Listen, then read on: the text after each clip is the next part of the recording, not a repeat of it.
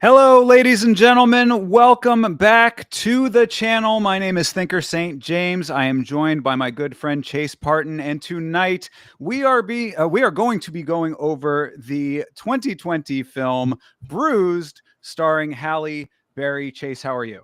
Dude, I'm good, and I'm actually glad you stopped at just the main character in this with the casting. But either way, we'll go on from there. It's a really good day, and I'm excited to talk about this. So shout out to you because you're here with me. Yeah, absolutely. Appreciate it. And yeah, I kind of had to stop at just Halle Berry because there's not that many other big names in this film, but a couple that are worth talking about, a couple of people that are of interest, and a whole lot to talk about with this film. So, to start it off, Chase, what did you know about this movie Ab- before you watched it? Absolutely nothing. Didn't know it existed until Netflix said, "Hey, we think you might like this," and I'm like, "Who the hell is this?" Like, oh my god, it's actually Halle Berry. And then it's like, excuse me, and then it's talking about mixed martial arts, and I'm like, yeah, I've never heard of this in my life. Didn't know it even went to theaters. Why would Halle Berry even be a part of this project? But whatever. So Yeah, no, so I guess a little backstory on that was this was one of the films that we were talking about for MMA on Film, and I guess it had gotten recommended to you like through the algorithm on Netflix, right? yes, So yeah, so you had never heard of it prior to that at all. I of course knew it from when it was being filmed, because I guess this would have been just before you got into the sport, basically, like maybe a year or two or so. that it would have Um, been filmed or that it would have been marketed. That it was Yeah, well, I okay, maybe like 3 years then, right? okay. Because yeah, this was being developed and being filmed, I believe, in late 2018, early 2019. I want to say because then it came out in 2020. So yeah, so I remember the only things that I knew about this was that it starred Halle Berry, and around the time of making it, she was at a UFC weigh-in. I think that Holly Holm was involved in the weigh-in that she was at. I know that she had been, I think, talking about a couple of the fighters that she was interacting with, and then they had announced this movie as well. So everyone was like, "Oh, okay, that's why she's there." And then she was getting help from some fighters for training for it. And when it came out, that it was panned by both critics and MMA fans alike. And that's all that I knew about the movie going into it. So with that knowledge going into the watching, interesting experience. And well, to start, you said she directed this. I did not know that, but yes, that is very true. Yes, this is also the Okay. directorial debut of Halle Berry. So that's awesome to know. I have so many questions, but we will just save them all for when we get to them in the story. So go ahead. Absolutely. Yeah. And so I have a bunch of trivia like that, or not a whole bunch, but a couple of little points. We'll talk about that after we go through this thing Gotcha. point by point. And yet again, just like how it was for The Cage and with KO, like some of these other movies that we've done, this is probably going to be one of the most in-depth discussions about this film ever done. So be prepared for a good long while because this thing has a lot. They pack a lot into this film pretty early, and then kind of like the pacing gets a little bit strange as to where they have certain things and like the progression of events, but like they're going point by point in this film is there's a lot to unpack. Yeah, definitely. I mean, this one it was truly a roller coaster in its own. I mean, there was times where I was like, am I actually believing it now, or am I just so wrapped up in their story that I'll just accept anything that they do now? Like I don't know. It was pretty intense offerings, and there was times also where I was like, thinking to myself, maybe I'm just better at cinema. Like maybe I just get it because like dude, I would have cooked so hard in this scene, and we'll definitely get to it where I believe in this. So And that is a great teaser for one of the pieces of trivia that I have later on in this episode. So keep that thought in mind as we go through, and then we'll talk about it afterwards when I get to that portion of it. But absolutely. yeah, so I mean, I guess let's just get right into the beginning of this thing. So like we said, this is 2020's Bruised, starring Halle Berry from Netflix, and it starts off with some footage of early women's MMA. Shout out to Queen Gina Carano is in there. Little Elite XC footage. Rhonda, little clip of her in there, and then also the voiceover is like a bunch of people, but they had a couple of male voices in there, specifically like justifying why women's MMA should even exist. Basically, is kind of what that was for. Yeah, this one, I can see how our notes are already going to differ once again. So yeah, so this one opened up, crowd was cheering, and you're getting some coaching, like some muffling of the male coaches, and then you get this killer montage. You didn't actually give it justice.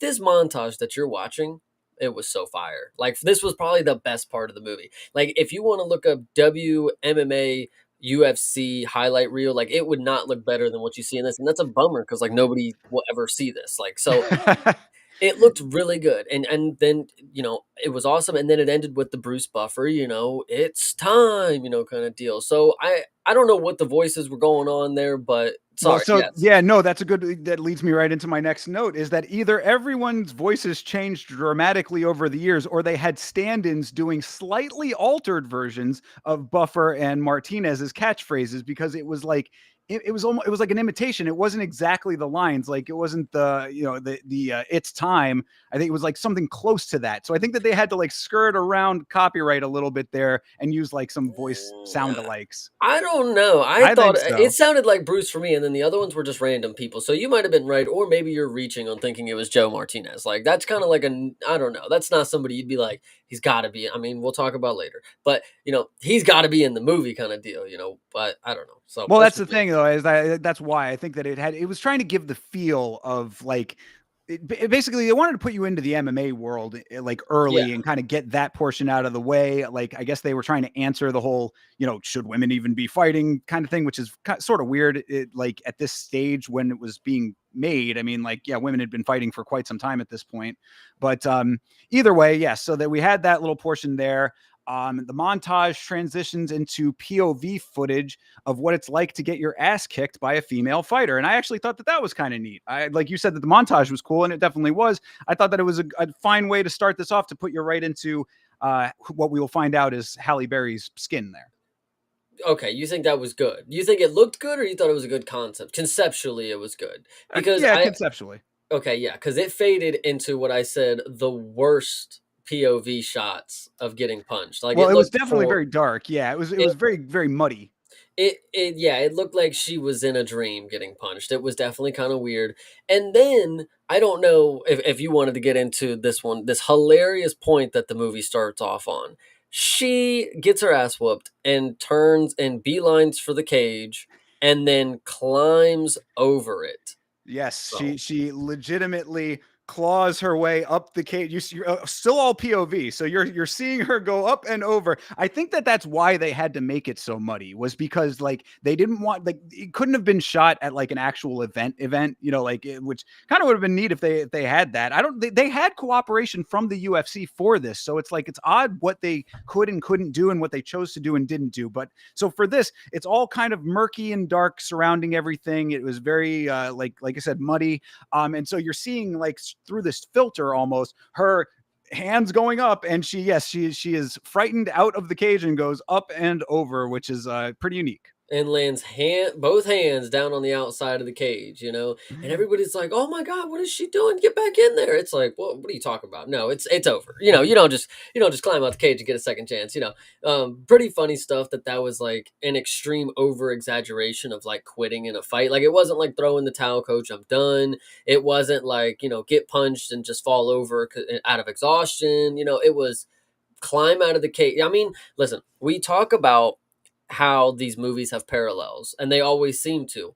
Taliesin Teixeira tried to do just this a couple months ago at that.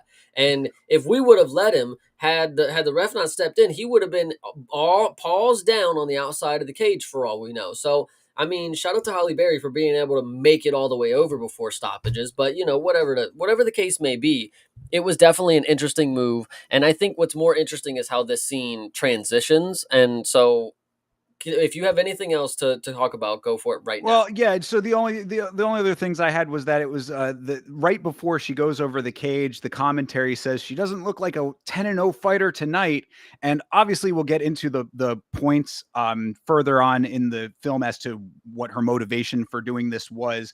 But in the moment, at least, it's like the motivation for doing that was that she's getting her ass kicked. So Yeah. it's so yeah, she did not look like a 10-0 fighter, but no fighter would be going over the cage, and that's something that I think is a big overarching point of all of this is how does this represent mixed martial arts on film? That's kind of one of the themes of the show in general, right? You know, when we're doing these MMA on films, and like this one, there are some very questionable MMA representations. So that's just the first of what will end up being many. So go ahead and get into the transition, though. So this transitions to the title card, and you know the movie is Bruised, just Bruised.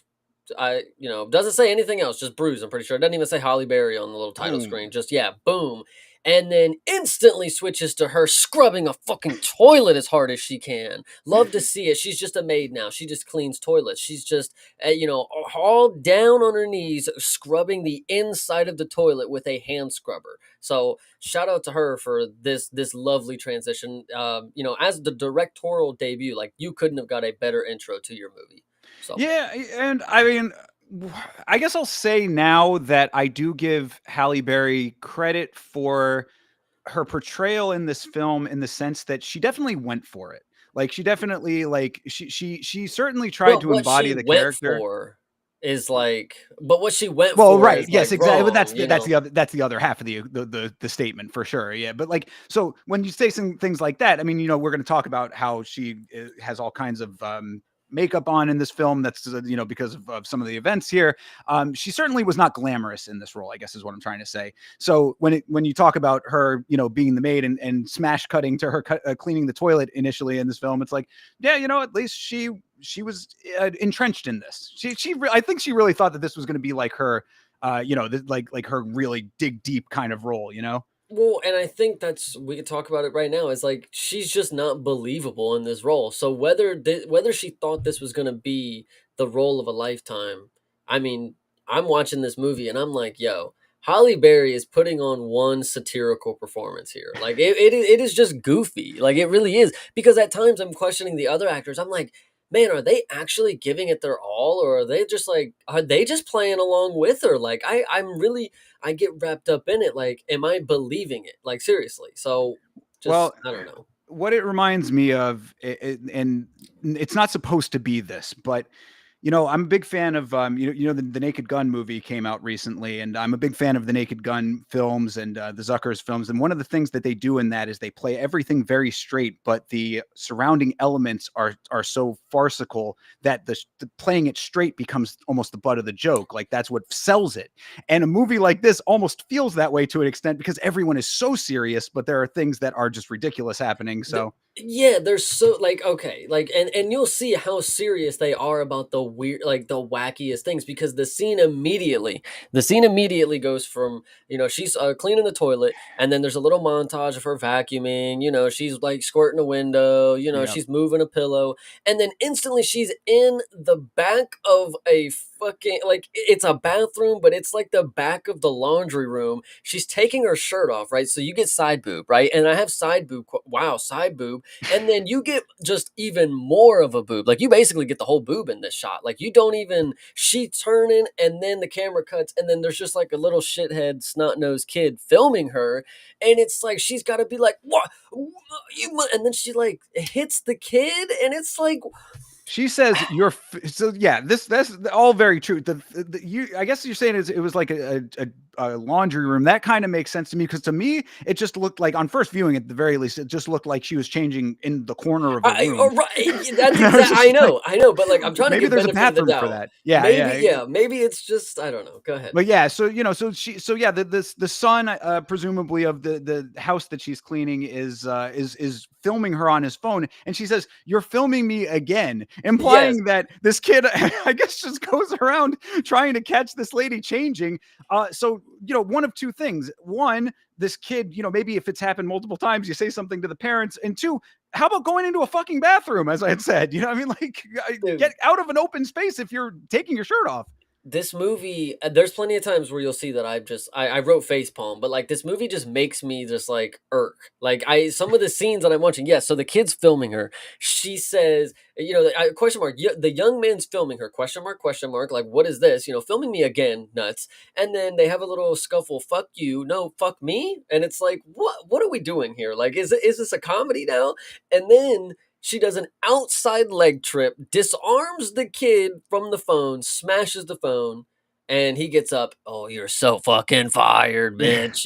Like Well, so. that was the funny thing to me was that it's like, yeah, first she trips him, but she really broke that fucking phone. Like this, Yeah, I guess that's the whole idea is, oh, it's happened multiple times, so she's just fed up at this point. But since we don't see that, like all we see is just her fucking going crazy on this phone. She trips the kid. The trip was not that bad. You're right. It was a decent little leg sweep there. He didn't look like he got hurt or anything like that. But the phone got it real bad. at that point, if she would have just tripped him and took the phone, like I'm like, ma'am, she showed like martial arts, she disarmed him, she took the phone from him and she like set it down or something and then left or whatever. But no, she trips him, smashes the phone, then she walks out past the parents and obviously she's quitting at that moment, but as we'll soon find out, there's repercussions. But go ahead. Yeah, no, and I just had the note that should have given the kid a copy of the movie Swordfish if he wanted to see her tits that bad. So, um, I I wanted to also note that these photos are going to be in the cloud. Like, does she not understand technology? This is 2020, right? Like, I mean, dude, those are for sure saved when he gets the phone back. Like, fair, but yeah, so she blows past the mother who's coming in. The mother's doesn't know what happened or whatever. She's gone. So it cuts to her now outside of a Newark liquor store, and she's kind of just there. She's sort of just kind of milling around. She's smoking a cigarette. Life's not great. And she's sitting next to an old lady who, comedic relief, I suppose, but this movie does have weird comedic elements in places. And the lady leans over her, this older woman, and says, "My son's married to a man, but that boy is a snack." And big laughter erupts in the home audiences.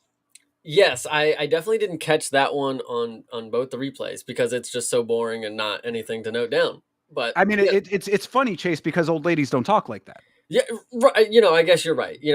Trust me. I work where I see a lot of elderly women. You would be shocked how these women talk sometimes. But either way. So yeah, she's sitting outside this gas station ripping cigs. She's just out there smoking cigs. There is so much smoking in this film in general, by the way. Just sorry, I didn't mean to cut you off, Yes, but that was, yeah, like I just everyone is smoking cigarettes in this movie. It's, yeah, a lot. yo, I actually agree with you. It's a good point. I mean, some movies that you watch these days, or like they just end up being smoking simulators, and it's like, yo, maybe let's not portray that they smoked every single moment. Like, if you're gonna portray that someone smokes a cigarette, it's like, okay, give it to them every other scene. It's not every scene they have a fresh new cigarette that they're Well, chiefing and down. yeah, and also the thing too, I believe, as the reason, and a lot of times that you see that, especially in a movie like this, is that it emphasizes like the grittiness. This is supposed to be like kind of it's in Newark, it's lower class ish. I mean, obviously she's in a bad state in life, kind of thing. So you're trying to play that up, but you don't need to hammer it home every single scene. We get it. We see we're watching. We see what's happening. Like you don't Yeah. need to add that on top all the time. Yeah, so she's sitting outside smoking these cigarettes, right? And then these two guys roll up, and one of them's like, yo, that's Jackie Justice, bro. And he's like, who the fuck is that? Like, who are you talking about? Like, that could be anybody to me. Like, I obviously don't even watch mixed martial arts. And so they pull out the phone and he's showing him the clips. And, it's funny that he says, the other friend, he's like, yo, is this you getting served over here? Like, Well, yeah, and the Holly, one the yes. the one friend says, she used to be thick and famous, and then the other dude's like, "Hey, miss, did you used to be thick and famous?" That actually did get a laugh out of me. I thought that was kind of funny. That's that okay. That is pretty funny, but like I think I was reading it like thick, like wealthy. Like I wasn't thinking like, man, she was like thick back in the day. Like I don't know. Like I was thinking like fat stacks kind of deal. Like I don't know. That's how I Perhaps, was but reading it because like I'm reading Holly is like she doesn't know how to write modern people. Like that's why when I hear, oh, is this you getting served? It's like what era are we in? Like Holly, do you ever talk to like normal people these days? Like, so that was really funny. But yeah, yeah. I mean, an early way, like this, a lot of this film has like very paint by numbers elements to it, and from a screenwriting standpoint, it's like you have the early exposure to the idea that Halle Berry was washed up, and she's sort of the butt of the joke because of what we had seen earlier with her going over the cage. So they're trying to tie these things together, not not in the worst way with that, but like you see the beats, and that's one yeah. of them. So she gets up and she's leaving in a frantic, and these guys are like, "Whoa, whoa, whoa! You killing the mood? Like, what are you doing? Like, where are you going? Like, obviously, just real funny, like, by the books jock stuff. Yeah. Like, but it's kind of weird because, like, in any other sense, I would kind of get it, but like, I feel like she's trying to make like a real gritty, like, I don't know. So like these people acting not how I feel like they should be acting is just like throwing me off the scent to the movie. It's like, when you have music that doesn't match the tone of the movie, like I don't know. Yes, tonal imbalances is definitely a reoccurring theme in this as well. But yeah, no, I understand what you mean. It's like the realism gets lost sometimes when the dialogue doesn't like stack up as reality. And we'll soon talk about a lot of the plot points in this story. Like these are some real like depressing things. Like I don't know, you would want to feel like you're really involved and encapsulated in the story. Like you don't want to feel like that's like the old lady calling them jerks after. It's like okay, like I don't know. It's just kind of stupid stuff like that. Like the whole scene really was stupid, but like there could have been better ways to portray it. If you actually want my opinion, there was one shot that was really I don't know if I want to say it was bad. I think they focused on the wrong thing. So they got Jackie sitting there and they got the camera up to her face and like you could see the guys in the background watching it on the phone, like laughing at her. And it was a decent scene because she's like puffing cigarettes. But I don't know, something about it just didn't look as good as it could have, I think. I don't know. But that shot was actually pretty good. So shout out All to her. right, fair enough. So yeah, after all of that, she's dejected now because she's Yeah. been kind of mocked over here, and so she makes her way back to her house. She finds keys, opens a locked cabinet, takes a swig of booze, then pours booze into a spray bottle and sprays it into her mouth. Uh, Did, you know, yeah, go ahead. No, I think you're missing the first part that actually was really confusing to me. And I was hoping you'd be able to, like, dude, I still didn't understand what was happening. So she's smoking cigarettes down the street. This is the Carlos Prates storyline, basically. I wanted to get that in there first. And Fair. then she walks to the side of the door, like to the side of the house, because the front door's like broken. Like there's something blocking it because she didn't go right in the front door. Like she got the key at the top and then went around because like it looked like somebody was trying to break in and she's like, they didn't get my spare key type of like that's how I was reading No, that no, right no. there. The key the key that she got was for the cabinet. Like, No, is that a different key you're well, talking about? she had There to was at get in the the outside. house. Oh, Yeah, no, then not.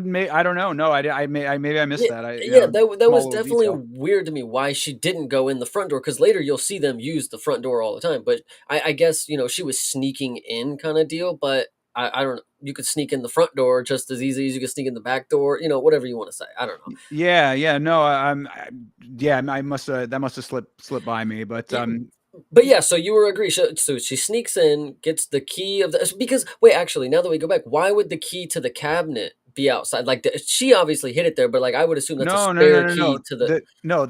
The key that was hidden was because the cabinet was locked because that's where the liquor was for the Yes, boyfriend. But I don't know about the outside key thing. Yeah, I that think she did something with a key to get inside the house, but nonetheless, I don't think it's okay, important. So yeah, she unlocks the cabinet with the liquor, pours it in a squirt bottle, right. um, and then she's maybe she's not squirting it in her mouth at this point, Well, but she did. No, she did. That's what I thought. That's why I noted it was because she takes a swig of the out of the bottle and then she pours it in the bottle or the spray bottle and then she squirts a little bit in her mouth after the spray bottle has been filled with a little bit of it, which is alcoholic behavior. I mean, we like that's I understood that part of it, but it was just kind of weird that she had access to the liquor in the cabinet and still was hiding it. I think was what was strange to me in the moment.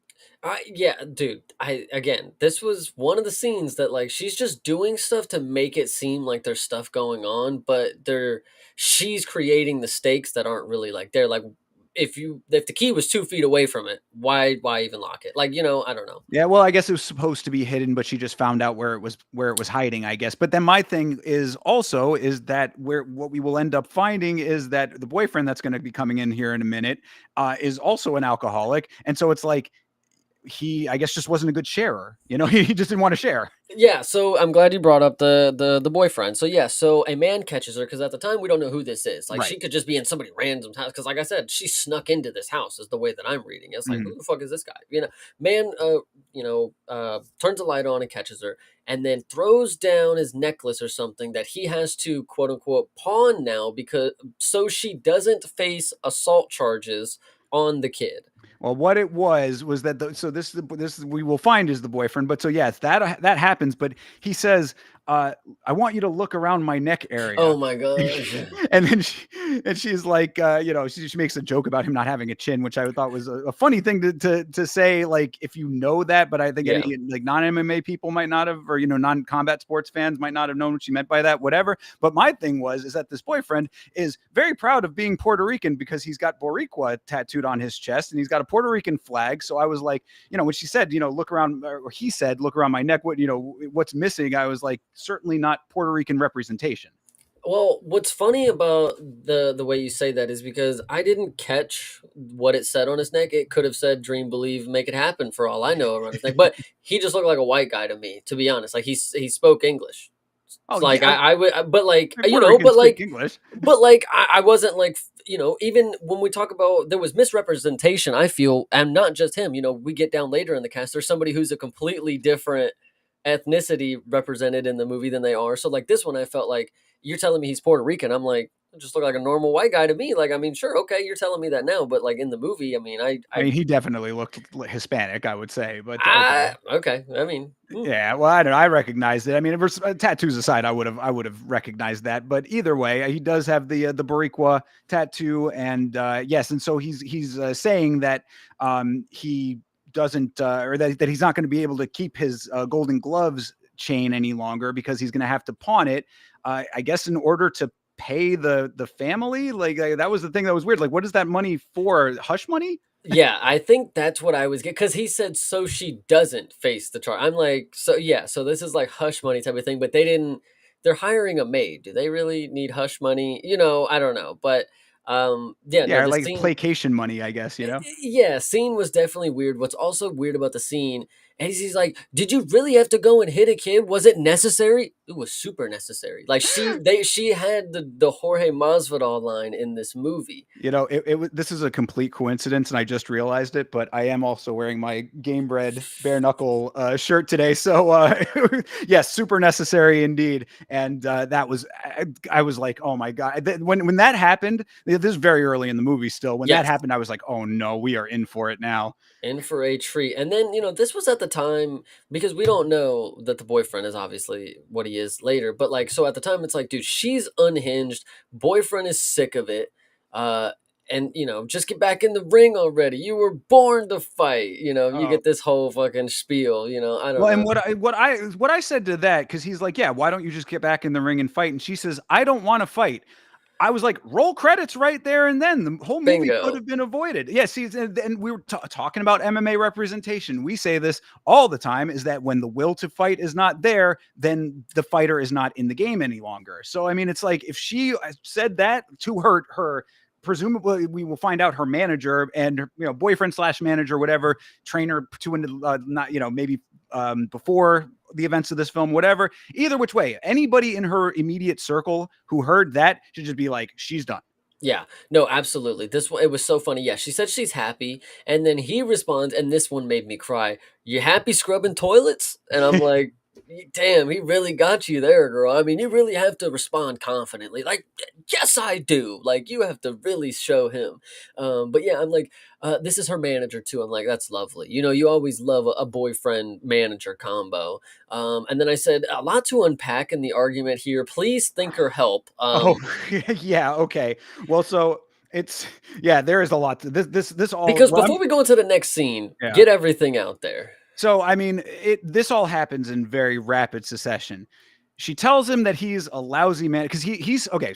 One step back. He's saying that he dropped all of his other fighters to manage her. And Yes. then she says that all of your other fighters left you because you're a lousy manager. So then they start getting physical, but not in like a punchy way, but he's kind of like got his arms on her shoulders, sort of putting up against the wall. He then elbows the wall to the point that he puts a hole in the drywall, and now they're fucking. Just after that, it's just it's and I'm talking I that the amount of time it took me to say that is longer than it took for all of that to happen. So all of those things, bing bang boom, hole in the wall, and now he's they're having very rough sex, and it's and we have to see all of this rough sex too. Like it was, we stayed That's with it. See, and that's what's awful about it too is like you're watching this and it's like what is Holly trying to have the audience take away from a scene like this? Because what I've noted is sex, but maybe not consensual because it did not it was she did not look like she was having the greatest time of her life for the first portion of it, but gross is the next thing that I have right there. Like I mean just like dude, why do we have extended sex scenes? And like dude, there's uh, I'm here for the plot. Like, you know, like I'm come on, I'm not gooning here. Well, right. No, I mean, you're right. It certainly was not pleasant. What I would say what they were trying to get across was that like at least in the time of the of at this portion of the film, you could maybe interpret it a couple of different ways. One at this point would be that they're just that type of couple that maybe they like fight and then they have like this really like kind of aggressive sex or whatever. Which, I guess there are couples maybe that are like that. I have heard that before, I but think normally when that's portrayed though, the girl is like super into it. But right, you know, yeah, this one yeah. it was like, dude, he's like, I'm, you know, he's doing like the I'm sorry, you know, I just get this way, and it's like she's just like, oh Yeah, god, yeah, you but no, know, right. That's the more accurate way to look at it is that they have a volatile relationship. He goes the wrong way with it when it comes to that element of it, and both of them are alcoholics, but she's the one that has to hide it. Is the I guess because then that whole element comes in there too. dude, he's the manager. He's already got the golden gloves. He gets to drink up all he wants. Now, she, on the other hand, she's getting her ass back in that fucking ring, and she's gonna stay off the alcohol, and she's gonna be the best fucking fighter that I manage, and the only fighter that I manage. So that's just straight up what it's gonna be. He's a part-time limo driver, and a lousy manager, and that certainly will maintain throughout this film. But Yes, so yeah, and moving on to the next scene after all of that finally concludes, after all that long sex that we had to witness, we're at Junebug's Cafe, and Halle Berry is indeed smoking, as you said, and a waitress comes over and says, Junebug doesn't like you smoking in here. And she's like, but she ain't here. And they have a little jokey moment with that. But there's an ashtray on the table. So is it specifically Halle Berry who she doesn't like smoking in there? yes, and Holly brings her own ashtray. Like, there's yes, Oh, is yeah, that yeah. it? Did we see that? She pulls out an ashtray? No, no, but that's what I'm going with. Yeah, Oh, gotcha. she Okay. just brings it to the diner every day because they're gonna kick her out. She's gonna smoke anyway, and they're like, dude, if you're gonna just do it anyways because you can kick her ass, I guess. Just bring an ashtray. Like, just bring your own. We don't She care. just reaches into her bag and just starts placing items out. Yeah. Yep, Okay, yep. fair enough. But so yeah, that's we are there, and She's yeah. actually having a Bud Light too, which is also key to note. Bud Light Mm. sponsorship because this is the UFC producing this, obviously. So she had to get that Bud Light in there at the middle of the day cafe with her cigarette. It's a good, actually, it's a good point. Thinking back to that time, that probably would have still been Bud Light time because then Modelo came in afterwards, and then we went back to Bud Light. So Oh, nice. interesting, right? I mean, I think that's the timeline. So yeah, I think that actually kind of tracks. Chase, good catch. Hey, there you go. But so that scene pretty much just ends at that point, right? I mean, that was pretty much what happens there, and then she's off to this. She's going to the underground now. Yeah, so she gets picked up by her boyfriend. She Right. looks out the window and he's hitting her with and then she gets up and gets her shit and goes. And yeah, that's literally all that it was. And then, so yeah, this instantly goes into what happens at the last episode of The Cage, where they go to the underground fight club that is just in your local city everywhere you go, around every corner. They don't have to travel very far. Must So be. yeah. Yeah. They So Go ahead. yeah. I would just say they're off to Fight Club land. Unsanctioned, no rules fights in what appears to be a restaurant basement? Question mark. Yes. Yeah, and she's here for her boyfriend manager to sign another female fighter. That's another big note throughout this entire film, is that everyone in this film, their entire lives revolve around women's mixed martial arts specifically, not just MMA, but women's MMA. Well, I think what's also key to note is that the manager, he dropped all his proteges for her. But when he walks into this building, he's got his cards on deck. Hey, hit me up. If you need a manager, let me know. He's always doing business. I mean, you can never stop a man from just trying. So Can't knock the hustle for sure. exactly. So yeah, I Oh, also Cardi B's playing. Sorry. Cardi oh B fair. plays. Boom. Cardi B hits when you hit the Underground Fight Club. Boom. This is many times you get the hip hop music cue. So there you go. There's your first. All female rappers too, by the way. Yeah, this is a very female centric film, of course. Females on the soundtrack almost exclusively. And actually, I did want to say I thought that the music in this film was actually pretty good. So There that there at were least times where the lyrics were saying stuff that the movie was like contradictive to, and I'm like, you can't keep saying it over and over in a song when she's already proven it ain't true. Like, so we'll talk yeah, about it. true. But so yeah, we're finally down in the belly of this fight club now. And to be fair, from audience perspective here, not ever having seen this movie, I thought that there was a dude fighting because we come into a fight that's happening, and it is a brutal fight. Now it's a women's fight. We find out, but I thought that it was a man fighting a woman at first because this very large lady is murdering another woman. But it's Mhm. not just any big lady; it's Gabby Garcia. So hey, yay, Gabby Gar. Yes, what's funny is I'm pretty smart, I guess, because when I saw her, I'm like, is that Gabby Garcia? Like, is that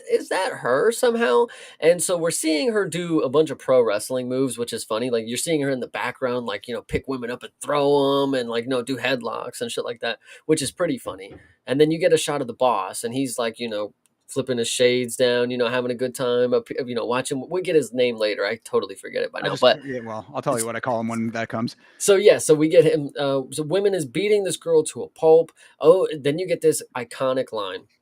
You get this iconic line. She's like, "Holy shit, is that a man?" I think Holly says that. Like, "Holy Mhm. shit, is that a man?" And the dude next to, it's no man. Got no pee pee.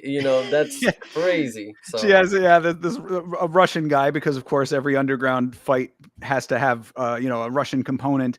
that But speaks yeah, English. he speaks English with the Russian accent. But yes, no, she is woman. She's got no pee. Yes, that was a screenshot that you had sent me beforehand, and it certainly set the tone for everything. And yeah, very very great line. I said just I'm dead. What I also think is key about this movie, and this movie, now that we're going over this again, I've watched this. I had to watch this in a lot of different spurts, so I was taking a lot of different breaks. I watched it twice, but like it really does kind of feel like a mini series at that point because the stuff with Gabby Garcia, I mean, for what we get later, this is just the start of this shit. So Gabby Garcia is a Russian. We don't know where she is, right? Do we? Did we No, we say? never. She. I don't think that she ever speaks. Okay, okay. So the crowd. Well, I'm trying to think here. Oh, we get a crowd introduction for Jackie. I think like they all say something like, "Oh, like Jackie's in the house" or something like that. Well, I think It- it was just the Russian guy like goading her on, and then everybody was kind of like like hearing that he oh, was, and she was because she okay. was trying to leave. She didn't want Jackie Justice, Halle Berry's character, did not want to take the fight. She was not there to fight, which I thought was kind of an interesting element of the whole thing. So it's like being thrust into a fight that you don't want. Like the Um, manager brought her there. Like he was like hoping, like, oh, she's gonna go in here and fight this girl. Pretty much, and I mean it's essentially what I think we find out. Is what is that's leading to afterwards. But yeah, so Jackie Justice, former UFC UFC fighter, says, the Russian guy says, you want to fight this girl 20 times your size, and she's like, no, and then she's trying to leave, and everybody's kind of like on her case about it. Are you going to run like a scared little rabbit kind of thing? Yes.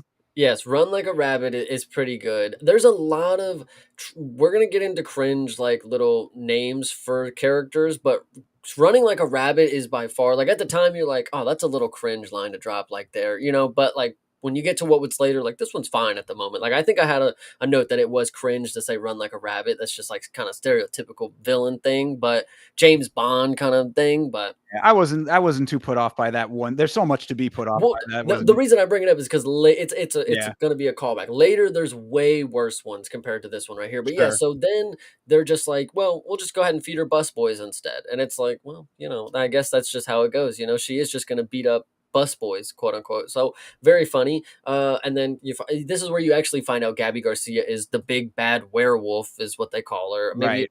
do they really say big bad werewolf now that I think They about do it? call her the werewolf. Yeah. Okay, well, maybe I just put big bad werewolf, but either way, They either way. might have said that too. Yeah, that might have been a direct quote. So she walks up to Holly's face, and yes, Holly's name is Jackie, but I literally put as Holly in all the notes because she just doesn't sell this character. But anyway, so Holly is standing there with Gabby Garcia in her face, and then she spits the drink in her face.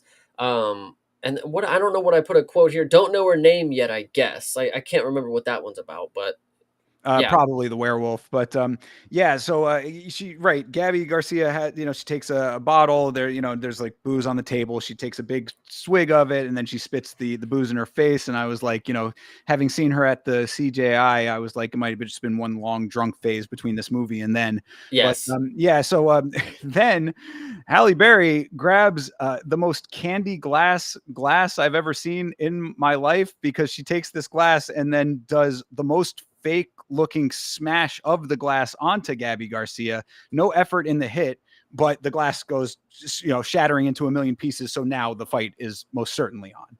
Yeah, so Holly squares up. She must not look good at punches because the camera work is horrendous here in the brawl with Gabby, which sucks because you have a lot of credentialed people that can make moves look very good, and they can do them in slower timed. Like they're very proficient at what they do. They can slow them down for the camera if they need. It's not like they always have to be just on a certain pace. Like they know how to work through the moves enough that the camera work should have shown a lot of what we're seeing. But this is where the first I'll tell you, Holly probably is not the best at striking. When you see the movie, the grappling is where she really shines when it comes to what she's able to show on camera. So I And think, and also that kind of is a theme throughout the film in general, is that grappling is her strong suit. So I think that maybe I don't know, like I want to at least give some benefit of the doubt that it was intentional, that her striking was not as impressive as the grappling, because the grappling is her forte. um, I think they filmed it and like they realized like I don't think you're gonna be able to make the punches look good on camera, so you're gonna have to make the character like a like she could do the grappling well. Like we'll talk about that later. She's good at the grappling, but the striking, like they have no shots of her where it's like her standing there and like she's like looking good doing like a combination, or like it's all quick cuts, and like you in this scene specifically, I said you almost don't even know what's happening like that. So it's so bad of quick cuts. You almost don't even know what's happening. Then she gets thrown down. They tussle. She goes for a single leg and she's getting hammered. Ironically, she rolls and trips Gabby, which is hilarious because, like, yeah, okay, let's see you Imanari roll her, like, whatever. Then she gets on top, knees her, and then headbutts her to death. Basically, it was bad. I Yeah, just would say that. yeah. Well, so I had a little breakdown of it myself. I'll read my Yes, go version of ahead. it, and we can kind of cross reference it. So because I said this whole fight is a terrible MMA representation. Nice. So yeah, I said Hallie lands a few wild swings, no form in her striking. That's what we were just talking about. Gabby one arm flips her. That just doesn't happen in real life, period. But, choreographed for the film, fine, I guess. Hallie lands a few more telegraph shots. Gabby hits a solid cross, knocks Hallie down again. Then Hallie goes for the single leg that you talked about. Gabby smashes her with some side hammers. Hallie rolls, does a leg lock takedown, then proceeds to headbutt Gabby about 30 times until she's dead. Yeah. So terrible MMA, but Pride rules. You're off to a great start. Yeah, it was not the greatest scene. Like I said, there wasn't much that you could see in this one specifically. This must have been one of the first ones that they did, and then Valentina must have been a.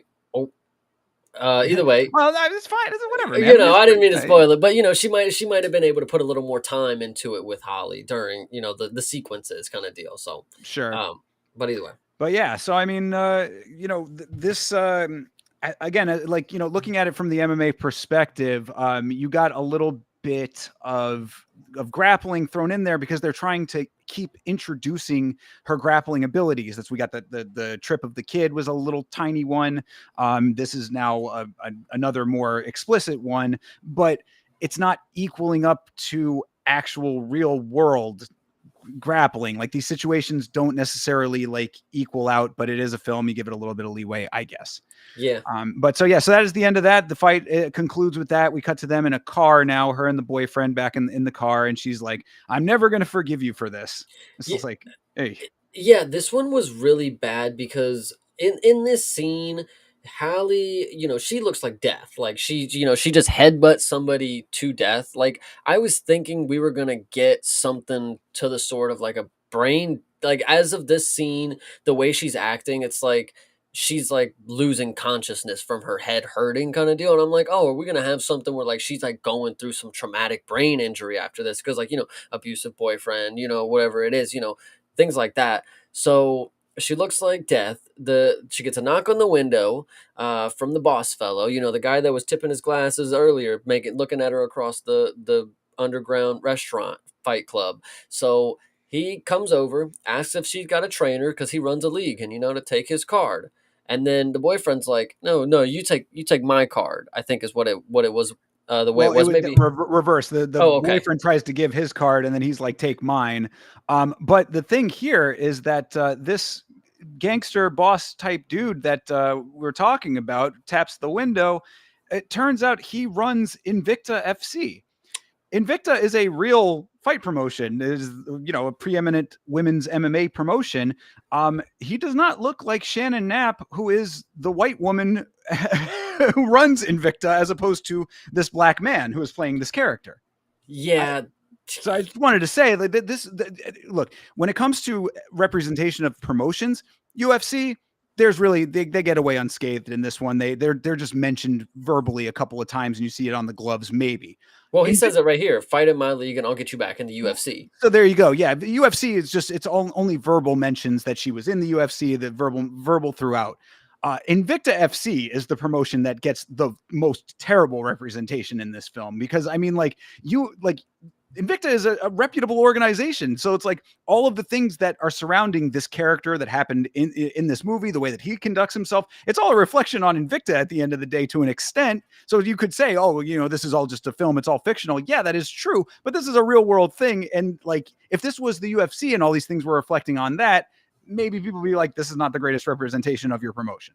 Yeah, I definitely 100% agree. But I mean, the UFC not having too much to deal with it, doesn't surprise me. They're just ready to have something. Holly Berry was ready to do it for in service of the UFC and do some promotion alongside of them. That's all they really care about. They don't care if the movie has anything to do with the UFC kind of deal. Oh yeah, they no, they were cool with slapping their name on it. And yeah, and that was definitely a funny line that I just call him Invicta Man. Hmm. The boss man character. He goes, yeah, I got mad love for UFC. I'm like, brother, you're the Invicta guy. UFC Invicta. You've got mad love. Okay, whatever, Yeah, fine, sure. see there goes the writing again for these characters. But anyway, and then he takes sunglasses and then he puts them on Holly's face. And then she's like dead laying there. She's like she can't even open her eyes to use sunglasses at this point. And it was very cringe. She's falling unconscious or something. And then oh my god, this is there anything else you want to add about the scene No, before I just to reiterate what you had said that this guy is saying, come fight in my promotion again, Invicta, come fight in Invicta, and I'll get you back into the UFC. And it's like, all right, whatever. And yeah, that is where that ends. Dude, this next fucking scene is where it gets really fucking funny. So she's falling unconscious or something, and then you would assume some time is passing and he's driving. Well, he ends up slamming on his brakes. Like, bro, you couldn't be a bigger asshole. Like she's just like sitting there with no seatbelt on. He slams the brakes as hard as he can because why her mother is in the middle of the street in a rainstorm? Yeah, Like, that was what I was gonna say. Is that it's not exactly his fault because out of nowhere, mom is just in the middle of the road, so he had to slam his brakes. And yeah, Hallie goes, like head first after taking all of this damage. Head goes into the dashboard there, and there's mom and with a broken umbrella in the middle of the road. what's funny too is because at this point it's like they weren't stopping to like go to the house. Like it's not like you don't even know where she lives. It's like, who is this random lady in the middle of the, and she's, it's like she gets out, Holly gets out, mom, like what are you, it's like, what are you guys talking about? Well, And what's, go she ahead, go says to ahead, go ahead. keep going, but he's like, "No, it's Yeah. your mother." So obviously they don't have such a great relationship. Well, yeah, so then they get out of the car. This scene, oh my fucking god. This scene right here is so funny because they all decide to stand in the nastiest rainstorm you've ever seen. And you can kind of tell that it looks so fabricated. Like the rain looks extra like thick. I don't know. Like it looks like just not real rain. And then like you could see like down the street, like the street lights don't even have any rain on them type of deal. Like they're just like under a hose basically. And they're just standing there yelling at each other like, Mom, you gotta stop coming out here like that. Like, it's just horrible. Like, it's so funny. Well, I mean, rain aside, I think that the crazier stuff is what goes down in this scene, Yes. though, because there is so like this is one of the most wild like exposition dumps of all time here. Mom comes in and basically says, "Surprise, you have a son now." Yep. So there's a kid sitting on the porch of the house. Again, they're in the rainstorm. The kid is just chilling on the porch, and you see that kid over there? That's yours. Remember this kid that you stuck with his dad? His dad is dead now, and here's the kid. Also, dad got shot in the head. The kid saw it, but he won't talk and is just not talking, period, now because he is mute and because of trauma. And that you just rapid succession, all of this. That I get the amount of time that it took me to say it, probably shorter, is how like quickly they got all that information out. Yes, absolutely. Crazy exposition dump to start off what we get to see as what the film will soon realize is the main character, Manny. So you don't learn his name yet, but you see him sitting on the porch with a raincoat covering his legs. And he's just sitting there, just getting. Dude, the way that I know it's a movie, and like you would always like to believe that children actors are in a scene, and all the scenes that they uh, are actively in, that there's like the safest way possible, that that it's like completely all okay for them once they walk off set, like no exit, like exiting factors. But in this movie I genuinely think like they tried to traumatize Manny for real, because this scene right here, first off, is him sitting on the porch, just getting drenched in rain. Like he can't even, he's just like sitting there taking it, because Manny's just, he just has an expressionless face. So he just sits there and like the rain just like just destroys him. Like you see that he's just like this dead kid inside already, which sucks. But sitting on the porch, the raincoat just covering his legs. Grandma is just out in the middle of the road, won't take him inside. She like, what are you doing? You realize later why she's the way she is, but that has nothing to do with this scene. I just think it's really funny that she just left him out on the porch. She's like, hey, you see that kid over there that's just sitting in the rain? He looks like a just in it, like look at that idiot over there.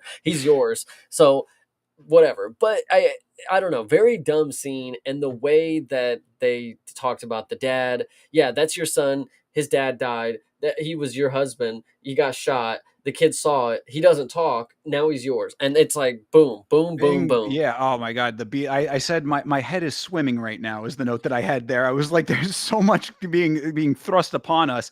But one of the notes in there that I thought stuck out to me was that she had said that the dad was undercover and got shot in the head, and I was like, if he was, I mean, I guess the implication would be that he's a police officer because of what she just said there. But how did the kid? Was the kid with him on whatever mission he was on undercover? How did those two worlds collide for this kid to end up witnessing the murder? We don't know, and we won't know. But yeah, so that's basically just a big exposition dump. I mean, grandma could not have taken the kid inside of the house if it wasn't, she doesn't live there, I guess, but still, I don't know. It was just they're out there in the rain, and it's a whole lot to take in at once. I just think that Halle Berry had a checklist and she said dramatic scene in the rain, check. There we Legit. go. Yeah, Yeah. that actually that does track for sure.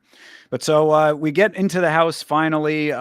Mom is saying, "Are you going to do anything for this kid?" And Halle Berry is kind of like deer in the headlights. So the mom gives the kid a towel, and she also gives him a piece of a napkin with her phone number and address on it, and calls Jackie Berry over here a loser and leaves. And Halle Berry also leaves, watches mom walk away, and then dives face first into a fast motion full sprint. I said, this is psychotic what we were witnessing here. Yeah, no, you actually picked up on all. Listen, again, I it comes back to Manny. He's the main character. But anyway, so this whole scene is just horrible people. Is this the scene is a whole lot of them saying bitch and fuck while they explain how horrible they currently live. The kid doesn't need to be hearing this. Like even if like I'm literally watching the scene of you guys cussing. Manny's sitting right there. Like I already looked at the age. Like he's only like 12. Like at the time, like Yeah, but he was younger than that. Was he like 6? well at the time, Oh, yeah. Well, yeah. yeah. No, no. I mean, oh, you mean like the kid I looked playing? up his current age, Oh, 12 I or see. whatever. And Okay, then, see. so yeah, Okay, so, but gotcha. anyway, so yeah, he's sitting there and they're definitely cussing up a storm right in front of this kid. I'm like, yo, couldn't we have just like filmed it in a way? That's another thing about filmmaking is like, not that you could sit there and and just film all of them in the room and just do the thing that you shouldn't with the kid in there. It's like, artistically find a way where the kid doesn't have to be in there, but you still portray the same thing, in my opinion. That's acting, Because though. I'll give that, though. I'm all right well, with you that. want to talk about acting because this next scene, I'm going more into it. Dude, Manny's sitting there and Grandma's like, come on, give me your clothes. And she starts yanking this shirt off of him. And you could listen, you've seen kids take off, like they don't know how to take this shit off. So she's yanking it off and he's like getting caught in the shirt. I'm like, yo, there wasn't a better way to like not yank the kid around on set. Like this ain't even like, come on. Like, I don't know. That's just the way that I'm looking at it. Like It's she was again, doing a little too much. they're trying for realism with that. It it's making me mad. Anyway, I'm like, no wonder she ain't raising the kids no more. Gives the kid a napkin with her name and number. I said, LOL. And then she says, come on now, don't blow your nose on it.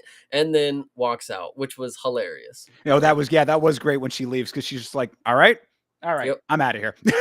It's Yep. just like, okay, you're stuck with this kid now. But then, yeah, so then Halle Berry, she gets, I guess, flustered by the situation and then just does this fucking sprint around the block. And it was just such a weird, it was a weird, really weird beat, man. Like it just, she goes into a fast motion full sprint, just bang, bang, bang, really, really pumping the arms. So the way that I have it set up here is our main character walks outside in the rain again and just runs off.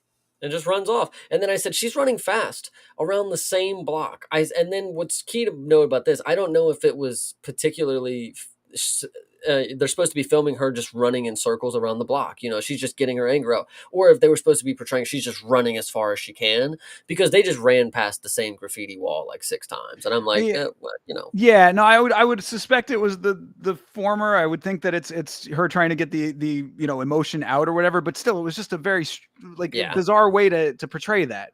Yeah, yep. So she runs around the block. She comes back and stares at Manny in sleep, puts the blanket on him, and then goes for her squirt bottle of liquor. This was awesome. Love to see it. She gets her a few squirts. Let me see. Morning comes. Or do we have anything else before the morning comes? No, Okay.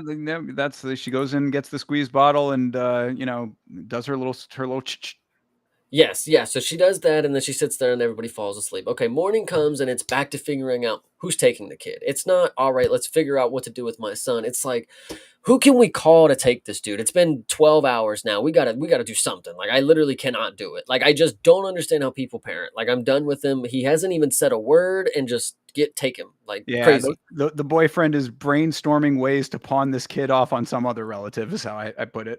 Yeah, absolutely. Absolutely. And then so the kid is listening and he's obviously feeling some type of way. Like Manny has just this sad expression on his face after everything he hears. And The then whole movie, this kid's expression is the exact same. I mean, this kid has literally two expressions in this entire film. It's that and then one smile at the end. yeah, yep, exactly. Exactly. I'm glad you actually know that it was the one smile at the Oh end is the yeah, only difference. that's it. I mean, this kid's blank stare. I mean, this is look, he is a kid, and I'm not trying to rag on the kid. The material is what it is, whatever. But like, this must have been the easiest acting gig of all time, aside from the aside from what you just mentioned before, with getting his shirt yanked off. Dude, Other than that, Grandma was playing real good grandma manhandling, but like, yo, couldn't we have like not portrayed it that well? Like, for the kids' sake, like, but whatever, whatever. So, the boyfriend, do we even know his name? I forget. Boyfriend is like, come on, you want breakfast? I'll make you breakfast. Make you a burger, make you a man burger. Mans eat burgers, he gets him a burger and it's just like out the microwave or some shit. And then he throws it on a plate and he's like, we don't have any buns. But I'm gonna show you how a man eats a burger, and he gives him crushed up potato chips, smashes them down on the burger, squirts ketchup on it, and just says, "All right, there you go, there you go." Breakfast of champions, indeed. Yeah, and a little Doritos product placement because they made sure to get Nice. that bag with the forward face on it. But yeah, that's how a real man eats his burger, with crushed Doritos on top and a whole heap of ketchup. Yep, definitely. Definitely making it look like they live in the gutter. Like when Taylor was eating his food, they were showing us that it's like lower class, but like he wasn't like eating tuna out of can type of deal. So whatever. Sure. Yeah, absolutely. But so yeah, I mean this that is that. Kid is freaked out because Jackie is still battered from her fight the night before, and the boyfriend pulls the classic "she fell down a flight of stairs," which is generally what you say to cover up domestic abuse. So I don't know if they were trying to make a parallel with that. Like I guess they kind of were, with the type of relationship that they have, but it's a little bit weird because it wasn't from that. So anyway, that's what he says. And then she ends up in the bathroom, unless you had anything else there. No, yeah, I think the next scene is just really funny. She's in the bathroom taking a piss or a shit. We don't know. She's sitting down though, and then she's smoking a cig. Of course, you Always know, smoking. the potty cig break is definitely top tier. I don't know if you guys have ever had one of those, but she obviously knows game. She knows ball. And then she puts the sunglasses on that promoter gave her. Why did she bring those in the bathroom with her? I don't know. Yeah, they just happened to be in there. They ended up in there somehow. Yeah, yeah. I mean, people set shit down all the time. I have ADHD. I set glasses down all the time, like actual cups glasses. But like, whatever. To each their own. But yeah, so that was just a really dumb scene of her just going to the bathroom, putting the glasses on, like thinking like, is this what I want to do? Like, man, he saw potential in me. Like that's what you're Exactly. supposed to be feeling here. It's like maybe there is an opportunity for me to do it.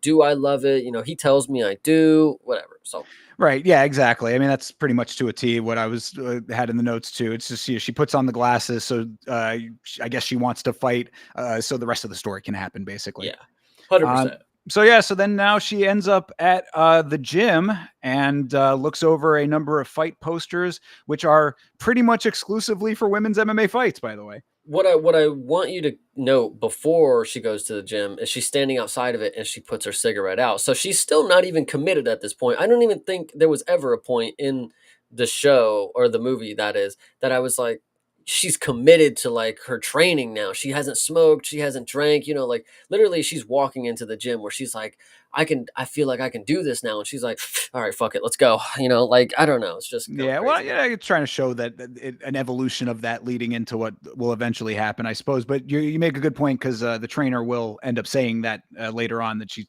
did smell of cigarettes coming in. But yeah, so she's she's in there and looking over all those women's MMA fight posters, which I was like, not a single man poster in this gym.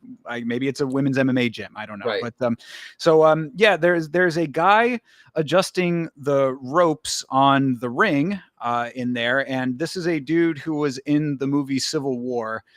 So it's the only thing I knew him from. So we never end up hearing his name in this movie, so I just called him Civil War guy. But he's just the guy who works at the gym. Is all you need to know about that guy. Pretty much, he's the older guy with the white hair. He's a very common actor that is just in boxing movies, I'm pretty sure. Like he'll just be the gym kind of coach. Like Fair, yeah. If he's played that in other things, it would make perfect sense because he is perfect for that role. I think I know him from It's Always Sunny where they spoofed $1 Million Baby. I could be Okay. wrong though. So there you go. Yeah. So I knew him in the movie Civil War, whatever. He's an older black gentleman with white hair and in this and other films. But so he points to Jackie or Halle Berry and or he points her in the direction of the trainer whose name is Budokan. That is the trainer that Invicta Man told Jackie to go see in order to start her training. Yeah, I actually would like to say one more thing about him. I think he kind of gives like James Earl Jones vibes. Like Very that's much so. Yes. yes. Yeah. He's of a similar ilk to that Yes. sort of. So we go up to the upstairs, and there's a woman in there doing voodoo chants, and you get and she says she's looking for Budokan, and then she says to wait, and then she goes back to her voodoo, and then time passes, the 2 hours later, that type of shit. Go ahead. Yes. No, I was gonna say she's not doing voodoo chants. She is meditating, dude. Well, you don't know that at the time. You don't Yes, know what you. she's doing. She's got her hands out I like would say that. she She's was in a. doing. If Yuri was doing that, I'd say it's voodoo chants too. If anybody was doing that, I wouldn't be like, man, they're meditating really hard. Like, yeah, it's a goofy thing to sit there and do. I know meditating is like a real thing, but like the way she's doing it, she's over there just bullshitting, like It's the for the over stereotypical exaggeration. Now, give me a break. She was doing incantation No, chanting kind of deal. you're telling me that's the Mantra. stereotypical, what she's doing is stereotypical. What she teaches Manny, you're not going to tell me that's not stereotypical. That's what I'm saying. Do Oh, no, that's a different story. That's a, Yeah, so like that's the shit that I'm talking about. Like this isn't like she's in there doing bullshit. Like she's not actually making me think like, man, she's locked into meditating, man. Like no, she's just in there to waste fucking time. well, But anyway, it is a thing to do repeated like I said, vo- mantras while you're yeah, meditating, yes, or voodoo in Chase's case. But chakras or sure. something. Yeah, one last thing though before I meant to say it, and I just want to jump back because I did find this pretty funny because so just before we get to that scene, we're still in with Civil War guy, and Mhm. there's another worker in the gym before he points Jackie to Budokan, and he turns to the other worker guy and he says, "You know who that is?" Because this guy remembers Jackie Justice, the Civil War guy, and the other guy's like, "I don't know," and he's like, "Well, you ought to," and like I was like, "That's." Pretty funny considering it's kind of hard to forget literally the only fighter in all of history who jumped the cage in the UFC. But sorry, just wanted Yes. to put that out there. Budokan is next. She's meditating. We can move on. Yeah, no, absolutely. I mean, you'll definitely notice that coach guy has only coach sayings. Like that's only part of his lines. But yeah, no, He is that's down the really line to coach. yeah, and that's a really funny thing that you bring up because yeah, I mean, you ought to remember her. Does he mean like she was good, or you ought to remember she climbed out that cage, dude? Like, come on, how can you forget that? Like, For whatever. sure. So yeah, so Jackie is approaching this meditating woman, or voodoo woman, depending on Yes. your perspective. She interrupts to ask if it's Budokan, and this lady says, "You need to wait," and then she goes back to her meditation, and then we can finally move on thereafter after she's done with a little like 2 more seconds of meditating. She really just did it just to make her wait. Yeah, absolutely. So time passes a little bit. They're both bored, probably. That's why she stopped. She was like, it's time to actually go do something with my life. She knows who she is, and she asks, "Why are you here?" So She says, "Did Immaculate send you?" And I I don't know if we heard that when he introduced himself in the car, maybe, but this was the first time I picked up on it, and I was like, this guy's name is fucking Immaculate. Like that is just wow. Okay, great. This is world building, I suppose. But yes, yeah. So she's like, yeah, you had your 15 minutes of fame already. Why are you here? Jackie's kind of like shrug. So it's like, okay, well, I guess we'll train. yeah. So we get a training montage, and we get burpees, and we get a giving up scene. We give it giving up quick already. Like that was already instant. Pull ups, and she's struggling, which was really funny. I'm like, was this a former champ? Like this was she literally was like struggling to do the basic stuff here, and we're supposed to believe like she's a former like top level athlete. Well, but keep in mind, this is like either a day or two after she just had this ridiculous unsanctioned bar basement fight. So she is like still her. We didn't mention this. I talked a little bit about the makeup element of this film. She throughout a lot of this, she has like a big black eye, and in this one, is no different from a lot of that. She through a lot of this movie has a very pronounced black eye, and she has it here. Her face is all kinds of messed up from the fighting, so she's in there with all of these scars and all of this bruising and everything, bruised, of course. And she's just like pushing her body to the extreme after already having just pushed her body to a very extreme point in this fight. Yeah, absolutely. And then, I said it looks like she's never worked hard. Like it literally looks like she's never worked hard, as the character, like she just doesn't look like she's put in championship level work if she's already quitting in like 2 seconds of the montage.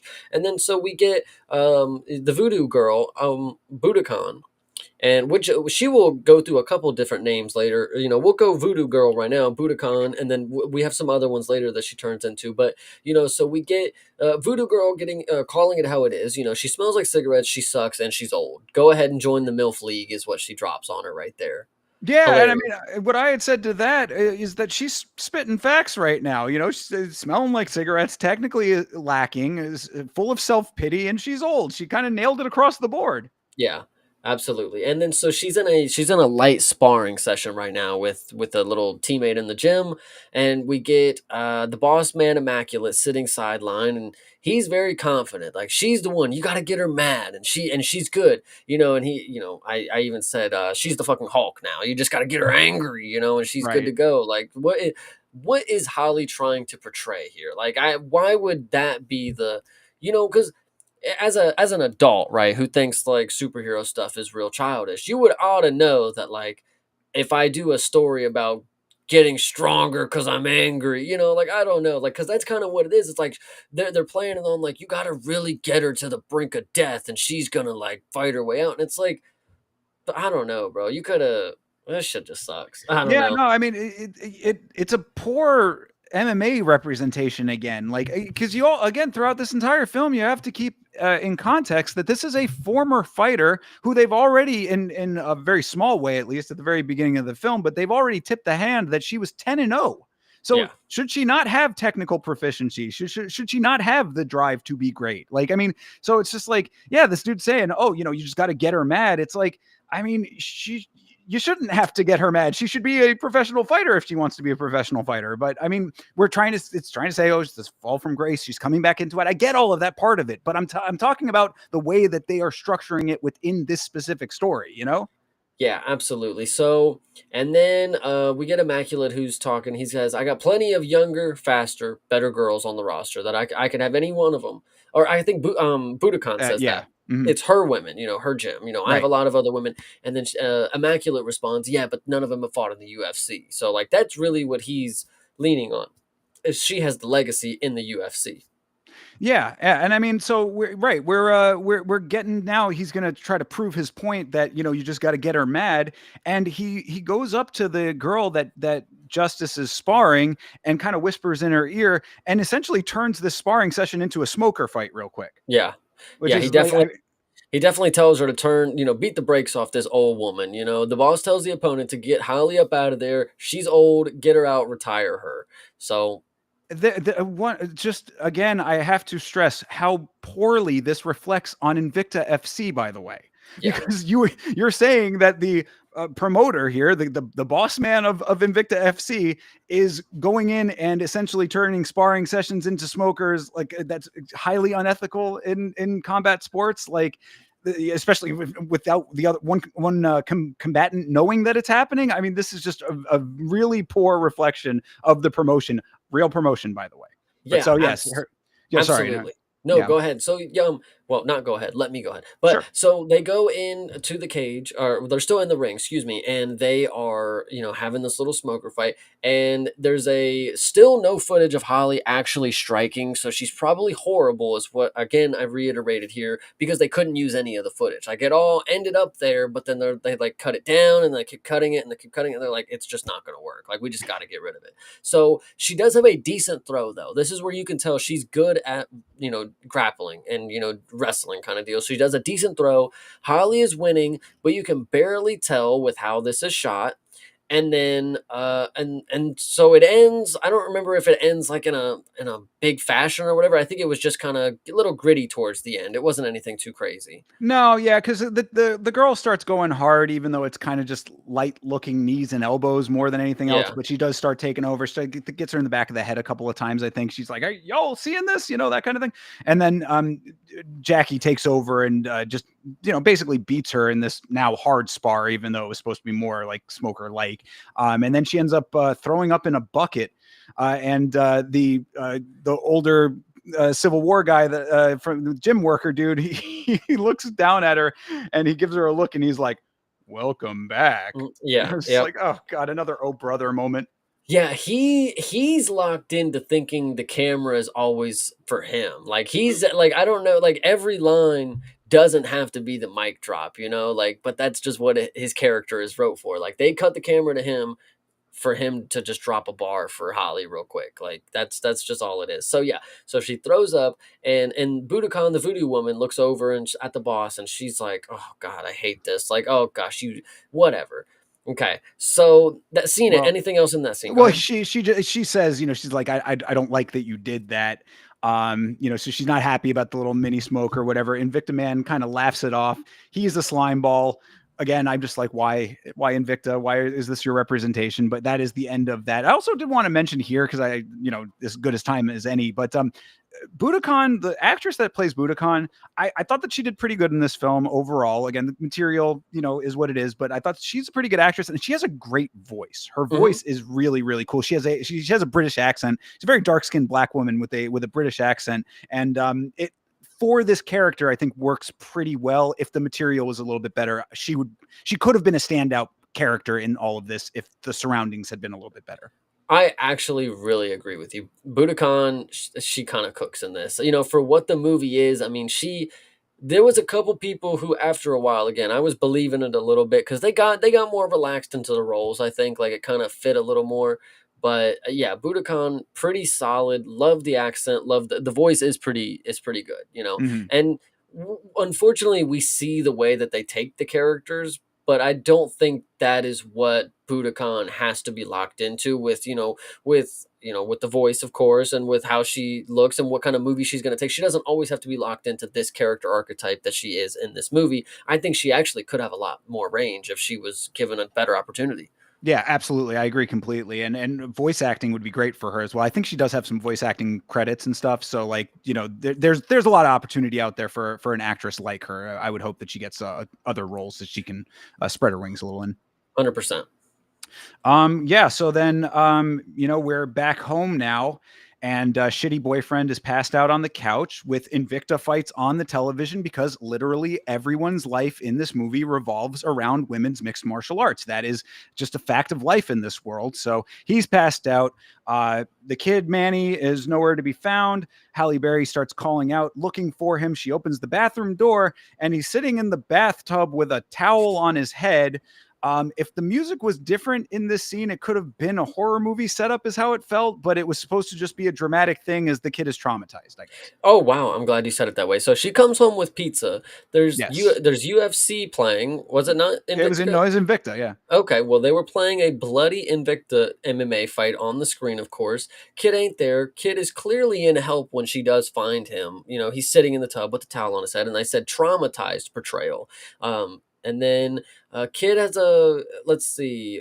Kid has a phone. She goes to his backpack after a while because she's like, "What do you got on you? Like, what are you doing here? Like, let's actually finally start knowing each other. Well, Like." the one other thing about the kid in the bathtub though that was really funny to me is just that like, and again, I know that it's supposed to be an emotional scene, like it's supposed to be the trauma and all that, but the way that because this kid only has one expression, the way that he like when the towel pull off is like the reveal, he's looking dead at her, and like so it's just like the way that he does it, it almost is like, yeah, I'm wearing a towel on my head, what's up, Yeah, what's good with it, I think it's really funny the way you say it is like she took it off, but he was already looking at her. If she would have took it off, like, oh shit, like what are you doing? Like, yeah, yeah, yeah, exactly. It was just like again, I know it's supposed to be emotional, but it was kind of funny. So yeah. yeah, So but so yeah, you're right. He's iPhone now. Is he's trying to start to the kid still won't eat, so she is trying to get them closer together. yeah, so she goes to his backpack. She picks out a phone. She's got some photos in there, or the photos are on the phone. Which was there no passcode? Whose phone is this? I don't. How did she get like? People have passed that I've seen phones get passed down to, and they're not easy to get into, guys. It's a crazy portrayal. She should have had them go to Verizon and had him, get that shit open for him. That would have been a good portrayal. I would have been like, damn, this is real as fuck. Like, Yeah, fuck, man, no, they it know. just swipes up and automatically on the pictures. Her fingerprint just locked in, I whatever. guess so. But yeah, so she's going through the camera roll and it's pictures and video of the child Manny with presumably his father who got shot in the head. And they're singing just the two of us.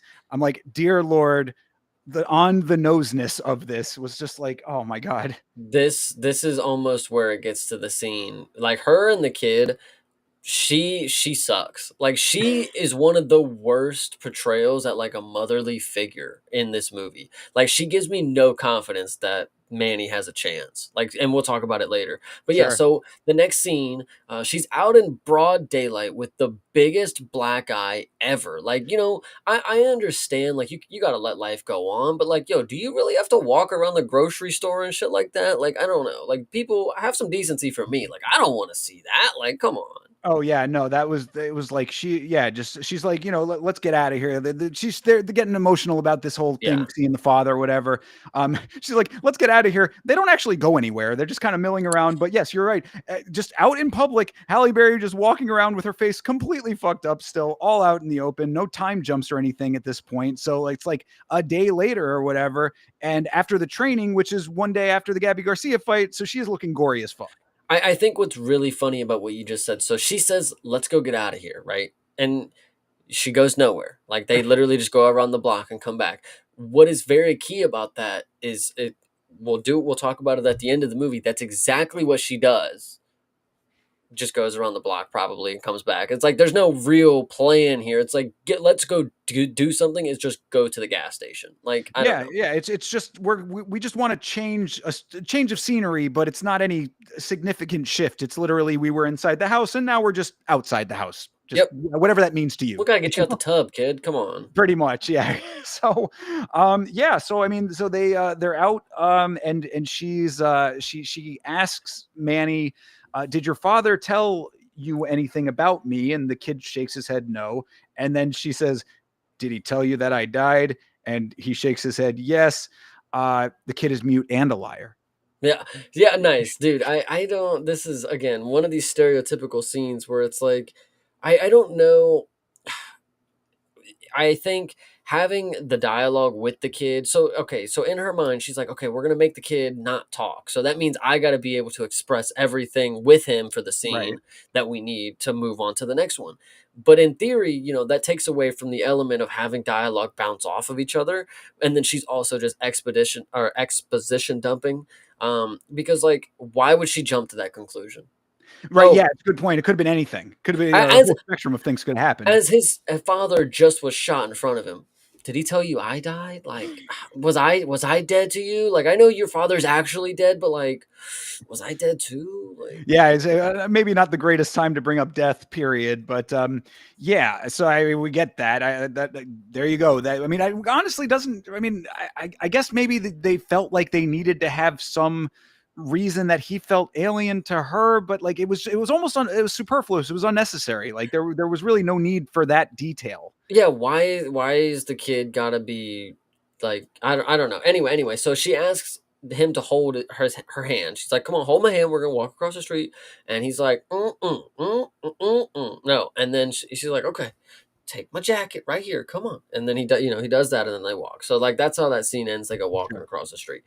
We go back to the gym. Uh, Yeah, I say no and time jumps, and then now immediately we time jump back to the gym here. So maybe Yeah, it's like the Manny's next probably day. back in the tub, whatever. Yeah, So back to the gym. 250% for the voodoo lady is what we're gonna get out of her for this one. This is gonna be good. I said Holly's good at the wrestling scenes. We get a lot of wrestling scenes. I don't think it's a lot here, but I think we get a little initial wrestling with her and Budokan. And they were decent. Striking, not so much good. Let's see, LMAO Voodoo Witch.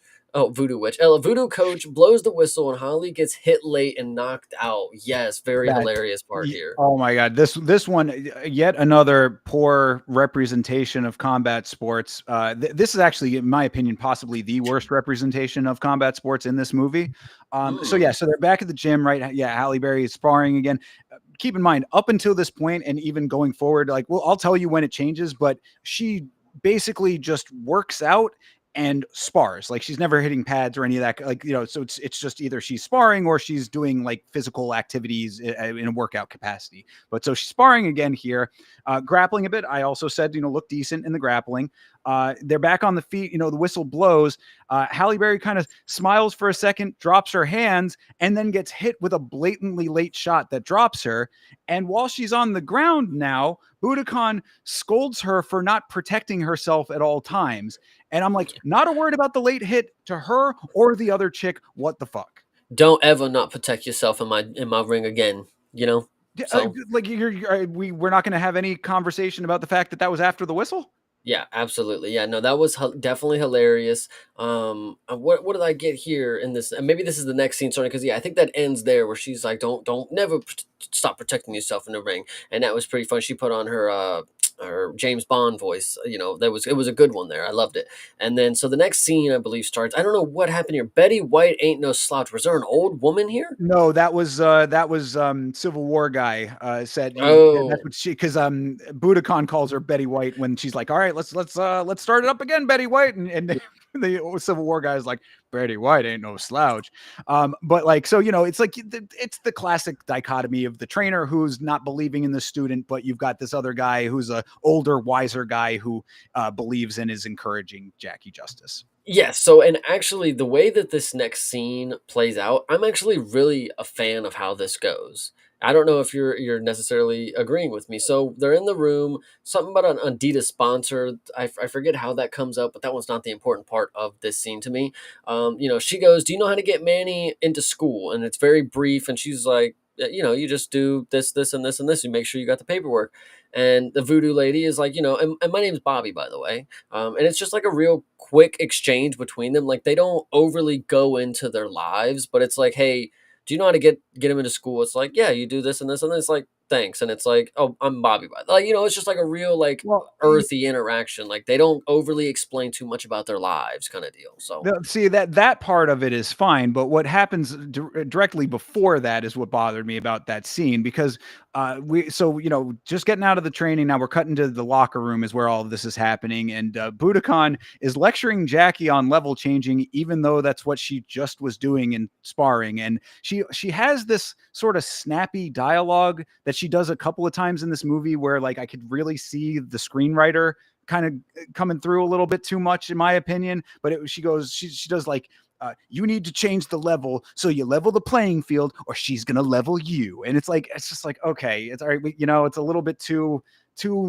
screenplay yeah. at that part whatever but so yeah talking about Jackie already fighting in the UFC she should know a lot of this stuff already is what I had said but Budokan says, I tried to make you quit. And Jackie said, I just got a kid. And that's where the stuff with the report card comes into play. And I didn't mind all of that part of it. Yeah, the little kind of getting to know you elements of it did humanize the characters to an extent. And then, yeah, she's got to like figure out how to get the kid into school and all that. But what I think was better about that is because we've seen in the movie that Holly, the way that she wrote it and directed it, is like she'll just exposition dump. Like she'll just throw it at you as quick as she can. So I thought in this scene, it felt more like I said, I'm waiting for the realism to shine here. Like this felt like a real scene because she didn't sit there and say, "Yeah, I got a kid now that my husband got shot in the head, and the son watching it now he doesn't talk. Do you know how to get him into school? What if I had to like actually get him to, Right. like she Yeah. could have went on and on and on, but she was like they didn't even look at each other. Like they were just kind of like in the you know asking the void, and waiting to hear the answer. Two people that aren't necessarily like close yet, but it's like building a bond that like they communicate with each other, even if it's like having their own sort of language type of deal. Sure, yeah, and that's where you also get the setup, which will eventually be a payoff later in the dialogue, where it's the long story, I'll tell you another time, versus short story, I'll tell you another time. That both of them have their version of that they say to each other. So yeah, that actually in that moment kind of does work well because it condenses all of that. You don't have to go through all of the backstory that we already know as an audience. So yeah, I do agree with you. I think that scene in and of itself was fine. Like I said, the snappy dialogue was a little bit too screenplay Yeah, but yeah, I other hear than you that, on that. but yeah, that wasn't it was not enough to. There's so much. It certainly was not high on the list of demerits. Yeah, for sure. And then so we go back to grandma's, and we're gonna ask grandma about paperwork for Manny. Holly's looking into and getting him into school. And then and then grandma's just there popping pills. She's just going to town on these pills too, by the way. Yeah. Jesus. Yeah, Yeah. she was very very going deep on the pill. She's a little bit out of it, compared to where we had seen her before. She was pretty coherent before, but now she's getting a little bit wavy. And she says that the papers are in the oven because thieves and junkies and everybody never looks in the oven. Yeah, that was definitely a pretty funny bar, but it's like also you're supposed to understand how far gone she is. Like she's taking pills to the point where the oven is where you could possibly put paperwork. Yeah, so I didn't, that's the thing though. Because you could look at it from that way, and that does make sense. But like, I didn't know if that was just more of like a, because she said the oven doesn't work, so she's like, I hide things in the oven because that's where thieves won't look. And I was like, I guess maybe it serves a dual purpose then, because then it's like, on the one hand, it could be that, or it could also just be that they're poor. I mean, it's just a poor environment, and she's worried about getting robbed, and you put it in the last place the thief would look. I think that's also like like the paranoia aspect of it is coming along with it. Like she's just so out of it. Like she doesn't even know what's going on. Anyway, pills are in the sorry, papers are in the oven, pills are in grandma's mouth. She's going crazy. She takes a wig here, puts it on Mandy. Oh, look at you, little girl. You look so cute, little girl. So she's doing that shit. And Holly actually puts her foot down, which I thought this was a good one. Like you don't need a damn wig on him. Like, come on, switch. I, Pretty decent moment here. I had said that way to fuck this kid up more than he already is. You don't need to be bringing psychosexual gender elements into this. I was really hoping that wasn't going to go that direction. Thankfully, it does not. But yeah, that wasn't. See, this is the point where I had said like this movie is full of little asides that are tonally fucking bizarre. Yeah. Like they just have I a agree. bizarre tone to them, and that this was one of them that was just kind of weird. So thankfully it didn't like play a factor later on. But yeah, she puts the wig on him, he looks like a little girl, and I was like, that could certainly add to the confusion that he's feeling currently in this traumatized state. Yeah, and then and then of course it doesn't help that Manny's face just looks like he hates his life. Like I mean, he's just I probably would too. Anyway, so let me see. Back to we got a back to dinner is what I say. Water today, and then I haven't seen a cig in a lot of scenes of something I wrote. So there we go. They're back at the diner, yeah. So it's Oh, the diner. yeah. Yeah, they're back at June Bugs. The kid still will not eat. The music swells up as Halle Berry starts stepping up as a mother. You're gonna eat and you're gonna start talking because I'm all you got, kid. It's that kind of a scene, and I don't think he ends up eating still, but Dude, like that's something dude, that kid doesn't eat for 15 days straight, apparently. it's So true. continue. Yeah. I mean, he's definitely going to be keeping a good physique that way, and no fat on the body. But yeah. So she basically says that we cut to the next scene. It was just kind of a brief scene in the diner, and she's taking him to school because she's wanting to enroll him. And the lady behind the counter is like, okay, you got your papers. Looks like everything seems to be in order here. Which okay, credit to that. She actually got the paperwork she needed. But there is a process, and Halle Berry just wants to dump the kid on the school. Like she's Yeah. like, you got to be here today. I can't have him anymore. Yeah, we can have him in about 2 to 3 weeks, and, we just gotta get these papers filed. Does he have any other, issues that we need to know about? Maybe disorders, any type of attention span issue, And she's like, I don't you can't take him right now. Like, just you figure it out. What are you doing? Like, you're the teacher. Like, go ahead. So, yeah, that one was definitely funny. Manny's down by her leg, yanking on her jacket, and she's like, "Boy, stop it. Like, please, Manny, like, stop. School, take him. Stop." Take him. Come on.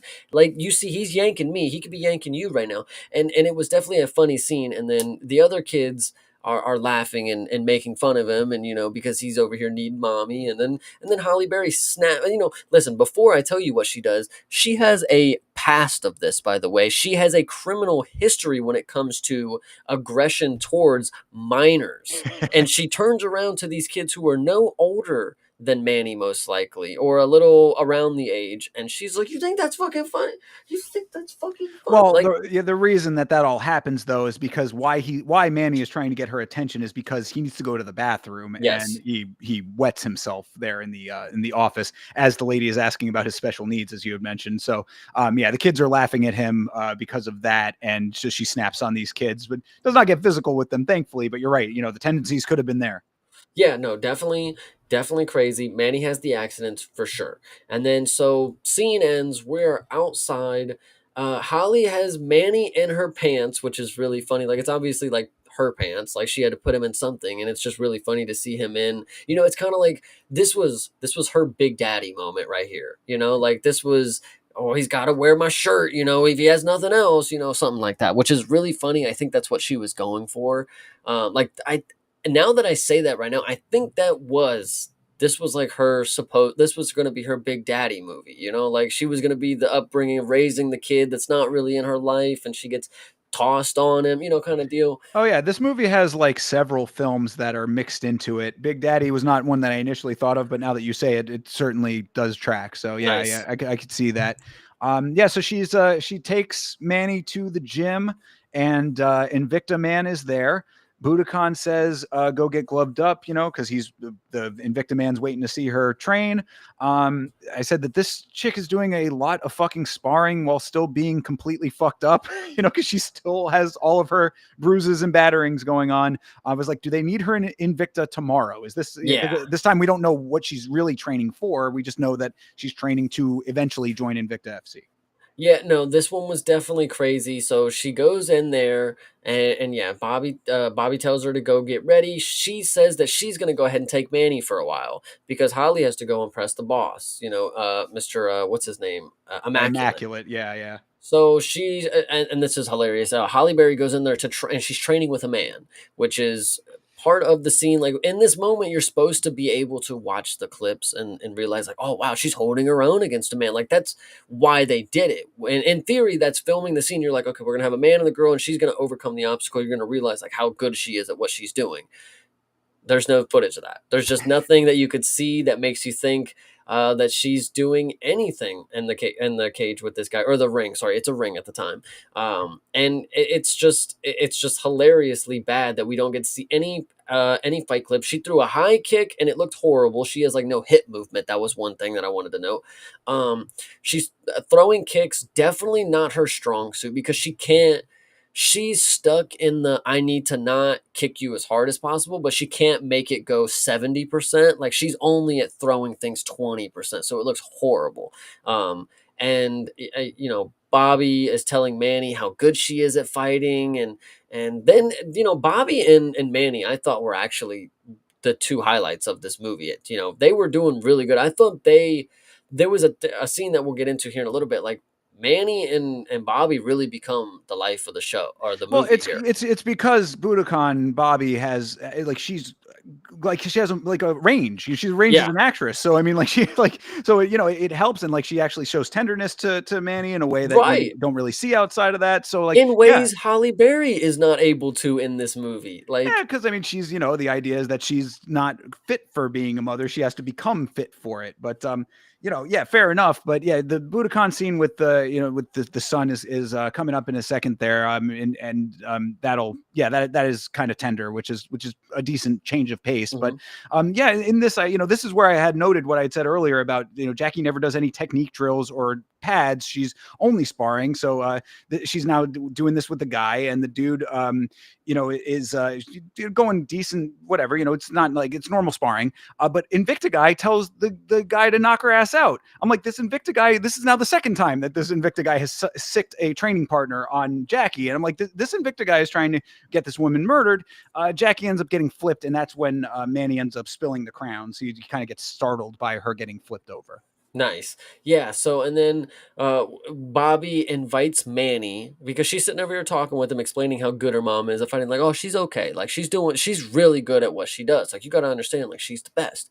And then she's like, how would you like to go to the park? And then they do like a whole little moment, and then apparently they go out, and then actually it's right here. The director's realizing Manny is the main character and the real story here. Love to see it. So Fair. Yeah, no, I actually, the one note of that too that I liked was that Budokan does offer, like, she's like, I can teach you some of that, and he doesn't have an interest in it. And I was like, cool, good. It's like it is nice to see that like that's a decent element of realism where the kid might not be interested in all this, and after all the trauma that he's had in his life, maybe it makes sense that he doesn't want something so violent and aggressive. He wants something more pleasant. So she says, oh, well, you'd rather go to the park? Okay, we'll go to the park. I liked it. I actually am glad you brought that up right there because yes, it is cool to see in the portrayal. They're like, do you like it? No, okay, cool. Other things, but then I think, and we'll talk about it later. The stereotypical option that they fall back on is hilarious. Like and we'll definitely talk about it. But go ahead. So yeah, so okay, so they end up in the park, and Budokan is again meditating, or Chase's eyes doing her voodoo chanting, but she's well, that's coming up, but yeah, so like she's on the she's on like a set of stairs, kind of like these very large, like almost amphitheater stairs, and she's got her got her hands out, she's doing the meditation, and Manny is next to her, so he's also meditating a little bit, and she's like, oh, if you need a place to be alone, you can do this, you can meditate, and if you get scared, that's the thing with the arms raising. She's like, if you get scared, you put your arms up above your head and you breathe deep. And so he imitates that and does like one Yeah. of those. I'm like, okay, so fair, I guess. Whatever. Budokan is a better mother than Jackie with even less experience, I said. Yeah, absolutely. And then so we go back, and Boss Man Immaculate is just telling Jackie all of his charges that he's been connected with. They're sitting in the locker room, and they're doing the whole back to back talk, and he's like, I done killed about 7 women before, raped a couple. I actually didn't even do time for most of them. Like, I don't even think, actually, if you think about it, the judge he just waved it off because I slept with his daughter. I don't remember what exactly happened, but I was a real piece of shit. But as you should know, is like, I'm really about my shit. So you probably shouldn't fucking, don't fuck around. Like, Yeah, I'm the guy. So. this was okay. I will spill a little of this, a little bit of foreshadowing, I suppose. But I'll raise the curtain just a touch. There is no payoff when it comes to this character of the Invicta Man. So for this scene was like, I just said, what the fuck, dude? Because yes, I mean, Jay's being a little hyperbolic, but yeah, the cut is immediately to him. They're in the locker room, and he's telling Jackie how he did 15 years for second-degree murder when he was 16. He was gang affiliated. He only got caught for one of the murders. It's like they only pinned me on one of the bodies. I'm like, what the fuck? Why is this man running Invicta? Yeah. It's just like What he's happened to not. the He's Swede? not even that old. Also, that was the other thing too. He must have just got out of prison and then went immediately to running Invicta. Yeah, no, I was gonna say, what happened to the sweet lady that you said runs it now? Like, where did she go? That the cartel took over, apparently. So, Shannon Knapp getting no respect in the game. Very unfortunate. But yeah, so he's saying that, and also the only reason that this scene exists is to set up what's immediately going to happen, but then also to let everybody know that I guess Jackie also did some time in years past at some point too. Just I guess a mutual bonding over that. I got a second chance. I'm giving you a second chance, and now they're going to go into negotiations about the fight that is coming up that he would like Jackie to be a part of. I just, you're going. I think you're giving a little too much credit here. I think Halle Berry. I think she thought, man, wouldn't it be really fucking badass if the fucking owner of the promotion was just like some convicted felon, like. Oh, that's absolutely what it was. No, it totally was. But it's just again, Invicta FC is a real promotion, is what I'm Right. trying to say. If this was fucking real raw fight, extreme, blah blah blah, whatever, maybe it'd be a different story here. You could get away with being a little bit more of a scumbag. Invicta is aired on Fight Pass. Yeah, I hear you. So So anyway, but yeah, go ahead. so the boss is spilling the beans immediately. He's selling the fight essentially. He's saying that she can be the flyweight champion. I can get you a flyweight title fight. And then this is hilarious. So the UFC clearly didn't watch the movie beforehand because they could have made it seem like they pay their fighters millions of dollars here. He's like, you show up, title fight, 10,000, you show up, 10,000, you win. I mean, it ain't nothing like nothing. 4 years ago, what would you expect? You would never get to heights like these. It's like 20 fucking grand, buddy. Like, Yeah, what? Like, tend to show 20 to win, but either way, still the same basic concept. And yeah, she's getting the Kai Asakura treatment, coming straight into the promotion, getting a title fight for 10 to show, 20 to win. And I was like, yeah, sounds about right, actually, yeah, no, but the funny part is I think it was just key that the UFC could have been like, make that a lot bigger. Make it look like we actually pay these dudes a big hefty dollar. Don't make it Sure. look like the UFC's broke as shit because we can only pay them 20,000. Well, whatever. But Yeah, well, I guess you're saying it's like, if Invicta's paying 30,000, then the UFC, would be like whatever, they could bump that up so that the UFC looks better in comparison too. yeah, true. So 4 years ago, you were good, is what he says. Time to show the UFC the real Jackie Justice, is what he says. So Yeah, whatever. well, she says, he's offering her the contract here. Those are the terms of the contract, flyweight championship fight. And he's like, you gotta sign this thing. And she's like, well, I gotta talk to my manager about it. And then Invicta guy is like not having that at all. He's, we're dealing directly, which again, bad business in and of itself right there. But, who'd have thunk it on that one? And also, as you said, we finally find out that Jackie's been out of the UFC for 4 years. I'm like, that's a long fucking time in this sport. I mean, that's, ring rust is going to be pretty crazy. We've been seeing that in the training footage, whatever. And he also says, she was 10-0 and on her way to a title shot, but she got put into a fight that she wasn't ready for. And then she became a joke when she climbed out of the cage. And we cut to the murky flashback of her jumping the cage from the beginning. I mean, that element of it, I was like, yeah, we've seen fighters like 10-0 fighters lose. Like, it was just the way that they're framing the cage jump is a crazy thing. Yes, I will admit that it's unusual, all that element of it. It is a little bit extreme for this sport, but had she just stayed in the cage, it would have just been another fight, Yeah, exactly. No, I definitely agree with you. This scene was really funny. The Immaculate is sitting there telling her, he's like, "Look, you got a manager and you got a boyfriend. How about you keep it? You get rid of the boyfriend manager and you keep it just boyfriend." And then he starts to talk about her boyfriend really really funny. He's like, you and I both know he's incompetent. He can't get it done for you like me. And it's just really funny stuff. And then he throws the contract down, and then the scene ends after a second or Yeah, two. exactly. Your manager sucks. Sign the contract. So, Yep, basically. yeah. So I what is your opinion of the Invicta guy, like as an actor? Because like on the one hand, I thought that he did a good job of playing like that sort of slimy, snaky character, but like I don't know, like it was just maybe again material maybe not as great. I'd like to I see him in other that's stuff too. that's what I think it is, because I genuinely do think there are times where I'm buying the performances out of them. Holly, honestly, I cannot buy her in the role at all. But the Mm. other ones, everybody else, I at least thought like, wow, if they had something really good to say that wasn't something stupid that was in every other stereotypical movie, like then it might have been fun. Like the Immaculate Dude probably would be fine if he wasn't being told to play it that way. Like if he was told like, hey, you're a thug, you're kind of like the mob boss, he might have had a little more leeway to, be more relaxed, but she wanted him to be as as bad of the guy as possible, so Yeah, whatever. yeah, it's a little bit ramped up, perhaps. I think that's an accurate assessment. So, all right, so yeah, so Budokan takes the son Manny back to Jackie's house, and shitty manager boyfriend opens up the door. Budokan tells him that she was talking to Invicta guy directly, and he starts yelling at Budokan about being Jackie's manager, like that's going to do anything. Yeah, absolutely. He's mad. Yeah, the boyfriend's mad. The boss was contacting Jackie. He then grabs the kid and throws him inside, which was, again, it's like, you can't fake this stuff. At least don't make it look like you done tortured him during the set. But yeah, so throws him inside. And that scene just ends right there because we cue the hip hop music one more time. And Holly Berry is in her street clothes. And quotation, she's wearing the skull cap. She's got the skull cap on this time, guys. Yeah.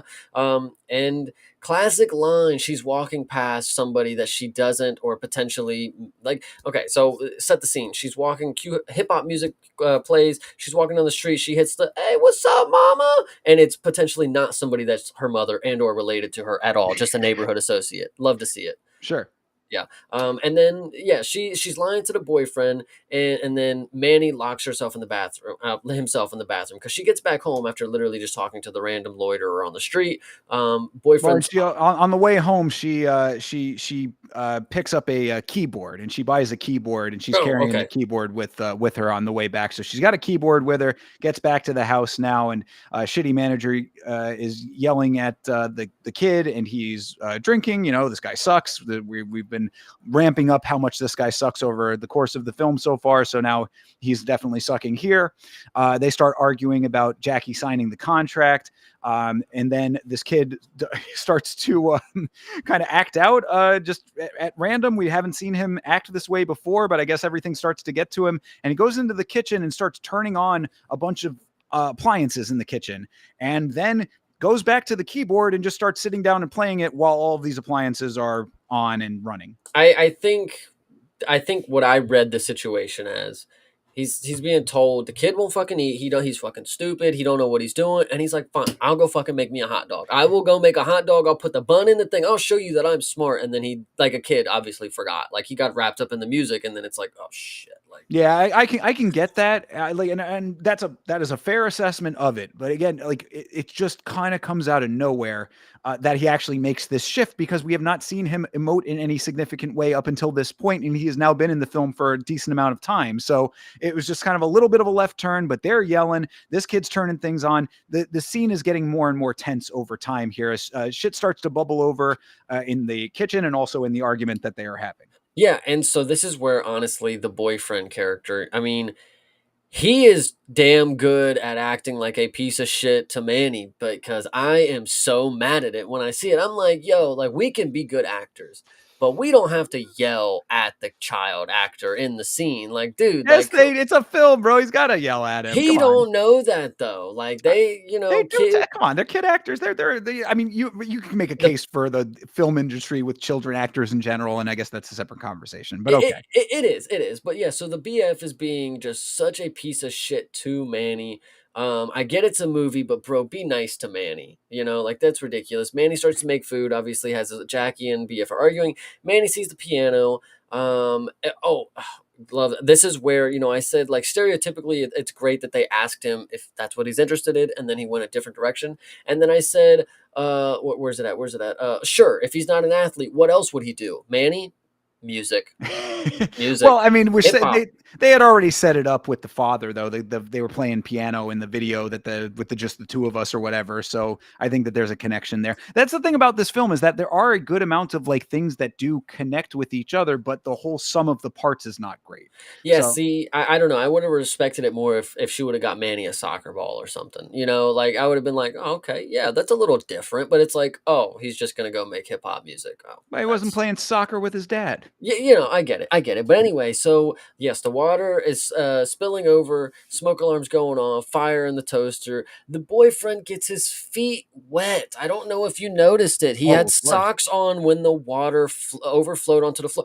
That is probably what set him off of the edge. I don't know if you guys have had wet socks in the past, but dude, when he stepped in that, he said, oh, it's over. And then he got his hands just a little too hot with that pot.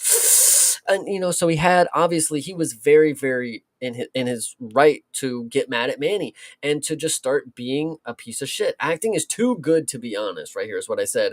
She's awful though. Oh my god. Oh my god. No. Go on. Before we get to this next part of the scene, I want you to continue. Well, yeah. So, as you're saying, I mean, this is really the height of the tension of everything, because, Manny's, everything's starting to smoke. Everything's getting crazy. The pot's bubbling over on the stove. He tries to take the pot off of the stove. He ends up spilling the water. And so, yeah, the wet socks is probably one thing. It also could be the fact that he was almost barefoot in boiling hot water is also part of the problem when it came to that equation. But yeah, everything's just going sideways in the kitchen, and the tension is as high as it's going to be. Manager boyfriend almost hits Manny, and then storms out. He's just, he's done with this, clean this shit up, I'm out of here kind of thing. Not really addressing anything that was done in the equation. That's when Halle Berry has her next line, and she's like, "I'm gonna, I'm not gonna let that guy hurt you." This is where you're gonna get the most cringe callback moment for the entirety of the rest of the film. Yeah, Dude, Holly is so shit at writing because of this moment right here, because she drops this bar, and I say bar acting like it is fire, but this is something that belongs in prison bars. Like she says, I'm big, you're little, and big protects little. And it's like the most ridiculous scene I've ever seen in my life. I probably put on a better performance right there. Like seriously, dude, she's so shit. Anyway, and then she's like, "Go back and play piano." And it's like you didn't even see him playing the piano the first time. You were too busy arguing with your fucking boyfriend. So don't tell him to go back and play the piano. Like for all you know, he was just in here cooking hot dogs. Like so, true. whatever. Yeah, that's exactly it. That's what I was kind of getting at too. They're not addressing anything that was done there, with the kid nearly setting the house on fire. Basically, didn't address any of that. Tells him she's going to protect him. Now go off and play play your keyboard. Yeah, go play your But keyboard. And yeah, then that was the line though, and she definitely was like she, Halle Berry throughout a lot of this when she's delivering these deeply emotional lines, like she really wears the emotion, and it's almost hammy, I would say, but it's not. She's trying. I mean, Halle Berry's not a bad actress. It's just like I don't know, this role maybe was not right for her. no, I'm actually convinced because I don't know. I don't go out of my way to watch the good Halle Berry films. Like I don't know if any of them exist at this point. Like I think this might be the performer. Like is making me think that she's just somebody that just phones in performances, or maybe is not actually that good of an actress. She just has the namesake because she's been in movies that that are shit, and we know her name. I don't know. Like I can't tell you, and maybe I'll be surprised if you throw a name out there, but like Holly Berry has never wowed me with her performance that I've seen on a movie, you know? No, I mean, I've heard that Monsters Ball is really good, or What the fuck? Monsters Never Ball, yeah, mind. the one with I shouldn't Billy have Bob even Thornton. fucking But asked. I don't. All right then. I know, but like, dude, like if you would have told me a movie I would have heard of, like I would have been like, okay, sure. It But was a it's big like, movie when it came out. You're young. I get you, I get you. But But okay, so she goes and cleans just a little bit. Manny goes in the other room and starts his Ray Charles redemption arc, and then she grabs the alcohol from the below her in the cabinet and she dumps it down the drain.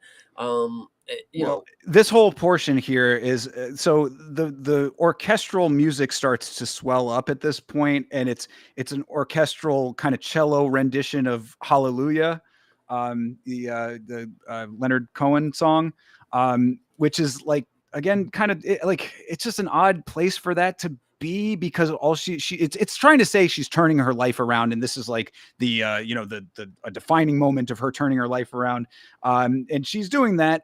She's pouring all the booze in the house down the drain. She looks for her little squeezy bottle that she hides it in, and gets rid of that. She's cleaning up the mess that Manny made, but it's just I don't know. It was like on the nose a little bit too much. The hallelujah part, it didn't work for me.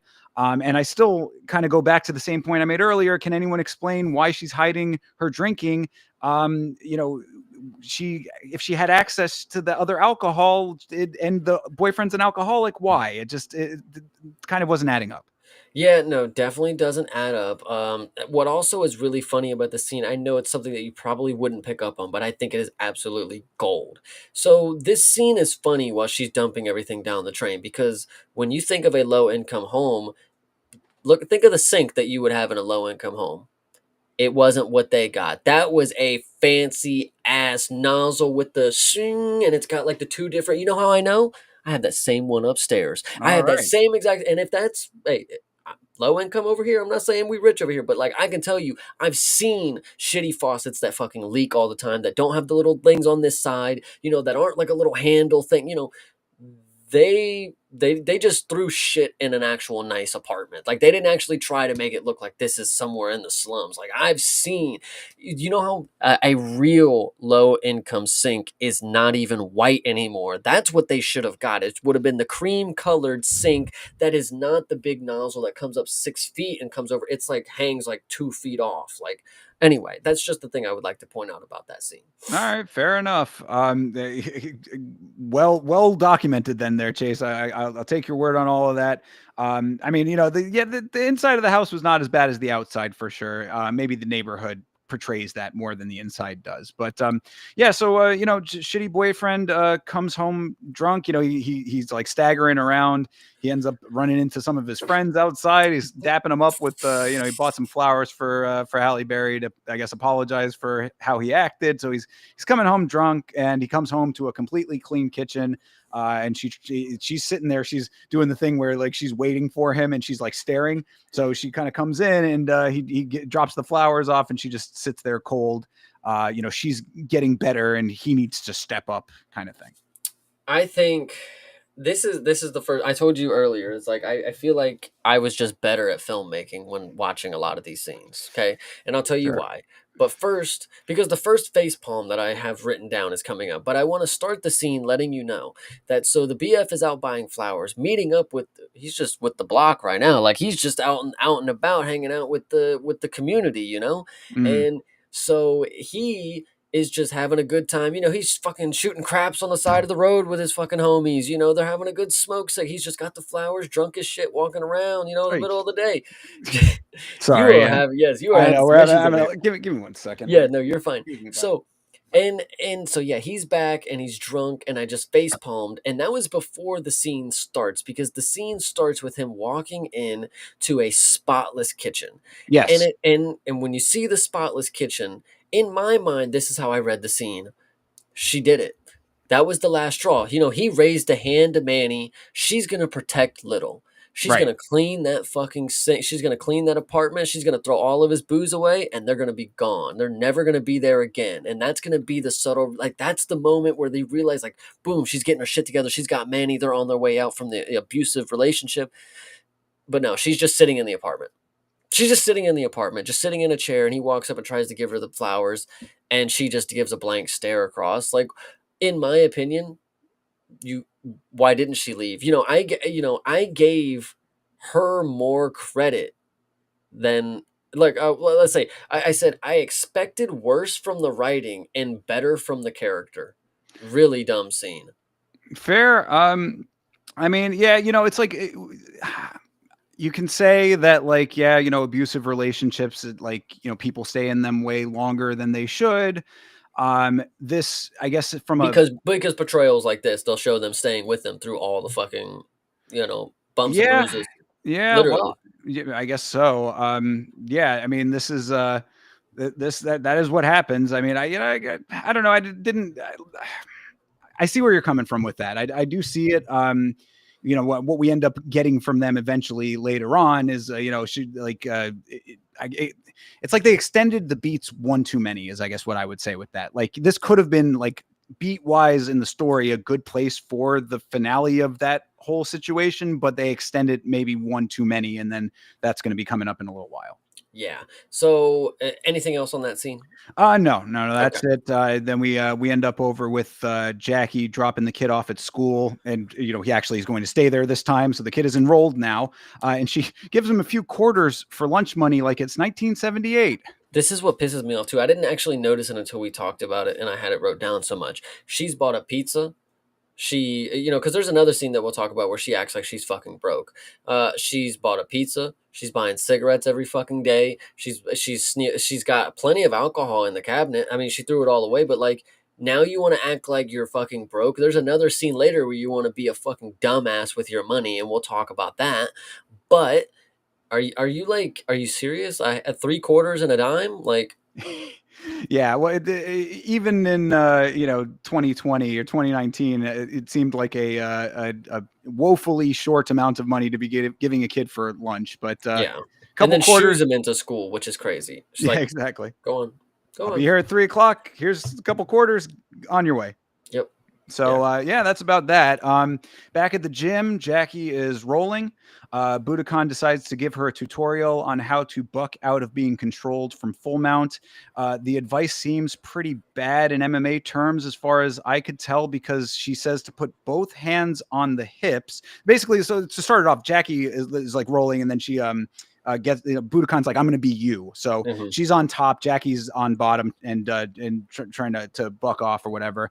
And so yeah, she says to put both hands on the hips of the opponent, basically leaving her face completely wide open there.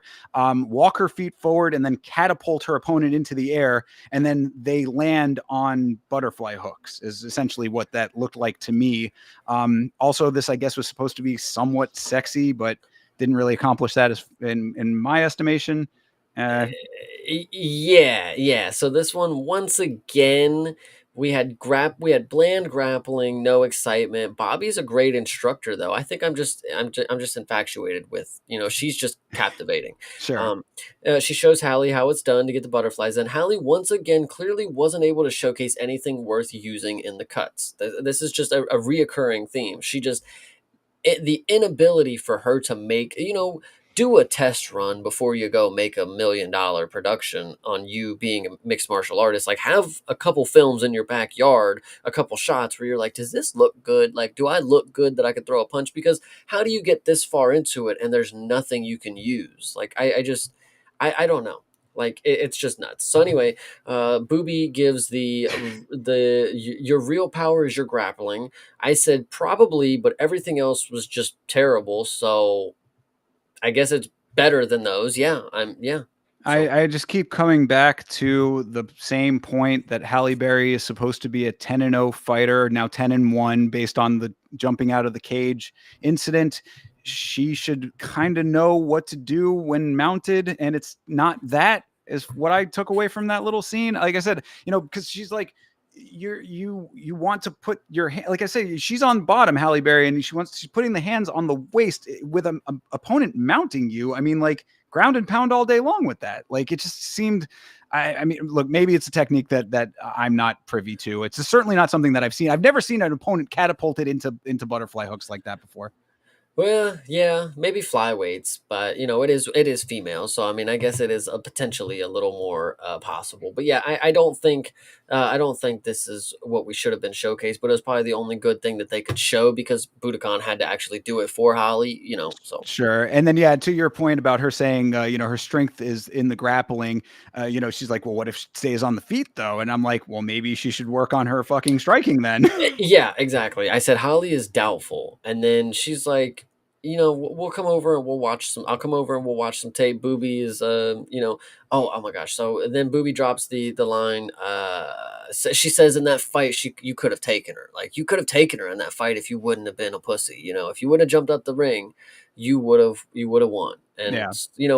and insinuating like if I was there, if I was there, we would have got that done, and giving her confidence, like going forward, like I'm the team that you need to be with. We're gonna make sure we get this done this time, yada yada yada. Yeah, some But self-confidence. And I also said that I'm sure a lot of things would have been different if she had not jumped out of the fucking cage. that's exactly the next line. I said maybe she's potentially, because I wasn't actually sure, because she's like, you could have won that fight. I'm like, maybe she's talking about the fight she clearly didn't want to participate in, but I'm not too sure. Right. So Yeah, exactly. Good point. yeah. So Booby likes the little man, and that's cool. Love to see her and Manny. Pretty good time. I forget, she said something about it. She's like, how was the little man's day at school or something like that? And then here we fucking go. Holly Berry doesn't even know she has to go pick Manny up at 3, so she goes rushing out the door, left without a shower. I better see a staff scene later on because, dude, it's ridiculous. You're talking about MMA and what we're trying to include in media depictions. It's like, yo, this is real shit, not fucking being a dumbass because you don't know when to pick your kid up. A lot of these people who have kids are actually very good parents, Oh so yeah, yeah, whatever. absolutely. Yeah. I mean, that's also goes back to your point about what you'd said before with the beats of the shitty boyfriend and all that, where it's like we like if you're going to have that extra like incident there, where she or like where she's supposed to be now turning her life around and she's like starting to step up, like you're kind of playing both sides of the fence a little bit. Like she's trying to do it, but she's still not great at it, and she's still making mistakes, but she's evolving. I mean, I guess you could say it's a progression, but it's clunky, I guess is what I Yeah, would say about it. And then so yeah, now we end up in the supermarket, and I think you alluded to this scene as well here too. this fucking scene here. So she's an idiot. She's So she goes to the counter and she's got a handful of bullshit. It's like she's got fucking mayo. Like I don't know. That's the first thing that I would say. Like why is it a necessity? Why is that the first thing you grab? Random And foodstuffs. yeah, random food shit that you get at the gas station for 5 times the price that it would be at the grocery store. Mm. So she goes in there, gets a handful of bullshit, tells Manny he can get one candy. Well, Manny comes back with 3 because he don't know how to fucking listen. He's just a little, do what he wants. You can't blame a man for trying. So he comes back with 3. She is telling him, no, you get 1. Go take them back. Pick one. So he goes back. She has a total of $23, or sorry. Total is $23 and she only has $20 in cash. She looks at the cashier like, "Can you do anything for me?" Which, as a cashier, are you not? Just don't even, like, come on, like, don't even start. Like, if you can't afford it, just let me know now. Void it. We'll go on about your day. This is where it gets stupid, but it also gets really funny because she looks at her items and she, obviously looks at the candy and she's like, well, I can't put the candy back. I already told Manny I'll get it for him. She looks at everything else: mayo, peanut butter, milk, bread, sugar, coffee, creamer. What would I fucking, but razors? What would I, tampons. All right, we're gonna put the tampons back because I see that I have $20 and there's 23 on the balance. So take off the item that's 18.99 real quick. There we go. There we go. Take it off, and I think I'll have just enough. So she takes off the most expensive item, the one that is the only necessity for a woman at this point. It makes her look disgusting, to be honest. Like, she's just like, all right, well, we're gonna bleed this week, like Yeah, it's. well, that was yeah, I did not realize that they were so expensive, so that is a good detail there if that's the case. But so yeah, that kind of does put it in a little bit more context too, because the whole idea is that yeah, she told the kid that he can have the candy, so she can't go back on her word on that. She wants to be a good mother in that regard. So that's the mother's sacrifice is now going without tampons, but I'm like.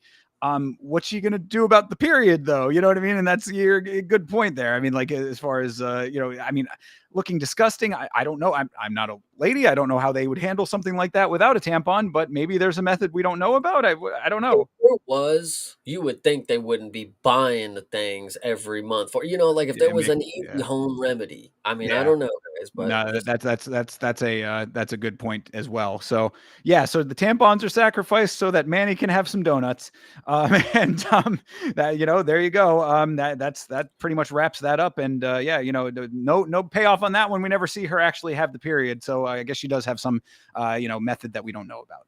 yeah, like I just think it's funny, the most expensive items, 65% of the tab was the tampons. If she took off the mayo, that was the $3 right there. Legit, So yeah, exactly. Yeah, I'd thought about that too. That there probably were a couple of other items that could have been in that random assortment of things. The thing that you sacrificed instead. Maybe you go without peanut butter for the week. you could do it. Go without a pack of cigarettes. You've That would been also buying be those. yeah, that would also be more responsible as well, indeed. But so yeah, so no time to think about it because we cut right to a very cool Invicta promo video, and oh shit, the lady killer, that's the name of this fighter that she's fighting in the flyweight championship, happens to be Valentina Shevchenko. So there you go. Yes, it does. Valentina being in this movie is a major.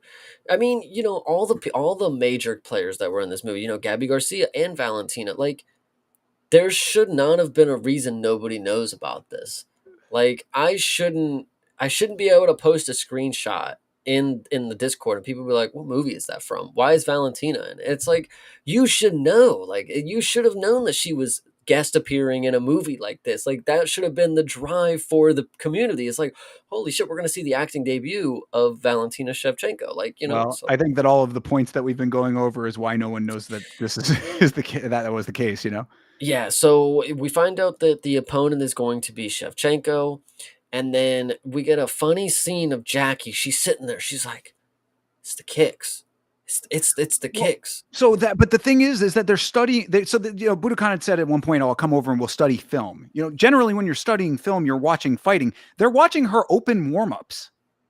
It's like what? Dumb. Yeah, What are you getting from that? You're getting the basic the stuff that we all know is fluff that we never pay attention to because it only matters what happens in the cage. yeah, and then so yeah, they're watching the thing, and she's watching, and the highlights start playing or something because you get Holly doing the worst reaction to fights ever. She's like, ooh, it's like, what are you doing? Like, are you in a cartoon? Like, She's reacting to pad work when she's doing that. yeah, it's crazy that she looks like that. And then the boyfriend is jealous, that Budokan is taking all the spotlight here. I'm like, the boyfriend right here, boyfriend is damn near best actor here because he does seem a little jealous, he's getting mad, and then he immediately. It was kind of funny how quickly this turned into something. He's like, "Oh, you should probably leave if you're gonna, like, just not pay attention to me." And she's like, "Well, we're watching fights." He's like, "I got this spray bottle right over here that I watched you fucking put an alcohol in, and you think you're gonna let that split? No, no, I will not. Budokan, look, this is what you fucking are raising right here." And it's like, dude, like, she literally just said, I'm doing something, like. Yeah, well, his anger has been building up. Of course, he comes home and finds Jackie has poured out. Had found out at some point that she'd poured out the liquor. Oh, because I guess he goes over and tries to get some, and there's none there. But yeah, so he calls her out for her little spray bottle, which still has the liquor in it. It's like I thought that would have been the first thing that you pour out, but okay, she didn't. So the liquor is still there. He's spraying it to show her, show Budokan that, oh, this is your prize fighter over here. She's drinking, she's hiding booze from me, blah blah blah. Yeah, and then the kid ends up turning on the keyboard, and well, I guess Budokan leaves at that point. So Yes, Budokan leaves and she tells him to remember your meditation. So yeah, that was right. key. Yes, yeah, exactly. Yeah, yeah. That's a little the callback there. And then yeah, so the kid turns on the keyboard. Shitty boyfriend is going off the rails at this point. He's getting all kinds of angry. He takes the keyboard outside and smashes it on the concrete, and ends up hitting Jackie in the face in the process of taking it outside. Yeah, definitely. Manny starts to play the piano. BF gets mad about it and yells about it. I said, I've had it with how they are treating Manny. I don't care if it's acting. They're not putting this kid in scenes where you have the ability to believe they aren't cursing him out and holding a piano at his head for real. You're very hung up on this point, but I mean that's movie making though, man. Is that not also traumatizing though? It's like, I don't know, is acting like you're gonna hit the kid any better than making the kid flinch because you're making him think that you're gonna hit him? Like, like it's all just the same. I mean, It's he's a I don't know. child actor. Hopefully, he's coached, and there's people on Well, set yeah, that. they give him a fucking pat on the head when he's done. Like, is that really like how you think? I don't know. Like, I just, I would love to know more in depth. Would love to hear all the aspiring child actors be like, dude, it's awesome. I love it here. We get to play kickball after, like, shit like that. But Yeah, and you probably would out of this, but fair enough that it's a little too real for you. I no, can yeah, appreciate. I mean, it was, the BF is really cursing Manny out, and he's threatening him with a piano, and then he chucks it out the door. Whatever you want to say, boyfriend, best actor here. Boyfriend takes the piano, shrugs off Holly, and then hits her in the process. He hits her with like the get the fuck off, like move, and she obviously, and then he smashes the piano. Manny's seeing it all. Manny's doing what Bobby showed him. Yep, there you go. So That's the payoff of all of that was the one of those. Yep. yeah, so what did that do for him? I can tell you nothing. And so he does that, and then they finally pack up and leave. That was the go ahead. Well, no, and I was just going to say that to your point of what we were talking about a little earlier, it's like with the beats. It's like if you already had that scene where he comes back drunk or whatever, like this is just it's one too many. It's just an extra version of the same basic concept. Like you didn't need to extend this portion in this way. I mean, this movie is 2 hours long, by the way. This is a Hmm. long discussion. This is a long film. Like this could have been condensed a little bit, like in that last beat that we were just talking about before, it was probably where this could have been slotted in, and then also some kind of payoff at all for the boyfriend character, because that's the last that we see him in this film. Oh, nice. I actually didn't even catch that, but no, that totally makes sense now that I remember what else is left in the movie. Yeah, so they pack up and leave, and then they go back to grandma's. Granny's not being a good granny per usual, but lets them stay anyways. So there's that. Yep. So yeah, she leaves, takes the kids with her to go to shitty mom's place. We've traded shitty boyfriend for shitty mom now. Mom's drunk as well as a pill popper, so she's getting loose. She's making herself a little cocktail. Saying that she's gonna have make herself a little party. Nice. But at least she's got good taste in music because she's listening to "Levitating" by Dua Lipa, which is a great song. She gives Manny a plate of dog food basically, and he's still not going to eat it. He still hasn't ate up until this point. I don't know what was there. What did they want you to get out of this? Like, wow, Manny, he just won't eat at all. But like, make it seem like he'll eat something. Like, I mean, I don't know, because does he ever eat in this movie? I don't think so. Good point. I don't think that we do ever actually see him eat anything. But yeah, he's just in the kitchen chilling with grandma now. Presumably, he had donuts. Oh, She right. did. Yeah, She did good have point. donuts, whether he liked it or not, and threw away after two. We don't know, but so yeah, Grandma gives him the dog food. Doesn't want, he doesn't want that, and then she's gonna have herself a little party. I wrote touche on that one, like touche. Might as well, toast. I, I guess so. So yeah, now Manny is now with grandma, and we are back to training, back at the gym with Halle yet again. She's finally doing drills now, actually practicing moves she'll never be able to pull off in an actual competition. I said. You forgot. Cue the Lotto hip hop music.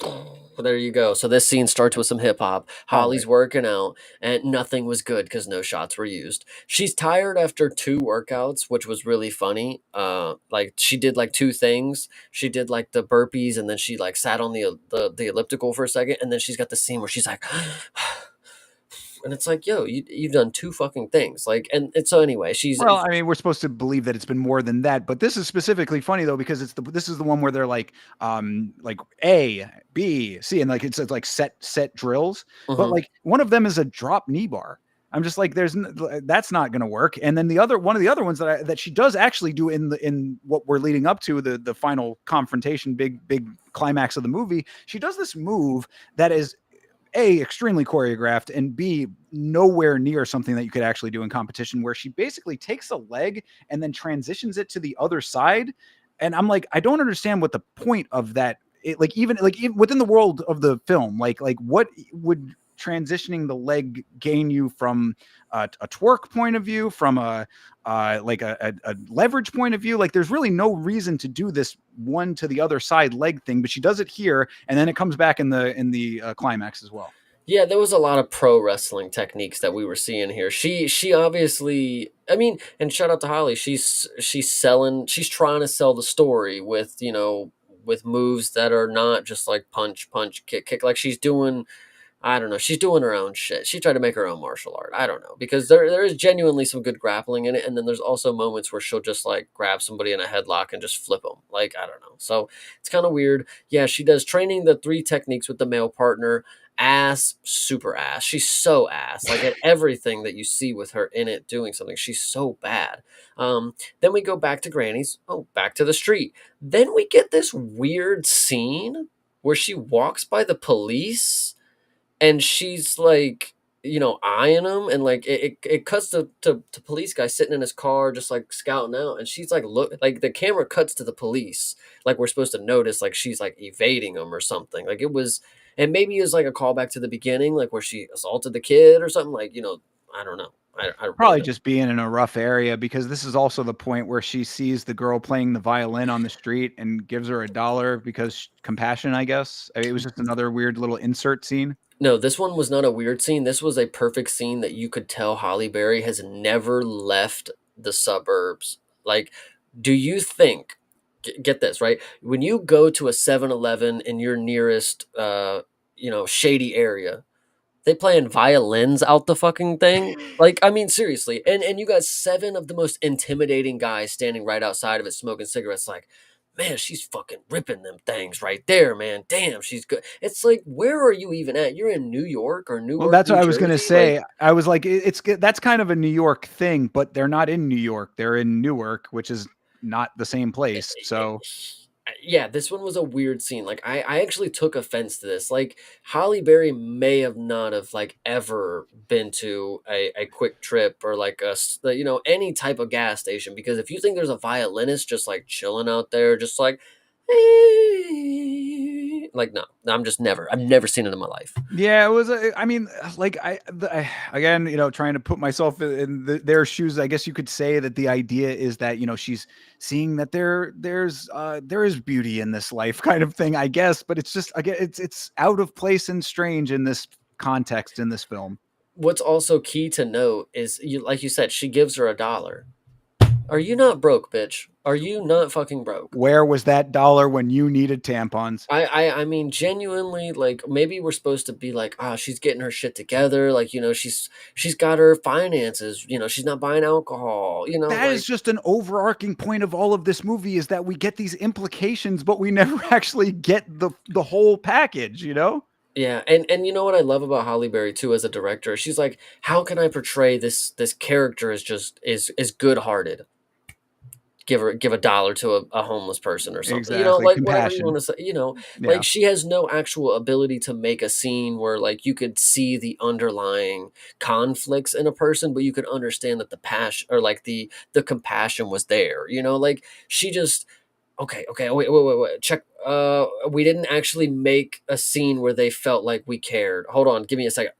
Dollar. I gotta get a dollar. And like she literally pulled it out her fucking pocket and said, "Go hand that to the person playing our fucking lunch music over here." Like it's Yeah, we're crazy. we're constantly having our heartstrings tugged on, but it's not effective. Is Yeah, really basically a kind of way to sum up most of this movie. But so that happens. Budokan and Jackie are now at the diner, and the Junebug's place, and Budokan says that she used to drink and she could drink again if she wants to, but right now she's choosing life over booze, really setting herself up to be Jackie's new man is what I said at this point, because it was all like we only got that one other scene where I was talking about the rolling before, where they had like again, it might have been like implied sexiness, but it really didn't come off that way to me. But like this was the one where I was like starting to pick up on, yeah, okay, they're gonna try to set this up as a love interest.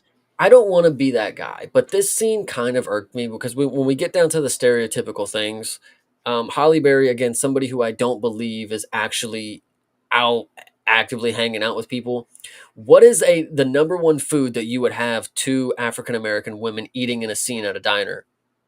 Chicken wings right on the bone. I like, it just it really irks me too. It's like Holly Oh, Berry. geez. Why didn't you could have chose anything. You're a fighter. Do rice. Do like do something. Do a steak, do a chicken patty, like do something other than just the chicken wings. Like I don't know. It just look cuz she's going in on these fucking things too. She's making it look like she has never eaten anything as good as these fucking chicken wings. Oh, I fucking loved fucking training with you, Budokan. Like she's literally picking the shit out of her teeth. She's got the bone as the fucking pick. Like it's really an insane scene. Anyway, so yes, Booby tells the quick and easy story. Eating wings scene turns a little flirtatious. Jackie is definitely feeling gay now. Yeah, That it's was starting the yeah. starting to creep in. It's washing over her a little bit. We also find out that Budokan had at one point had a wife and a kid. She's divorced and now estranged for 2 years from them. So okay, I guess Yeah, now you know. I mean, confirmed that she is gay, confirmed that she once had a wife and kids, and now that's not the case. And then she tries to, like you said, Jackie is going in on the wings. She has a little bit of something on her mouth. Budokan tries to wipe it off, and she pulls back. Yeah, exactly. No, no, no. And Jackie's, like not having that. She's like, "Did I do something wrong?" And then Jackie hits her back with, "No, you just seem to do everything right." And I'm like, writing. I see the screenwriter yet again on that one. I guess I also said too that this is still the same woman that let you get hit after the whistle. By the way, this is what's also funny about the scene is because like she how do you get from one scene to another? Okay, so she's Booby pays for dinner. Booby gets up, talks about mom or something. I forget something stupid, and then she's like, If you don't figure shit out, she's gonna mop you in that fight." And she's like, "Come and see me if you want to talk." I'm like, "You see each other every fucking day. Why did you have to set up another scene where we're hanging out? Just get up and walk out together. Go talk now. What are you talking about?" yeah, So exactly. Yeah, Budokan gives Jackie her number like she didn't have it before. Fate, dude, this movie, dude, it's absolutely And crazy. this is also a second instance of the snappy dialogue that really just irked me in the film, because this I had mentioned it earlier with the snappy dialogue from Budokan. This is the one that she goes, if it's because she's talking about her living with her mother and that being problematic. She says if it's historical, then it's hysterical, and if you're hysterical, then it's gonna it's cause hysteria in your fights, and it's just like, oh god, okay, with the this and the that and the this and the that. Yeah, no, Budokan, you could tell again. You could tell that she was forced to make herself look worse. Yeah, The right, writing yeah. was against her. Absolutely, definitely. But so yeah, lesbian romance intensifies as now has her number, and That's another thing about this. Now that we bring it up, it obviously isn't that yet, but the lesbian romance side of this is like a female fighter in the UFC, gay, gay. She's got to be gay. I mean, she literally can't even have any other chance. She's always going to end up with a woman. I mean, come on, a man, fuck. Yeah, well, I mean, I guess she started off with a man, but she's swayable by she's about pansexual. Yeah. She's yeah. What anyway? I don't know. Anyway, drop Manny off and come to the gym. Boss is here. This is what Budokan. She was on the phone, because the next scene had to fucking start with something else. Manny just wants to listen to the music on the street side. Well, Let's it's see. because they're walking outside of a music store and Just the Two of Us plays, which of course was the song that he was playing with his father on the keyboard. So now this little mute kid is having a little mute breakdown. So they got to they end up going to a 3D movie and to kind of break him out of his funk. And they look at each other in the movie for quite a while, and then they both fall asleep during the movie. So I guess it wasn't that good. Yeah, I love this scene because she's like, ah, fuck, he's crying. Well, I guess now I'll do something with him. I mean, fuck, I guess we'll take him to the movie. He looks like he needs something to do. And then this is the moment where you're supposed to feel like, she's really feeling like a parent now. But it's like, again, she's just checking boxes. She's got sharing the popcorn, and then she's got the staring at him while he's watching the movie, having a good time. And she's like, "Oh, my life is just right in front of my eyes. Like he's the light of my life, type shit." Yep. And then they both fall asleep in the theater, and then they both wake up like, "Oh my god!" Like and it's just a real goofy scene. Like this is the talking about my best friend type of Yeah. shit. Like that's what should have been playing right here. So Yeah, I don't know. sure. So yeah. So they wake up after the movie is over, still in the theater, and Jackie misses her opportunity to train in front of Invicta Man again, which is apparently a very important thing. I was like, the contract's already signed. Who really cares at this point? You're locked in, but apparently this is still a very big deal. So she, now there are problems because she missed her training session. Well, let me break it down to you why this is all just stupid. One, she either went to the movie knowing that she wasn't going to have enough time to make it to the gym.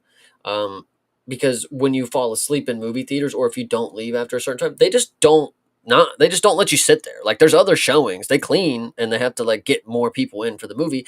That's not the case because it wasn't the last showing of the night because it was daytime.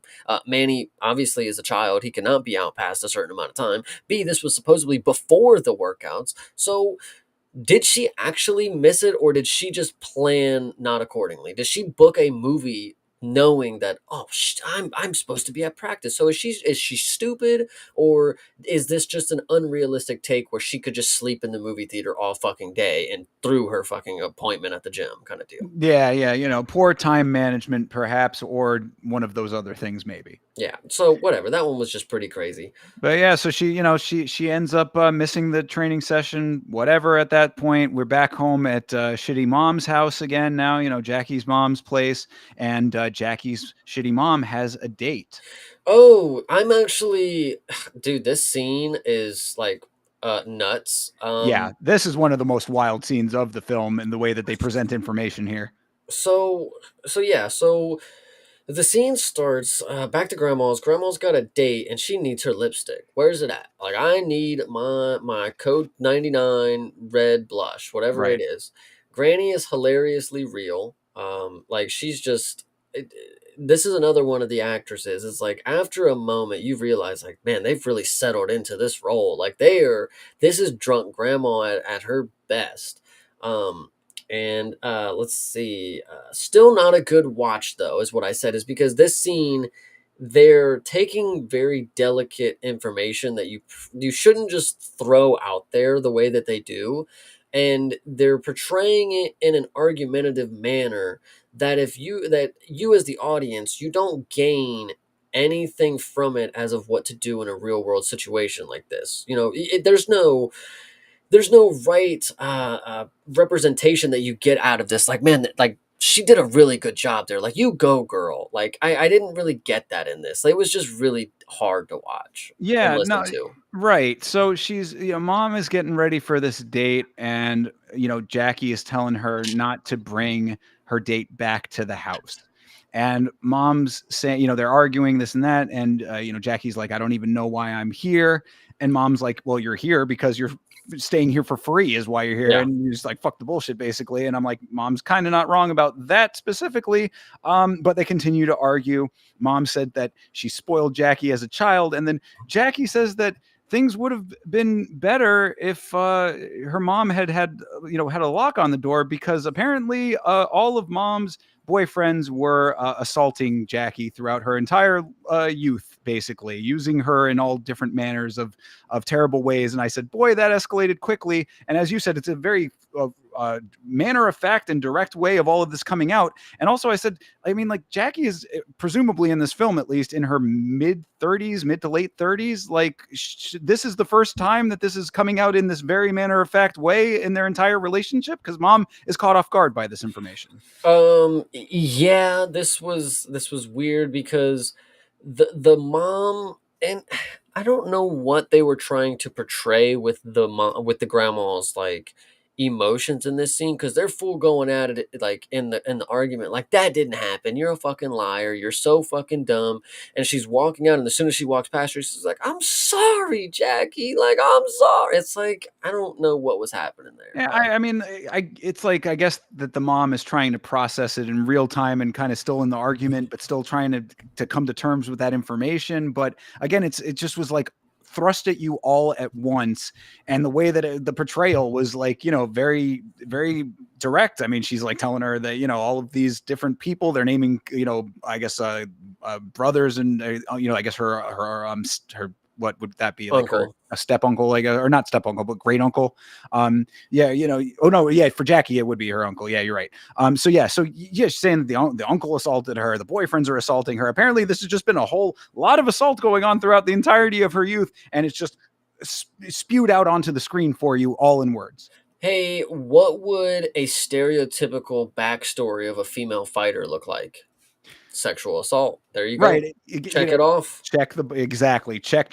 Very, very true. And it just was very crazy to me that this is the first time in the 37 years of Jackie's life that this ever would have come up with her mother.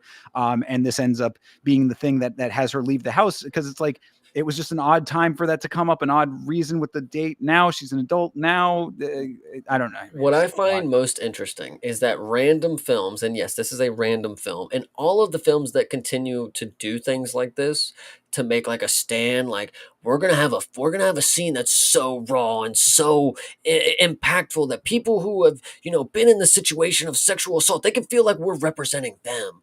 And like, why do random films feel the need to feel like they're doing some justice with these scenes? Like Holly Berry, I don't know, but that was just the depiction that I don't think was accurate at all. But Yeah, and like you say about checking boxes, it's like we've already established that Halle Berry's life is in shambles up until this point. She's trying to turn it around. We've seen numerous different representations of that. This to throw all of this information in there the way that they did seem a little unnecessary. And I'm not saying that there can't that type of thing cannot be in films, if like if it's presented correctly, but like you just again just spew it out and just let it hang, and that's it, basically what it was. it sucks, to be honest, and I'm not saying that only women could have these experiences, but to have a woman directing the scene, writing and acting it out, and it still falls flat to a bad portrayal of what I feel like, you know I don't know. When I see these scenes, I still just think it's like, what was the outcome what was the lasting effect you're leaving with me, like leaving this? Like, I shouldn't obviously do what they did, but like, neither of you acted in a way that I think was better for the both of you. It wasn't any positives. You stormed out and left with your kid, and now you have nowhere to fucking go. Do you think that was the best? Like, I Right. don't know. Yeah, exactly. And yeah, and it's just it's like an odd like cut to now, now you don't have any place. It's just like that There's got to you be a reason. She's got to get yeah, out the house. So yeah, I suppose. But yeah, so that just gets dumped on us as an audience. And yeah, Jackie takes Manny, and they're out of there, and off they go to Budokan's now. They're going to go stay with her for a little while. So now they're at Budokan's place. The son, Manny, comes downstairs, and they're sharing another tender moment. They're bonding over Jackie's fight flyer, which she calls a fight card. It is not one of those. The card is the order of the fights. I mean, this was like a literal flyer. Yeah, it was exactly. a fight card. I mean, like, a Right, punch in card. the strictest sense of the terms, it was a card. A flyer sized fight poster thing. But yes, anyway, yeah, they have that little moment. You can have this. This is now yours for Manny. And that's about This all for that scene. I hate this scene. No, actually, no. There's more to the scene. But I'll tell you why I hate the scene to start is because Manny's just sitting there at the table and she walks up. She prods over. You looking at that? You seeing that? That's my fight. You want it? You can put it in your pocket. You can have it. You can go ahead, take it. It's like Manny has the same expressionless face. He's like, I could care less about what you're shoving in my face, right? Like it's a picture of women on a like it's literally just numbers and words. I don't even know how to read. Like I've never been in school. Like things like that. Like I just think it was a very stupid scene for her to just be like, because Manny aren't like they already set up that Manny doesn't have an interest in it. Like he's like, Yeah, well, and also that it's just another scene of trying to bring them together throughout this entire well, movie. They're trying to bring them together. It's like, yeah, okay, like we're understanding the circumstances at this point. Well, because Holly is unable to do that emotionally on screen to make like a bond feel like, they're creating one together. It's like, no, they're just doing story beats, just figuring shit out on the way. So yeah, and then dude, we get it again, dude. I face palmed again. There's number 2 right there. Face palm in the notes because I don't remember what she was saying but she said, but big is going to be okay too. And I'm like, you bitch, shut up. Don't say big one more time referring to yourself, please. God. Yeah, yeah, yeah. I can get behind that as well. Yeah, again, another moment of them trying to formulate this bond that we're supposed to be believing is forming between the two of them. And then we cut back to the gym unless there's anything else in that. The scene did start when she got the booby let her in, and she got a Yeah. shower, and she got a sit down shower. I don't know if you guys have ever been the type to sit down in the shower, but I know if you know what I'm talking about, those are top tier. So she was going through it. If you sit down in the shower, life is hitting you.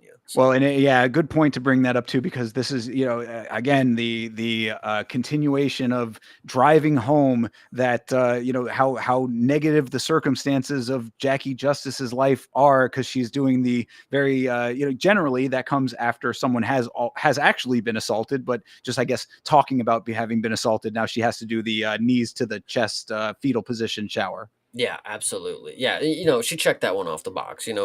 Emotional, distraught shower, whatever. Indeed, yes, yeah, good point. Again, paint by numbers, and that was one of the numbers. Well, and if you want to know just how check marked that we are, there was no side boob needed in this shower scene because we had already got that in the first 3 minutes of the movie. So whatever, she got that one quick because that was going to keep the audience like, holy shit, she showed a boob in the first 3 minutes. Surely the shower scene later, she's going to have cooter showing. But either way, so yes, we get back to training.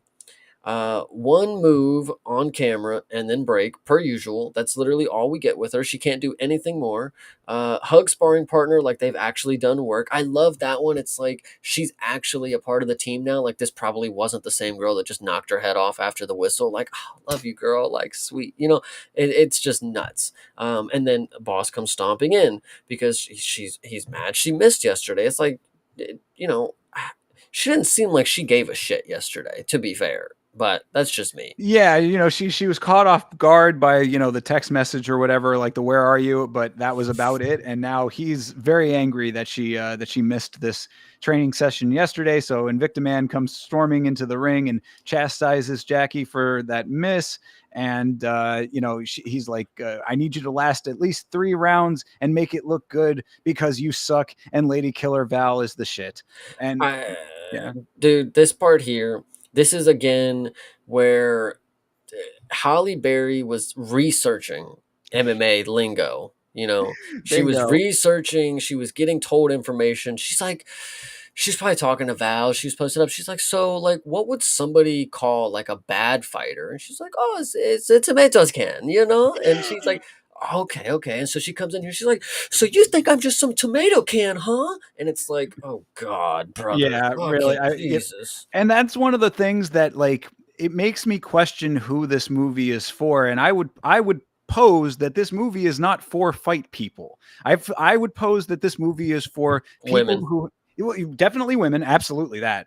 But I guess women who have maybe a passing interest, or not even that, but more of just like ooh, the world of MMA might be interesting to hear a woman's perspective on. Like that's who this movie is for, because it's certainly not for fight people and that kind of thing, like that on the nose. That also the super necessary earlier was like that as well, where it's like, come on, like, yeah, tomato can, like you really had to drive home tomato can. Yeah, Like, yeah. so, but yes, She and was so worried that we wouldn't get what a can is, you know? right. Yeah, exactly. So yeah, but so she's like, "Oh, you think I'm just a tomato can?" And it's like basically, yes, that's what he thinks and kind of what you are.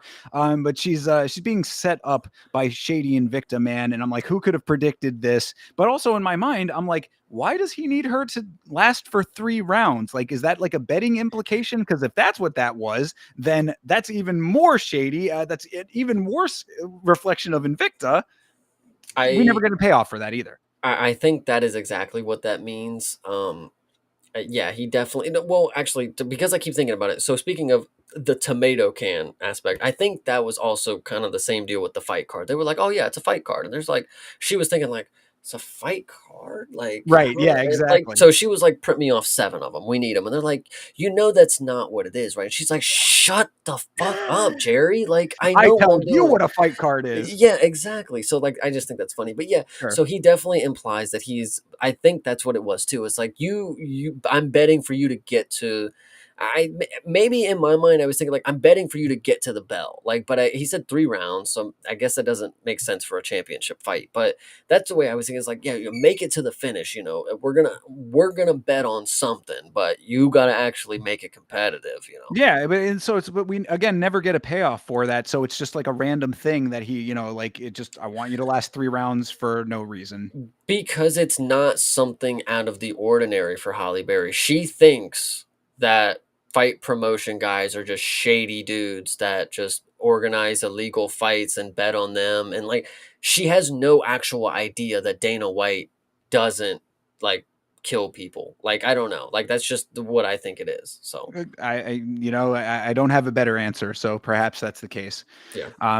So yeah, I mean that's where that ends pretty much. And I guess that's we're gonna leave that one there for now, and she needs to just keep training because she's a can, and that's how she's entering this fight. So back at the diner.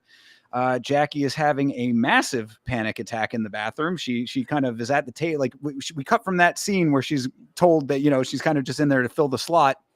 She's at the diner with Manny. She's at the table and then just bolts to the bathroom and has this very overly dramatic panic attack. She's laying on the ground. She's breathing heavy. She's pounding her chest, and then she gets knocks on the door, and she's like, "Fuck off! I'm in here. Go away." Blah blah blah. And it turns out that Manny has left the diner, so now Jackie is running all over town looking for him thereafter. Yeah, I think this was a really stupid scene. So let me start it. So yeah, Manny and Holly are at the eatery. They're sitting at the table having a good time. Manny's coloring with his coloring books, whatever you want to say is happening. Holly rushes to the bathroom. Manny follows, and she's like, "No, I'm okay. I'm okay." So this was the first note where she's like, she knows like Manny followed her, is worried about her. She's like, "I'm cool. Go back to the table." She goes into the bathroom. I said maybe heart attack. I mean, if we're getting over exaggerated, but no, it was just an anxiety. Manny is at the door, and she yells at him in quotations, not knowing, but like, are you stupid? Like, who else? Like, I'm sure people need to use the restroom, but they'd be like, "Hey, senor, I need to use the restroom," something like that. But like Manny just like pounding on the door, like she probably should have like not been a fucking idiot. But anyway, so then Manny walks off sad, and he's got the same expressionless face, like, "Oh, mom don't want me," walks away. She comes out and she's like, where is he at? I've only been gone for 20 minutes. I mean, where Yeah. could he be? My massive panic attack has finally subsided, and then I expected my child to just be here. For the life of me, I was really just taken away by the moment. I know my son was out in the world and I just didn't even have an eye on him, but honestly, I'm cool now. Where is he at? Where he's not there. Ma'am, at the diner. Did you see a young boy? Oh, no, no, no, no. No. So, I don't know. Yeah. Crazy. So she's out in the street. She's calling out all over the place, looking for this kid. She's calling him here. She's calling him there, and she ends up back at her shitty mom's place. What's up? This is another scene where she runs by the police and just doesn't say, my son's missing. I've lost my son. She's like, no, I can do it myself. Fuck that. They're gonna fuck them. Well, she doesn't do that. She certainly, maybe she thought that, but does not, because she ends up back at her shitty mom's place, and Manny is there. Mom is now taking custody, she says, and if you fuck with me, she says, I'll call child services. And I'm like, good job, kid. Now you're stuck with your even shittier option. Yeah, and then we get a cringe line. We get it again because this is the callback that she was setting up for the end of the movie. She looks at Manny right in his little beautiful face. She's like, "I'm sorry, little. I'm sorry." It's like, Jesus, give it a break, Holly, please. I don't even think she cried in any of the scenes without it having to be right after a cut because they did the little eyedropper on her shit. So that's just my opinion, dude. She was absolutely horrible because look at Manny after the scene where she's like crying, saying, "I'm sorry, little."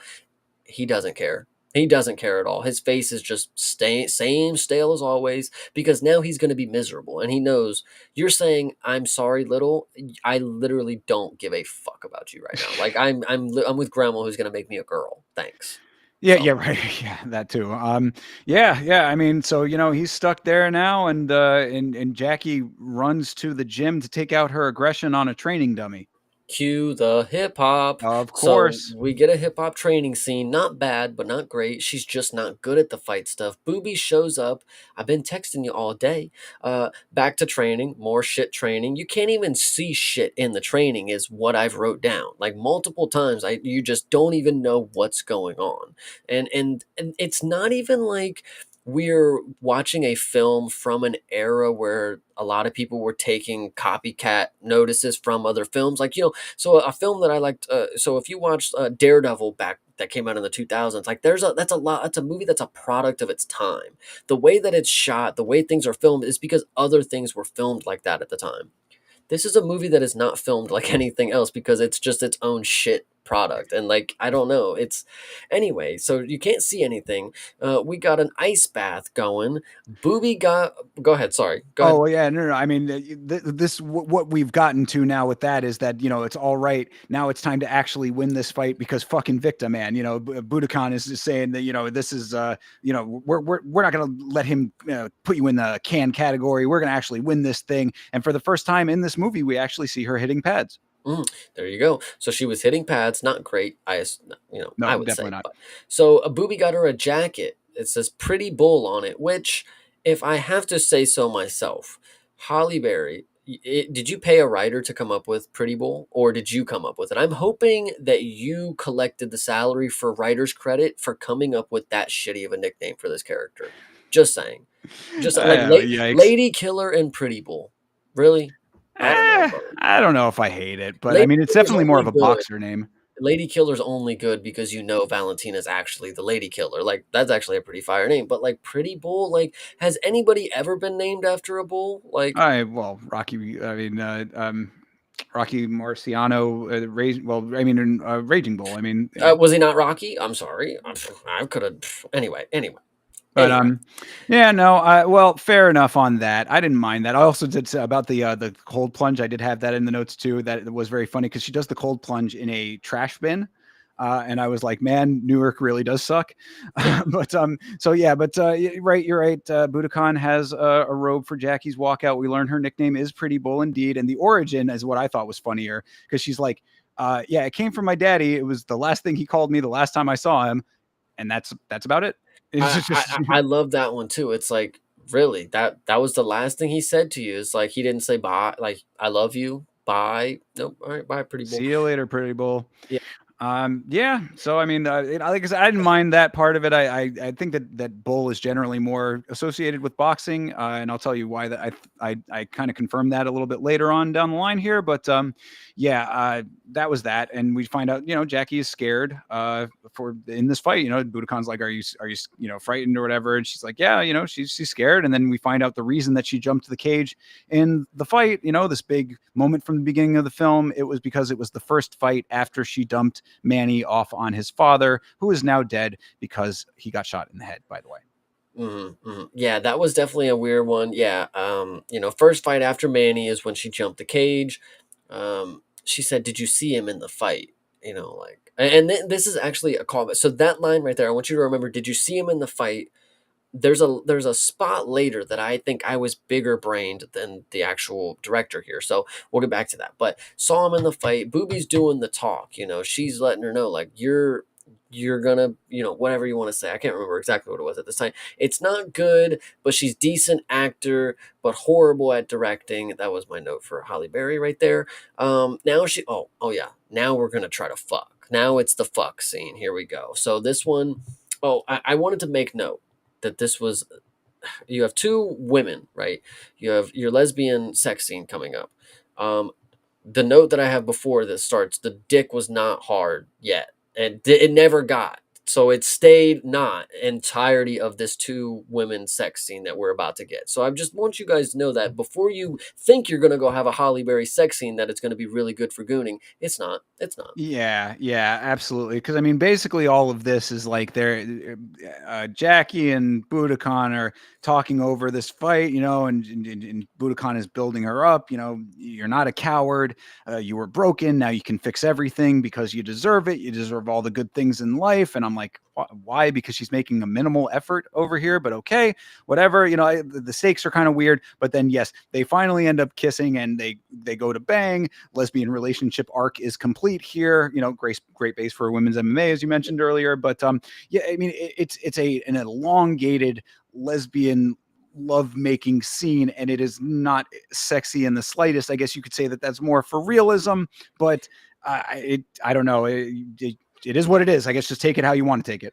Yeah, this is how long the scene went on. I said Holly bisexual. Cool. I like him this way, but extended scene just typing because I could watch the scene, but this isn't hot, just pretty weird. Did she just get fucked by a strap on? I don't think we actually saw that. It didn't go to that graphical level, but I think we might have seen something that was implying that. But either way, oh, anyway, good so lord. Booby, we wake up in the morning. Booby leaves a note. It's go time, something like that. It's Yep. just some cliche. Yes, sir. I didn't want to wake you. It's like, bitch, what are you going to the gym? It's my fight day. What are you Well, doing? she needs the rest, she says. I mean, whatever. So cue the She's hip got to hop win this music. fight and get her mute son back, bro. Cue the hip hop music. We are ready for another one, another banger training scene and weight cutting scene. This one is so funny. Oh my gosh, oh my gosh, oh my gosh. This one's so funny. Holly is doing some sort of dance workout kind of deal in between this one. It's really funny. It's like not, it is a workout that you would see, but it's like the most dance version of a workout that you could possibly find. It's like she clearly couldn't do like a lot of something, so she was like, well, give me some capoeira or something, something like that. But anyway, she's sitting on the bike. So she's doing the elliptical with the sweatsuit on or whatever, and she's not even standing up. Her lazy ass is just sitting on the bike, and it's like for an intense scene where you're supposed to be fucking cutting that weight, making it. It's like you couldn't have stood up. You couldn't have like got your ass actually off the seat. It really made me mad right here. Really made me mad. Well, the So one where I mean, like the big weight cut element of it is when she's crying in the foil bag, nope, though, and we haven't that's got to coming up. that yet. But Okay. I specifically, I'm glad you brought that up. I'm glad you Mm. brought that up. So, she has Yeah. Manny as wallpaper now. She sees that on the phone. She's looking at that, and she's working for Manny. She changed the wallpaper. That's how you know she's committed now. That's a very modern thing to do. When you know something's going well, wallpaper. True. Anyway, wallpaper, cute. Doing the ropes, cool. Training at the rail yard, that's classic. Any boxer has been at the rail yard. It's always the shipping containers where they've just been, even Superman was lifting them with his legs, whatever you want to say. Listen, True. rail yard, running with the guy pulling her. I love this scene because like the camera's shaking so much that you have to believe that she's actually pulling this dude, like, but she's probably not moving very far.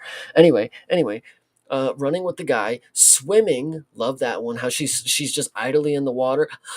Yeah, she's treading water. Yeah. Hilarious.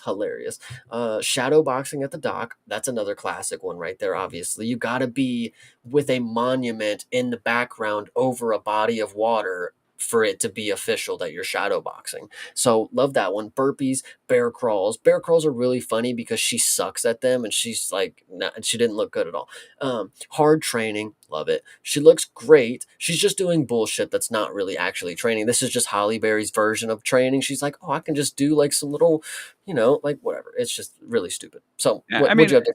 well, I was just gonna say, yeah, this is a whole big indoor, outdoor work, hard work montage here, Yes. and yeah, I mean, all of that tracks, and I will give credit to Halle Berry that she actually like she is physical. I mean, you can credit where credit is due. She's like conditioned well enough, even within this world of this film. She's like, she is able to move pretty well. I mean, the technicality might not be there, but the cardio certainly is there. So you talk about this scene where she is cutting weight and she's crying out in pain. May I add, like the biggest bitch ever. Like Oh, fuck that, dude. No way. You can't not be calling her on that one. That's a legit. I That's think real to life though. I agree, but like I've also seen people not cry out like that. But the over exaggeration for film is just a little cringe. Is all that But I will say. you actually make a good point without making the point though, because you know what that is.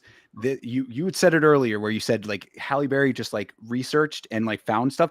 This was a recreation of the footage of Cyborg back in the day. I don't know if you ever saw that video of Cyborg cutting weight back in the day, but yeah, there's a kind of a video that was pretty prominently shared of Cyborg cutting weight where she's crying and it's like, all of her team's around or whatever. That is the one-to-one parallel. She saw that and put it in the movie. So, what I want to say about this scene is because, like, if you go back to what we just talked about, did you see him in the fight? I didn't even remember that at the time, but now that I hear it, it's like the pieces for a good story were all the way here. Because when you get to this, it's sort of like a flashbang that happens when the scene transitions to her crying.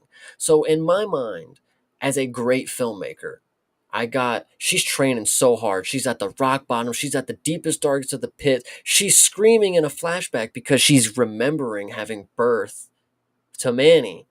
And I'm like, oh, there it is. But no, she's just cutting weight. I need ice. I need ice. Like I'm like actually appalled at the directing. Like, yo, you had a perfect opportunity. You just saw the wallpaper of him. You set it up like, oh, remember Manny? That's who it's here for. Now you're cutting weight. You're at the lowest point of your life. It's so hard. You're digging deep. And then it's not a flashback. It's just you actually crying like you're in birth, but it's just because you want ice. I don't know. I thought at the time, like, that was a genius moment for her to, like, that was the moment where you're like, oh, here's the connection with her and Manny. Like, boom, ties it together. Like, she actually is his mother. She remembers having birth. That was a fearful moment. It was right before she had her most fearful moment in the cage. I don't know, bro. You could make so many connections with that, but no, it's just her being a bitch about cutting weight. And I know I'm saying that in a way of somebody who hasn't cut weight, but like, dude, you didn't have to portray it that way. I don't know. I do. Yeah, I think that does bring up a good point about a lot of this. There are a lot of opportunities to have better details than continuously rehashing details, which is what they've done for a lot of this movie leading up to this point. And something like that would have been perhaps a better direction. It's what you choose to show and what you choose not to show. And like they've shown so many repetitive versions of similar beats leading up to this that this kind of almost is just another repetitive beat, even though it is slightly different because it's a weight cut, but it is just part of the same hard work montage, the same, you're training for the fight, the same we're getting ready. It's like, which also parallels the same I'm trying to get closer to my son, the same my life sucks, the same that my relationships with my people around me are not great. Like you're beat over beat over beat with the same thing. So something like that could have at least been a unique way to connect things as opposed to just a rehashing again and again. Yeah, I think this scene, it just made me right. I maybe could make a decent movie if you give some screen tests. Like, just have somebody look over this shit before you fucking throw it out there. Because like you said with we talked about the research. She just found UFC clips and she was like, that looks like it'll be a good one in the movie. The cyber. I didn't know that was actually a thing, but like the fact that it is, I mean, that does not surprise me at all. Like that literally just. I even said like somewhere down like whoever she was asking like was probably just like giving her some basic, very like, oh yeah, we fight each other, we beat each other up, we cut weight and it's real hard, sometimes we get real. It's like, I don't know, like I just feel like they set her up for failure. Like, I don't know, they I just didn't. mean, writer and director of the thing, you setting yourself up for failure, I suppose. But True. not writer. She did not write this film, by the way. But yeah, director and star. I should have He said. needs to be named. We will find that before Oh, the end of the stream. I got plenty about that. Just Okay. just you wait. But so yeah, okay. So after this weight cut, I mean, I'm glad that they actually showed weight cutting in general because that is a part of the sport. So fine that they put that in there, even if it was a little exaggerated, perhaps. But now we cut to the ceremonial weigh-ins, and for the first time in this entire movie, Halle Berry is actually somewhat cleaned up. She's got a little bit of makeup on, and she's now face to face with Valentina Shevchenko, who looks very nice herself. Yeah, she does look very nice herself. They're at the weigh-ins. What I think is really funny, and Val, in this scene specifically, the way that she acts, it's like they told her, like, all right, just do like a normal weigh-in thing, go out there, take some pictures, whatever. And we're gonna have her do a little scuffle, and you can see Val, like, so what happens is Holly Berry, they face off, they're forehead to forehead, and Holly shoves her a little bit, and Val, like, kind of like, like, tries to break through the crowd, and like she gives this look of like, how serious am I about to go? Am I about to like charge through this dude or whatever? Because like the dude is like, please no, like, no, please God, like he was really worried like Val was gonna get serious. And I think it was just a really funny moment that I was just like, I don't know, it just looked, and the way that I was reading it's like Val was, she was in it and she was kind of unsure how serious we're going to make this little scuffle scene. And I think it was just really funny. Fair. This was one of the lesser times of it, but general note is that Valentina Shevchenko hams it up in this movie. she Yeah. she gets into the character. The character, so she's supposed to be very confident, a little bit of an edge to the lady killer. So I guess it does track, but this is just one of the earliest instances that we actually see her in person, so to speak, in this film. So yeah, so they have the ceremonial weigh-in, whatever, they have their little scuffle at the weigh-ins, and then for some reason we cut back to, it feels like a piece of the montage, but it's just, I guess, one more run after the weigh-ins, which is, I'm like, that's poor editing, I'd suspect. She should be putting weight back on at this point after, if the official weigh-ins are done. So just kind of a weird thing that they tacked on another running scene that was not necessary. What's really funny about this is, so the scene ends with her and Val getting in the scuffle. The scene immediately opens up with a shot of her sprinting out of the building, jumping and sliding down the railing of a staircase. And it's like, you fight tomorrow, right? Like, that's the first thing you think about. It's like, also it's like she thought this was the coolest scene ever, like this was her victory, like I just did a weigh-in, like, whoa, wow, like, slide down the fucking pole. Really fucking stupid shit to see. And then she like rides a trike or something after this scene, like she's on like Manny's bike or something. It was like the weirdest scene. I don't know what that was Yeah. about. Yeah. That there was, again, it was just like some extra like training adjacent footage that was just weird that they tacked it on there, and that was about it. It was just, again, unnecessary. It was like padding the runtime unnecessarily. I guess that maybe like Netflix has like a clause that the movie needs to be 2 hours, like they need to have it so that it can be like blocks of time, but it felt like overly extended for no reason. I sincerely hope you were listening to this song that was playing at this moment. I have it down in the notes, dude. Please tell me. Well, I mean, I picked up on several of them. Was this the automatic song? I don't know what it was called, but the lyrics were "Shoot for the moon." Do do do do do do do do do Yes, do. yes, that is the automatic song. Yeah, that's the one that. Oh my god, that song. Yeah, I said that I like the soundtrack through a lot of it. That song specifically was Yeah, a little bit much because yeah, I go do do do do do do do like an automatic. yeah. Making the gun sound is absolute, like the laser rifle sound. Pew pew pew pew. Like, dude, like, I She's an don't know. automatic woman, my man. That's I the. Yeah. Anyway, so Booby's talking about the city. I don't really care, to be honest. Holly is sporting the skull cap now. She's in her lesbian phase. All lesbian women have to wear a bandana or something around their head. It gives the butch look. like literally. Well, yeah, So no, Budokan is talking about her love of the sea, and she says, "I could live here." That's Atlantic City that this fight is taking place in, and I'm like, "Wow, what a major improvement over Newark." no, what I think was key about this scene here is Booby talking about the city. She's like, I could live here, you know? And then I'm like, oh, Booby, moving too fast, girl. You're making the wrong mistakes. You're already wanting to live together. I mean, that's how I was reading it. Not like, oh, I could stay in the city forever. She's like, I could do this forever. You know, we could live here forever Yeah, kind of deal. I think that that tracks because now this is where we have this again sudden tonal shift. Like this is a very complete 180 kind of situation. Not necessarily in tone specifically, but just what happens is tonally odd because Jackie just out of nowhere decides that she's not ready for a relationship with Budokan, even though they've now banged. I was like, I mean, I was like, I said in the notes, I was like, Budokan really is the man for dealing with this woman bullshit. So Well, yeah, I don't know, they're talking it through, having pillow conversation here. And I was like, this also is the absolute worst time for this conversation, literally right before the big fight that you've trained together for at least a month. Like, we will talk about that exact point in just a second, but I sure. would like to note, yes, Holly is one of the worst lesbians you will ever see depicted in media. She's laying there and like women are so good at having the look in their eye. She don't have that look for fucking a Booby over here. And Booby's, breaking down to her like we could live here forever. Like I don't know why you're not seeing that. And then, Booby hits the just kiss cuz your words suck. I think that's what she hits her with because Holly is obviously trying to do the breakup talk. I need to be by myself. I need to do this by myself for my son. Like that was the bar right there.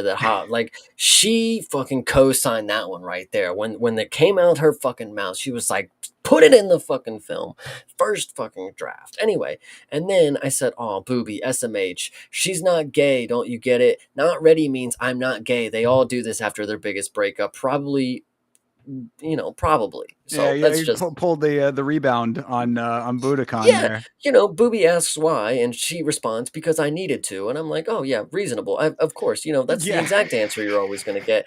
And I said, Booby is cool, but seeing it happen back to a woman, equality, There, equality. there you go. Exactly. As I say, equal opportunity for sure. And yeah, Budokan definitely getting treatment that many a man out there is familiar with. Yeah, so Booby is walking out and she's hitting the slow walk looking around like what do I do with my life? Now I've known you for 3 days now and we've slept together. Like what's the problem?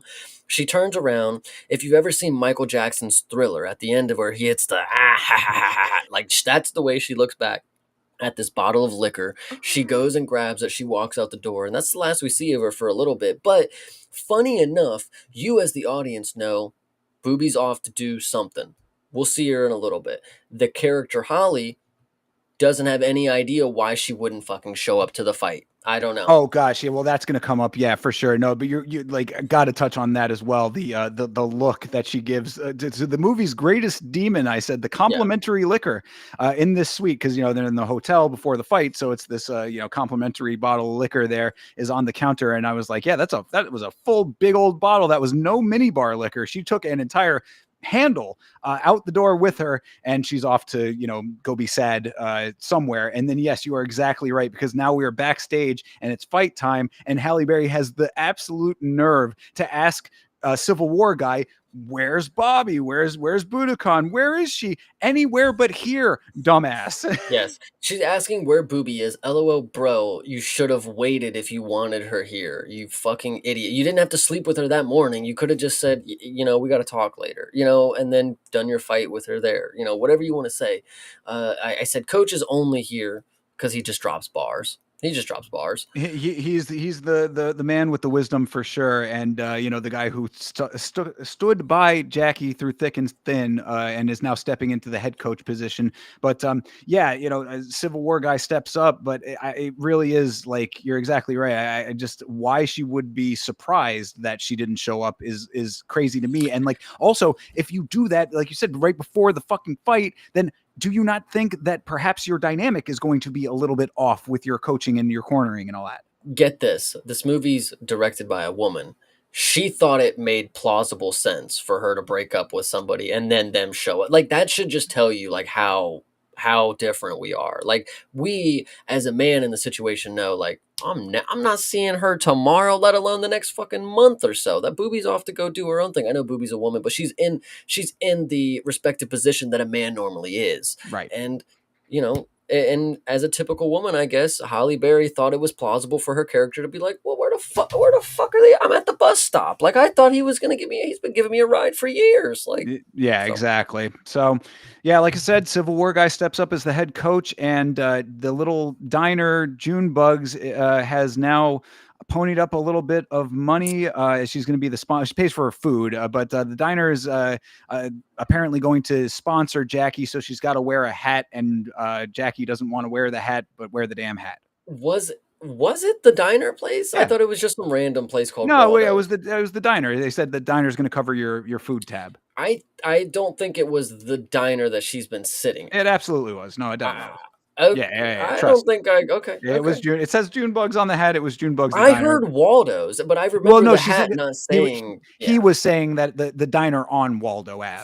Okay, okay, I got you. Okay, Yeah. so yes, the sponsoring with the hat, and yes, it's a hat. Wear the hat. That was a great one. Yeah, which S- I'm like, Jackie sucks. The place is like you go to that fucking diner all the goddamn time. Why I gotta wear this shit? Fucking wear the hat. Like I was with him. Like wear the fucking Yeah, hat, lady. yeah. Jesus. It's literally a hat. Like I whatever. So anyway, cue the hip hop music. We she walks in. She's got the hat so far down her face that you don't even know that there's a face on. She's wearing the hat as a mask, basically. She's got the And hat pulled down so far. and also under her hoodie. Like so I'm like, man, Yes. that sucks that they sponsored you because you can't read the hat. You can't even see who's sponsoring it. Like That's yeah, it's exactly. so no, not the hat sponsor. She can't even see that there's a fighter Okay. underneath it that's worth having the sponsorship for. It's like Gotcha. that's just a person in a hat. Like who knows Yeah. if that's Jackie Justice? Anyway. So she walks in with her head down. Then she takes off the hat, and you realize that she has a top bun of braids, and it's like so she had the hat on the braids with the hood over and we didn't see her have a cone head like I don't know I guess anyway that was that's what the hoodie hid. you're right but anyway But so she's getting the pre-fight setup she's doing the whole breathing getting the Vaseline if you notice in this point and I'm not trying to be that type of guy but it was glaringly noticeable for somebody like Holly Berry who was for the most part this clean cut woman she had fucking armpit hair in the fucking walkout thing. And I don't know if that was like part two. She's like, I gotta be in it a little bit, can't be freshly shaved after, before the fight. I don't know. But she definitely had armpit hair. A little bit maybe growing there. she was leaning into the lesbianism a little bit. I don't know what it was, but either way. So she had a little armpit hair. Why, Holly? I don't know. Just noticed the song playing is "Never Been a Scare Bitch," and it's like you literally were a scare bitch. Like, oh my god, like it's. I literally said, "Oh my god," and then so the cut man, he's doing the Vaseline. He's like doing her thing. You could tell this dude is being the most gentle with Holly Berry's face ever. He knows like he's like got her in his world. He's like real. And Yeah. then when he does like the ear one, he like just brushes her earlobe a little bit. And I'm like, he's so he knows like that's $1 million face right there. Yeah, it's Like a you money maker. cannot don't you rub Vaseline anywhere it's not supposed to be. So it Yeah. was just real funny. Coach is looking mean. James Earl Jones is on the sideline ready to go. I don't know why he looks and just has the like he must be like the offshoot. Like that must be like his like kind of thing. Yeah, But yeah, it tracks. But so yeah, during the walkout, we're getting commentary, and on commentary is former UFC lightweight Yves Edwards, and alongside him on commentary is former UFC women's bantamweight Julie Kedzie. And fun fact, Julie Kedzie is actually the current Invicta commentator and matchmaker. So she does work for Invicta. It's her organization that is being so poorly portrayed in this film. I think that's good that you note that these commentators are actually people that we know because most of the time they talked, I clocked out. I did not care about what they were saying. They were so not commentators. Like they weren't exciting or exhilarating to listen to. Well, Jackie, she's done now landing a three-piece combination. Now she gets taken down. It's like, dude, I'm just listening to just robots talk for them to. I thought that Eves was okay, but I definitely picked like it was surprising to me that Julie Kedzie is actually a commentator for Invicta in real life because her commentary in this was very film commentary. Like it was a little over the top. Wow, great hit for justice. That kind of. I was like, oh, geez, okay. Like so she stuck out. That's actually why I ended up looking her up because I didn't recognize her by face, but she looked familiar. So I was like, let me just see who that is. And I looked it up and I was like, oh, okay, Julie Kedzie. And I was like, wait a second. I mean, that's a fighter. And then I found out that she's a commentator for Invicta as well. I'm like, it seemed more like that was an actress, but not a great one. So then we are about to enter the cage. Jackie is the first to go in. I don't know if you were the one to notice this, but I definitely did. She clearly, I don't know if this was her just trying to make movie magic, but she came in wearing fucking latex shorts. I don't know if you noticed how leather looking they were. Like, I don't know what was going on there, but they weren't the same material that Valentina was wearing. Like, she was in there and it looked like, I don't know, Oh, I did whatever. not notice that. But yeah, and Hilarious. what I did notice is that she got in and she again, you saw somebody do it. She did the leg sweeps and she bowed and this is like okay, she's seen somebody enter a cage before, so She yeah, copied some of that. she sucked, actually. That entrance was terrible. I like when you watch her do it, like, you know the little wrestling training, where you're practicing the double leg and single legs, you're scooting across, you're doing your little slide. So that's what she tried to do, but she did it like slowly to be like, intimidating, and it just looks so goofy. Like it just looks so stupid. She circles the cage. Where's Val? I'm ready for Val. And then this. Oh yeah. This is where you will quite possibly see one of the worst cuts ever in film, but you will also see just how good Valentina could be in films. Like she is that good. So we get a really dumb entrance for Valentina, right? So we get the psh, we get green smoke. It goes off into it's flying around, and then Val pops out the smoke and she hits like a character pose. But before you see her do the pose, the camera cuts. Like it literally cuts to a different shot of just like a guy raising his arm or something, and then it goes back to Val, like after she did her pose, and I'm like, why didn't you hold on the shot of her like doing her superhero pose? It was so like glaring of an issue. So like she pops out and then she's gone, and then you're like, well, where's she? And it's like I was supposed to see her entrance, but it was just so fucking. The shot was so fucking bad. Val emerges from the smoke with so much aura, and then cut is so quick to abrupt to nothing in the crowd just to come back to her. Hmm. What did she do in the moment? Like, did she say something where she mouthed like, "Yes, no," but like like did they have to cut really quick to get around something she did?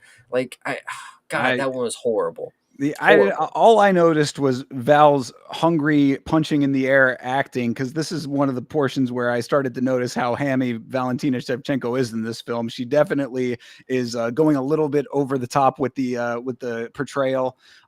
But yeah, fair enough. If that was a glaring error, I just couldn't get away from her, mugging for the camera because she comes out of that smoke and she's like, "Ah, what's up, guys?" Yeah, Like I was just like, "Oh, geez, okay." I kind of caught me off guard. I laughed out loud when I saw that. But then we find out that Valentina is named Lucia, the Lady Killer Chavez. And I said in the notes, maybe that's her married name. No, no, she's actually supposed to be from Argentina in this film. And yeah. this becomes a very, very big issue when Valentina actually speaks a little bit at length, which is later on down the line here. But yeah, just keep that in mind. Valentina Shevchenko is a Chavez in this film, and she's supposed to be Argentinian. 18-0, all wins inside the distance. They say. Yeah, yeah. Valentina knows multiple languages. A bilingual person is just she's more than just that. So she can speak Spanish, and she does in this film for 2 or 3 lines. But she is somebody who was born in a region that has an accent that she still carries to this day. So being a fighter from Argentina that sounds Russian when they speak Spanish doesn't really track. I'll tell you how much of it not tracking it was for me because it was so like it caught me off guard when they made her an Argentinian so much that I actually went out of my way. This is the amount of research I do for this show, Chase. I went out of my way to go look up YouTube videos of Argentinians speaking English to see how it matched up. No, there is no connection or any basis in Valentina's natural speaking tonality, her timbre, Inflections. yeah, her inflections. Exactly, they are as she always does them. And yes, you're right. She does speak multiple languages, Spanish being one of them, but it does not sound like a Spanish speaker when she is speaking the Spanish or the Yeah. English. Yeah, So I it's think just why did they, it's such a weird choice. Why did they make her Argentinian? I don't know what the reasoning for making her Argentinian is, but in theory, like I guess she's so I don't know. Valentina was like, I can be Argentinian, like I almost said Mexican, but I I can be that. And she was like, oh really? Can you like you could do that for me? Like you can be in my movie and like play, do something different. I don't know. I don't know why that was the move. Definitely super fucking weird for her to be from Argentina. Like we said with Gabby Garcia, like she's in the Russian underground club. Like we don't know if she was from Brazil or not, but like she was dressed like a Viking, so you wouldn't assume she's the same Gabby Garcia that you know and love today. And same thing with Valentina. She's just not from Kyrgyzstan. So whatever. Yeah, you got to go with it with Yeah. this film. So they do the ring announcements after that. The ring announcer is a man named Mark Frotto, who, fun fact, is the voice of the Washington Commanders football team and the Washington Wizards basketball team. So Okay. Nice. just a little Little note for you there. hometown stuff there. Yeah, I guess considering that this is supposed to be taking place in Atlantic City, but There you go. so yeah, but Jackie is getting booed by the crowd. Val is hamming it up so much. I said. Then we see still beefy. This is before the whether you want to say it's hard work and dedication or Ozempic, but still beefy. Keith Peterson is the referee. So we have Keith Peterson have them come up and he does his little signature deal. Ma'am, are you ready? Ma'am, are you ready? Does Keith Peterson have tattoos like Oh, all? hell yeah, Because in the absolutely. movie he doesn't. Yeah, they have Oh, him oh, covered up on his neck. Doesn't he have tattoos all over his yeah. neck? Oh, Yeah, I didn't okay. even notice that. Did they Yeah, cover him up? they have him covered up because there's like one part you can see, and I'm like, did they miss a spot, or is that maybe like because I was like, he something looks off. Like he has tattoos all over his neck. I'm pretty yeah. Yeah, no, that's interesting. I didn't pick up on that, but that's funny that you mentioned that though, because I remember noting mentally, and I wasn't even going to say it, but that reminded me. Valentina Shevchenko's tattoos are all her normal tattoos that she has. Yes, yeah, they are definitely the same, which was interesting to know considering Keith Peterson got his covered up. But Very what odd. what I also want to note is that Jackie Justice, aka Halle Berry, she is supposed to be a pro mixed martial artist fighting for the championship, and she, at the ripe age of 40 something in her actual life, does not know how to flex her muscles, so she does one of these like just like the straight arm, and she has Yeah. no definition. And it's like, all right, I guess like you put that on film for me to critique it. Like I get straw weight women or whatever, like you're not going to be massive, but like Holly Berry, like you could have just not flexed for the camera. Like I wouldn't have said anything if you just wouldn't have done it, but whatever. Sure. Yeah. Well, fair enough. So yeah, we're getting ready for this fight to start finally here. This fight that we've been leading up to for this entire film. What's No, up? there's one more thing that doesn't track. So we go Mhm. from the weigh-ins where Holly Berry does the headbutt shit, right? Oh, the head push, but yeah, I mean, Whatever you want to say. Yeah. yeah, So they we kind of get go in head to head. Yeah. we get in the cage. Holly goes for the glove touch. Yeah, sure. Yes, exactly. That was definitely an interesting deal there. She goes for the glove touch, and Valentina Shevchenko very exaggeratedly slaps it up into the air. And if you keep that in mind for how they act at the end of the fight, it just also again doesn't add up, you Well, know? but I mean, you could say that that's how that's maybe I realism. I I mean, that's get you. selling fights. I can at least get behind that. I'm Now not we gonna. want to actually play to realism. I know. Well, and that right there, just as a broader point for all filmmakers who are trying to make MMA movies, this is what you end up with if you don't pick a lane with that. You either go so unbelievable that people like us are not nitpicking it, or you go so believable that we get invested in it. That's your Yeah. two options. And if you go halfway, then you get the conversation that we're having. So speaking of realism and how you have to play into it, and you have to You just got to understand what is the right time and what is the right moment to do things and utilize what ideas you have in that directorial brain of yours. Holly Berry clearly had been watching a lot of CSI, because this next shot that you get when the cage is locked is one of those enhance and zoom shots that CSI would have, where they're like, oh yeah, he's definitely bruised from 2 hours ago. He's got severed lacerations. It's like, dude, it was like the craziest shot ever, where she locks in on the cage and it's like, oh my fucking God. Oh, oh. Like, it was Yeah. so fucking stupid. Yeah, because you get this dramatic shot of the cage door latching, and then dread just pours over Jackie's face as she hears echoes of Invicta Man telling her that she won't last 30 seconds if only her coach was there with her, kind of thing, you know? And then while this is happening, right? While this is happening, she's still looking at the cage door. You're getting echoes of turn around, Oh, that too. turn Yes. around, Simultaneously. fight, go ahead. And she's still looking at the cage door, and then finally turns around and gets immediately punched in the face by Val. It was absolutely a treasure to see, because listen, and this is another one, listen, the cage door locks, she hyperfixated on the sound and began to hear doubtful voices from her past. And this is where I wrote, Holly must have been so lied to in her research about fighters. Like, she must have taken everything so seriously. She's like, what do you do? So when you're at the lowest point in the fight and you're really looking to dig deep, what do you do? She's like, I really think about my family and all the people that really doubted me in life. It's like she genuinely thought that people hear voices in fights and that's what carries them to the victory. I don't know. That's just my opinion. Yeah, the echoes of the demons of the past, the haunting that she's feeling, all of that kind of thing, for sure. Attackings of the families. Anthony Right. Smith knows all about it. The So, bingo, there you go. Yeah, exactly. See, Halle Berry ahead of the curve in multiple ways. That intelligence, Shara.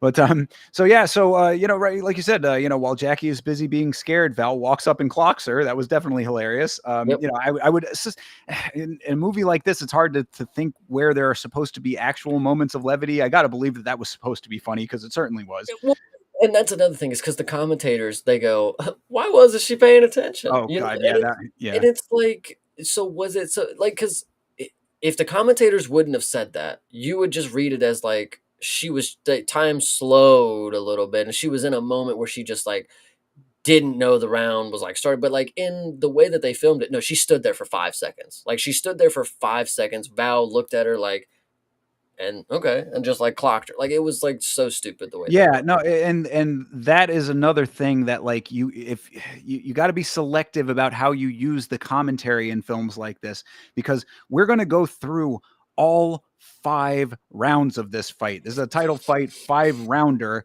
and we are going to go through the entirety of it. And there are times when the commentary is like effective as like an enhancement of it, and then there's times where it's like, why are we continuously having this added onto what is already a very long extended fight sequence, basically through 5 rounds, because we get every single one of them.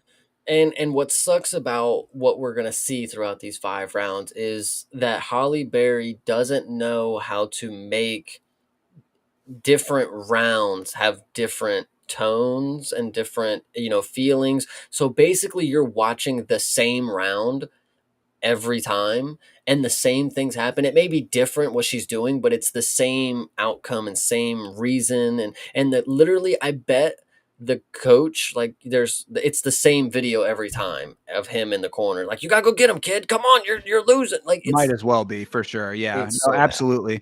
I mean, yeah, you're definitely right about that. That is an extended single round with all of the choreography that makes this look like a choreographed mixed martial arts fight. If you wanted to see an example of what a choreographed MMA fight would look like if it was like WWE and they were supposed to be like, making it look real, but it's implied action and a predetermined outcome kind of thing, this would kind of be that. Because I mean, really, there's a lot of elements of it where you have like the moves look like at times that they're correct, but you can see, like what you said earlier about her like not being able to properly pull a kick. You see those kinds of things a lot. You see a lot of elements of like what I had said earlier myself, where I was like, doing that side switching thing that you would never see in a fight. Like, it's very choreographed. And like, I'm not trying to say that like they weren't trying, because like Valentina Shevchenko, I have in the first note of this fight, for me, Val's technique is perfect, and Jackie is swinging from way too far at range and getting her ass kicked like Taylor in the cage. But in the cage, at least, it actually looked a little bit more like intense. The intensity looked like it was correct. Like there were beats that were correct in that. This is very choreographed looking. This is just awful because Val every single round does the exact same thing. And Holly, so the fight starts. So in round one, there was just the one. I'm trying to think of the one thing that stuck out instantly is the way that Holly, in her mind, how to evade a kick is to just fall to the mat. Oh shit. And then get up. It's like, when have you ever seen a fighter just fall to their back as an evasive maneuver from a strike? It's like Yeah. that's a movie thing. Yeah, but like, again, are we here to make a movie, or are you here to make something that I deem as like realism to an extent? No, absolutely, definitely that. And yeah, they even comment on that on commentary. They're like, "Oh, that was an interesting way to evade a kick," and it's like, yeah, but right, you're saying the quiet part out loud. Where, you know what I mean? Like we're all, you don't get away with some, like I forget. I was listening to something else that was basically saying that same kind of thing. You don't get away with something by drawing attention to it. You know what I mean? Yeah. Yeah, I But definitely agree with it. so yeah, so we got a lot of fight here, but we'll go through what we got. So they're doing a lot of camera cuts. You were talking about the camera cuts before to kind of cut around things and make it look a little bit more like quick paced, and probably to cover up a good amount of the actual technique from Halle Berry not having all that much. But so yeah, a lot of cuts. But the action the action sort of evens out a bit in this first round as Jackie starts to land. Val teeps, and I thought that was pretty okay. And then we also get a cut back to Mom's house. So if there's anything about that round you wanted to go over, go for No, it. there's nothing about that round. Just that Val is just movie fighting very well, and Holly is terrible. Yes, I mean, there's nothing too crazy about that. Go back to Grandma's. She's choking on a cigarette. She gets up, and Manny's looking at Holly's fight card. Looks back to see if Grandma's, in the distance. If she's paying attention. He gets the remote. He starts looking for this fight, because apparently, when he looked at the fight card, his instant thought was, this is on the TV that I know we have, and we have the channel. And if I just flip enough, I can find it, because he found it instantly. It was only 2 channels away. Yeah, So, that's what I said. I was like, Mom must be a Fight Pass subscriber because there's Invicta on the TV instantly. yeah. So Yep. yeah, Manny gets to the channel. Mom tells Manny to go to bed, but then she ends up watching the fight anyway, and he just has to go to sleep. So Manny's not allowed to watch, but she does. Yeah, so that was pretty funny. So Manny turns on the TV and is instantly watching his mom get her ass beat by Val. That one is definitely hilarious. Val's chewing up the legs, and Holly lands a clean strike, but Val is just not impressed. Just do a side kick, after you just shrug everything off. Coach is doing the, come on, kid, shake it off. You can do this. And then here we go. We get a just face palm. Dude, this was so dumb. Val does the most obvious shuffle with her Oh, feet. She's doing like, she's switching stance. She's trying to, throw you off her little game. And she does like a little Muhammad Ali shuffle, but it's like the most clear as day telegraphed thing. Like she's like, they told her like, hey, make it look like you're really over embellishing it. And she's like, okay, I can do that. And she like, fuck, go. oh yeah. Yeah, Yeah. the double stance switch was, I'm like, oh my god, they really are like, again, the choreography, it's too much. It's too much. It's, I mean, like, you can't have it both ways is what the big takeaway from this, but stuff like that is you trying to have it both ways. Mhm. So yeah, she double stance switches into a front kick right to Jackie's face. It's like, okay, so yeah, things are not looking good for Halle Berry right now. Yeah, absolutely. Love the kick that ends the round with her wobbled. Excuse me. We go back to Grandma's, and yeah, she's mad at Manny, sends him to bed, and turns the TV back on to go ahead and watch. Commentators are giving hope to Holly, but why? Who fucking cares? Who gives a shit? Anyway, so Hallie's getting her corner talk, gets a slap or two.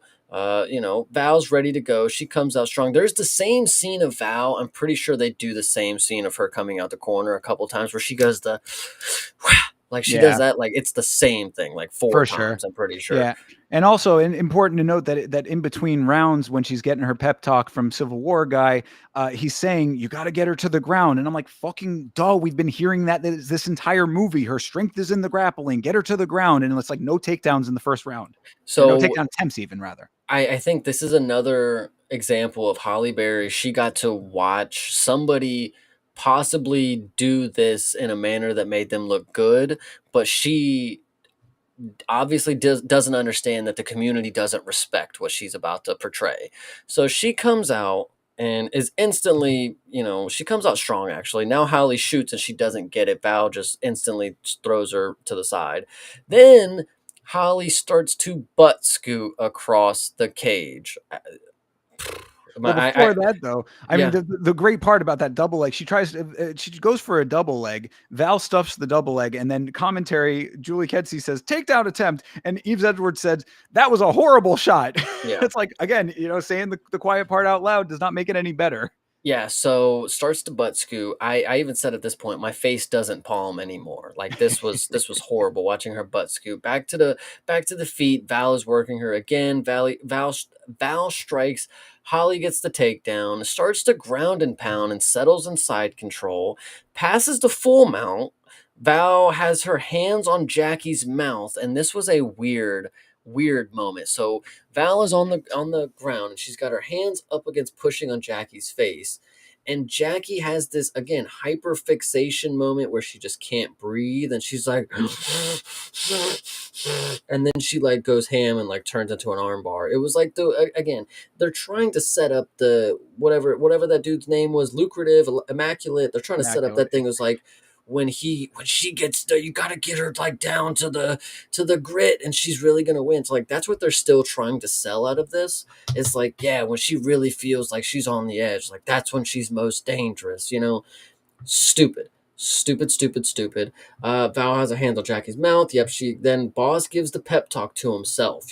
This is actually Immaculate was in this scene, by the way. Oh He yeah, was he's sitting on the side. watching. Yeah, Yeah, yeah, he was he's on the side. there. He's like, come on, you could do this. Everybody's secretly rooting for Jackie. As you watch through this fight, you'll realize more and more people are coming around to watching the grit that Jackie's showing throughout this Right, because fucking she's fight. she's holding her own throughout all of this. She's not down and out. She didn't get instantly knocked out or submitted, so she's keeping up. It's a competitive fight. I mean, like the way that if this fight was a real fight, this would be the most competitive fight of all time because of the choreography of it. But the implication is that she's going through the motions here. Making it way more competitive than anyone was giving her credit for. Yes. So she goes for the armbar and doesn't get it. Val just reverses it and stands up. Giving ground and pound, Holly lands an up kick, which was interesting because it did look like it hurt Val, but she once again just shrugs it off because she's a tank in this thing.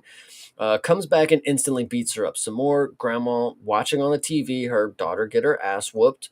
Um, Val at the end of this round hurts Holly with a low kick, so Holly starts switching stances, and the clapper goes off for 10 more seconds. Val just spams a bunch of low kicks and kicks the shit out of her, which fair. But I also wanted to note this is the climax of the movie, guys. This shit sucks. So I mean, yeah, it's like I really think that the cage did it better. I hate to say it. I'm not trying to like. Obviously, the cage was not out at this point or whatever. mhm. But like, I mean, like if it was real, it would be a good fight. But it's choreographed and it's obviously choreographed. So it's like. It's just hard to get behind some of this stuff. Like it looks like you're waiting for different beats, you're waiting for the next transition, you're going through it with them, but it's not like you don't have this like grander feeling that like everything is leading up to this amazing crescendo of any kind. Yeah, I definitely agree with you there. I mean, this one, gosh, I mean, it doesn't get any better, by the way. So, Granny is still watching. Manny peeks his head out. She gets mad at him. Okay, like that scene was actually had no payoff. She just literally kept getting mad at him for trying to watch the thing while she was watching it. Like I thought we were gonna get the scene where she would look back and she'd be like, Yeah, come come on," on in, right? Yeah, you can But watch it too, but nope, go to bed, buddy. yep, go to bed.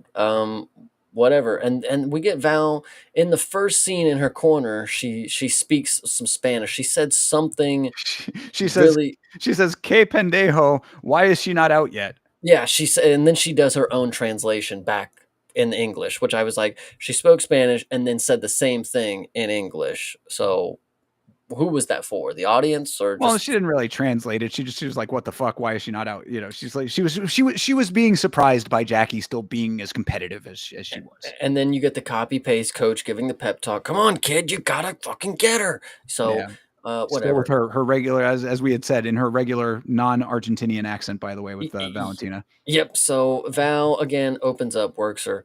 Holly catches the kick and gets her down, but she gets up instantly. And they're not like portraying that Holly is good at grappling, I guess, because Val is just better at everything. Like that's just the funny part about it. You got to get her down and you can win. It's like, no, you weren't gonna be able to do anything. It looks like, but Val gets her to the cage and they go back to the mat. Get back up. Val is punching more and more. Like, see how many times we've been to the mat and we've got back up before anything, if anything, is like transpired. Like in a movie where you're watching what you can't show fully, you have to just streamline it. Get me going there. Don't show me 15 moves that are highlight moves in the round and be like, well, that was what happened in 15 minutes. It's like that's just not what actually happened. But um Holly's grappling Val, but it sucks because Val is doing all the work here. So they're doing a lot of rolling here and a lot of transitions together, but like the way that Val is like she's making it look what it is. Like Holly just has to lay on top of her. Like she's just got her inside control. Val is making it look like she's stopping her from a position. She's working from the bottom, making it look like she's being held down. Val is actually the reason that this looked as decent as it kind of did. And then okay, after amount of this time watching, there's a decent amount of the fight, but I'm so cooked. I wish it was going faster. So yeah, if you're somebody who's looking for representation of in cage fighting.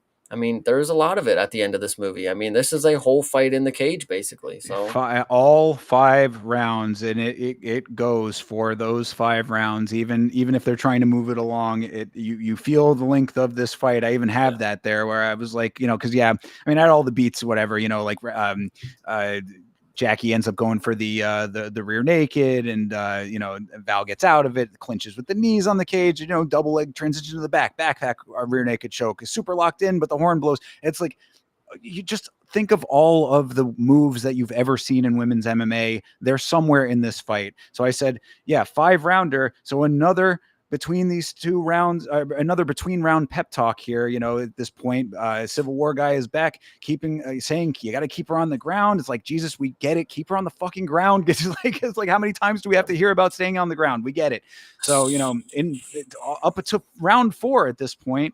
Well, wait. So you brought it up briefly, but I did want to talk about it. So Sure. yeah, so at the end of this round, Holly gets a double leg, and Val is butt scooting to the cage. Val gets out of the ground and pound, and Holly enough for Holly to take her back with an RNC locked in. And you got a slow motion of her trying to tuck the arm behind the head, and make sure she got the choke. And Val's gurgling, and this is the moment where you're like, oh my gosh, she's gonna win, and then the bell rings, Right. and this is where you see Holly go to her corner and she just doesn't know how to look aggressive. I mean, she's just too pretty of a woman. I genuinely believe it. Like she has a mean face and you're looking at her and you're like, "Are you okay?" Like you don't look mean at all. Like you look like you're suffering from something right now. And then that goes to the point too because as this is happening, she at the end of the round she puts up the mean face or whatever, like, yeah, I almost got you, and it was like horrible. And then as the round starts, she literally looks like she's about to cry.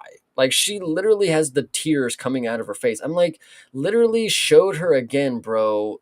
I cannot. She looks like that in the face right now. Like, why did she look so sad going into this next round? I have no idea. And if she didn't, and you're gonna be like, well, no, that was her mean face. Like, Jesus fucking Fair Christ. enough. Yeah. Well, so we're keeping this train moving in the champion rounds now. We're at round 4, so yeah, Valentina tosses Jackie, mounts her, and starts ground and pounding like crazy. Jackie bucks. That they'll call back to that scene earlier. She does the big toss up bucking to get her off. Reverses, transitions, and controls going both directions. They're kind of swapping control there. Val gets the back. They get up. Val is punching like a mad woman. Jackie does this arm transition move that looks very choreographed at that point. Yes, Um, WWE shit. yeah, exactly. Definitely WWE. That goes into a takedown, and Jackie nearly heel hooks Val before the round ends again. So, they're trying to keep it competitive, saying that, Valentina is a better striker. Val is coming back on the ground, even though really throughout most of this fight, it looks like Jackie Justice is getting her ass kicked. Yeah, she did get cut in that round right above the eye. That's another thing to True. know. So now she's bleeding for the rest of the fight, which is also funny to know. She goes to the corner. They just don't even wipe her blood. I'm watching it. I'm like, normally they just do a quick wipe over and then they start doing the cut. But like, no, they just that's part of the story. It's like, oh, she's so bloody and bruised. She's such a fighter. She's got to be bloody going into that fifth round. That's just stupid shit by her. But Sure. I don't know this last round. Again, same thing. Val wins, but maybe Holly has some sort of shining moment. The crowd is definitely on Holly's side. Everybody's praising her. Val is just showing all the moves that if she really wanted to, she could murder her with. Like that's exactly what the fight is. Like sh- Legit. she's just rolling because Val uses the gilly to get up, goes for the darce and rolls. Just lets it go though. She just lets the darce go because there was no way she was breaking the grip. She just actually just let it go, which was hilarious. Back to the feet because Val let Holly out of the darce. She's bloody but still pretty. They're trying to make the striking look good, but it's not weighted at all. She can't throw a punch that lands with a and it not be at 3 miles per hour. Val is once again whooping her ass. Face palm, man, what the hell? The clapper goes off. The coach does one last go get 'em kid to himself. Holly grabs Val with one hand, puts it on her shoulder, and it Yeah, was that's it was the that's the start worst of thing ever. Yeah, Oh that's my how round goodness. 5 starts. Yeah, Jackie swings big and, or that well, that no, that was at the end rather, excuse me, Yes. that's the end of the round. But yeah, she gets this monster shot at the very, very end there. And yeah, it's they're winging shots. Music is swelling, and Jackie lands that one more shot, and then time goes. We're going to decision in a women's MMA fight. So there's an A for realism right there. So yeah, so that concludes the fight. Basically, is that Jackie ends up with this monster shot at the very end. But it's a highly competitive 5-round fight of choreography. And now we're going to decision. And while we wait for that, I did notice that Antonina, who is Valentina Shevchenko's sister, is in her camp on this in the cage there. So I was like, that's a nice touch.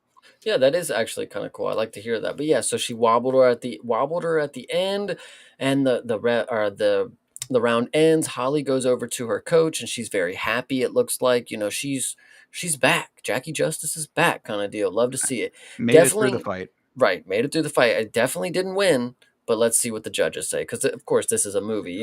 And then judges score it split to Val, which is pretty crazy. Split decision after I watched her lose every single round of as always. Yeah, That's just how it goes. 48-47 for Val, 48-47 for Jackie, 48-47 for Val. So it was a very, very close fight, basically, is what you're trying to imply. But having watched all of it, it really was not. And then so you get to see Val say gracias in her Russian accent, and this one is awesome. Love to see it. Val praises her and Holly and walks off, and then Val goes to celebrate with her team, and then we get the Jackie, Oh yeah, well, Jackie, so yeah, you're right. Jackie. Yeah, so I mean, Val, you're very gracious in defeat. Which again, I am okay with that because that's actually fighting. I mean, they sell fights all the time and then they shake and everything's fine. So that was all good. Saying how good a fight it was. Oh, great grappling in that Yes, distinctly not Argentinian accent as you mentioned. yes. And so yeah, Jackie is dejected and she goes to exit the cage, but the crowd is on her side now and they start to chant her name. Even the cut man is chanting for her. If you noticed in the cage, I thought that was a funny touch. But so yeah, the whole crowd is chanting her name. So she comes back into the center and she raises her arms in triumph. And then Valentina comes over and they raise their arms together. And it's a big feel good moment, all for Jackie having gone through all 5 of those rounds. Jackie Justice is the people's champion tonight, the commentary says. I hate the walk to the middle and Yeah. you know was that supposed to be a callback to the meditation somehow? Like Yeah, I mean, no, probably not, but, like, probably not. Yeah, I know what you mean. Yeah, probably not, but I could maybe see it a little bit, but it's also here's what could have happened. yeah. If Manny would have been able to watch it with the grandma, he could have seen that and been like, that's my thing. That would have been That's perfect. Yes. Yeah, I agree. Yeah, whatever." absolutely. Most definitely. Missed opportunity there for sure amongst many. But so yeah, they have their little moment there, which like, I've again, realism not the strongest suit of this film, but very rare that like you have that type of reaction to that fight. I mean, I guess it was in the film world a good fight. So, but like you in reality, she would have just left the cage. You know what I Yeah. mean? Like it would not. But anyway, whatever. That's a minor nitpick. Perhaps you needed to have the big triumphant moment because this is the culmination of the film. So she's the people's champ. She goes back to the hotel, and Budokan shows back up with her now broken arm and a cut over her eye. She obviously had a rough night. Let's not I almost did the same exact thing as you, by the way. Let's not over exaggerate what happened. She did not have a broken arm because it would have been in a cast. I almost typed that when I was typing it too. No, she was in a sling. That's just a measly little bruise. Like, she'd be all right. And then she got a little butterfly cut over her fucking eye. Like, she'll be all right. But anyway, so yeah, Booby shows up. What happened? Long, very long story. Their little ha ha ha long story Yeah, type the of thing. long story short story thing they did earlier. And then she says this, God, I hate when people feel so important to other people's lives. Like, I know it's a movie, but like, I got hurt so you could prove it to yourself. It's like, who the fuck are you? Like, Well, no, she didn't say. She said that that you didn't need me in that fight, is what she was saying. She she said that she she went out literally and said, "I got hurt so you could prove it to yourself." That's why I have it in quotes. Like, that's oh, literally what she said. okay, all right, man. The shit. Fair enough then. But yeah, she that was the implication was that you didn't need me in the fight. You did it all by yourself. Great job, and big hug. Yeah, so they hug it out, and are they gay again? We don't know. Who cares? Anyway, Right. so cue the hip hop music, and then Holly walks around the block. She's the man, or she's the woman in the town. Well, She is the big bad woman who just lost a fight. yes. So she goes to grandma. She's like, "How's Manny? He still hasn't spoke." Manny walks out and sees Holly. Manny touches her face with bumps and bruises, which I don't know, like. Sure. I could maybe make up things to be mad about, but sure, I've already been mad about so much. And then we get the cringiest thing ever. Big's okay. Oh God. Oh God. Oh Well, wait, no wait. yeah. You ready? You ready? Uh, She says, "You were here with me, Manny. Little helped big." Yep. There's your full circle with the not even we got one more with the full circle on the little Mm. and the big thing, but yeah, they have their little tearful reunion. I also wanted to mention that Jackie is now back to being battered and bruised in the face, and before her left eye was the one with the big bruise over it, but now her right eye has an equally big bruise over it. So a little symmetry for you there. One eye now to the other eye, but still the same amount of destruction on her face. But yes, they have their tearful reunion, and I guess because she won this fight, now she's a fit mother, so that her mother says that the kid can go with her. This is what's absolutely hilarious. So this is, again, the grandma is inconsistent as ever. She wants to drop the kid off, but no, she's not fit. Oh, I want to bring my boyfriend around. Oh, but you want to leave the house? Fuck off then. But oh, don't leave. And she is it's absolutely crazy because she's like, yeah, now you're fit to be a mom. Like, I get it. Like, you're good. Like, Yeah. I had to go through the I same said that things. she You're won. fit. She lost, by the way. Yeah, Yeah. because she lost her fight. Now she all of a sudden apparently is fit to be a mother. But what's key about the story, and then again, this is Holly Berry not understanding how to direct a movie where you could, have a lasting idea that these people are going to be okay. She doesn't have a place to stay. She doesn't have a car. She has a backpack, and she tells Manny, "We're going to be just fine. We're just walking, dude. We're just out and about." And just like we said earlier in the video, where she's like, "We're going to go get out of here." She takes a lap around the fucking block and she's back at grandma's. That's exactly what the end of this movie is. And this is why, listen, I hate Hallmark movies for a reason. Like, this is like the ending they leave it on an ending where it's like, well, they're happy ever after. It's like, no, they get divorced 2 weeks later because she just cheated on her other husband with that dude. Like, what are you talking about? Like, the end of this story is they walk around the block back to grandma's. Like, that's literally all that happens here. Well, I don't think that they were because they were over by like a store or something. I think they walk off. They walked by the same gas station where he bought donuts earlier. The Fair, same yeah. one, mind you, that was playing There's yeah, the song. sure, yeah. They're still in the city. They're out and about, and yeah. So they're off to parts unknown now. Keep in mind that the only thing that has changed basically because of this is that she lost her fight, and now because she lost her fight, she has $10,000 now to her name. So okay, she does a little bit of cash, but in reality, even 10 grand is not like not a great amount of money in the big picture. So, but okay, they're Raising a gonna kid needs a fucking household. Like right. you don't just like walk out on the street with $10,000 and you're like, we're gonna figure it out from here. Like, do you know how like apartments and leases work? Like, you don't just walk into one of the housing units and like, I want in on this. Like, Yeah, I because don't know. that's what she says. She's like, we're gonna get an apartment if you're cool with that, Manny. And he's like, okay, whatever. Still not talking. And then finally, to end this whole saga here, they're off to parts unknown. They're on the street. They're gonna make their way together. And as his shoes are untied, as she goes down to tie his shoes, Manny finally speaks for the first time to say, "Thank you, Big." I hate it because also it's like, how many things are we trying to have Manny do that is like, oh, that's adorable and like relatable? It's like, since when can he not tie his fucking shoes? Like, you know, Yeah, yeah. I mean, fair. And also, again, the only thing that has changed is that she lost her fight. So why is that the thing that turns him around?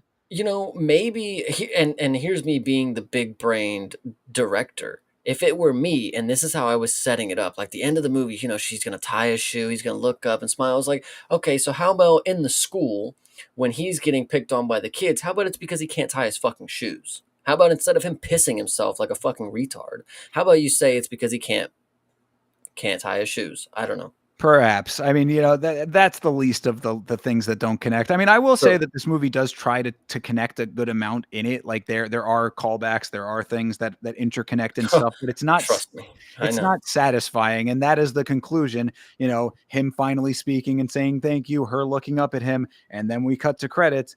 It's so many like unanswered questions. It's so many loose ends that don't get tied up. Like I had said earlier, that this movie is a combination of a couple of films. I would say that if you include The Big Daddy, as you mentioned, this is a combination of Rocky and 8 Mile.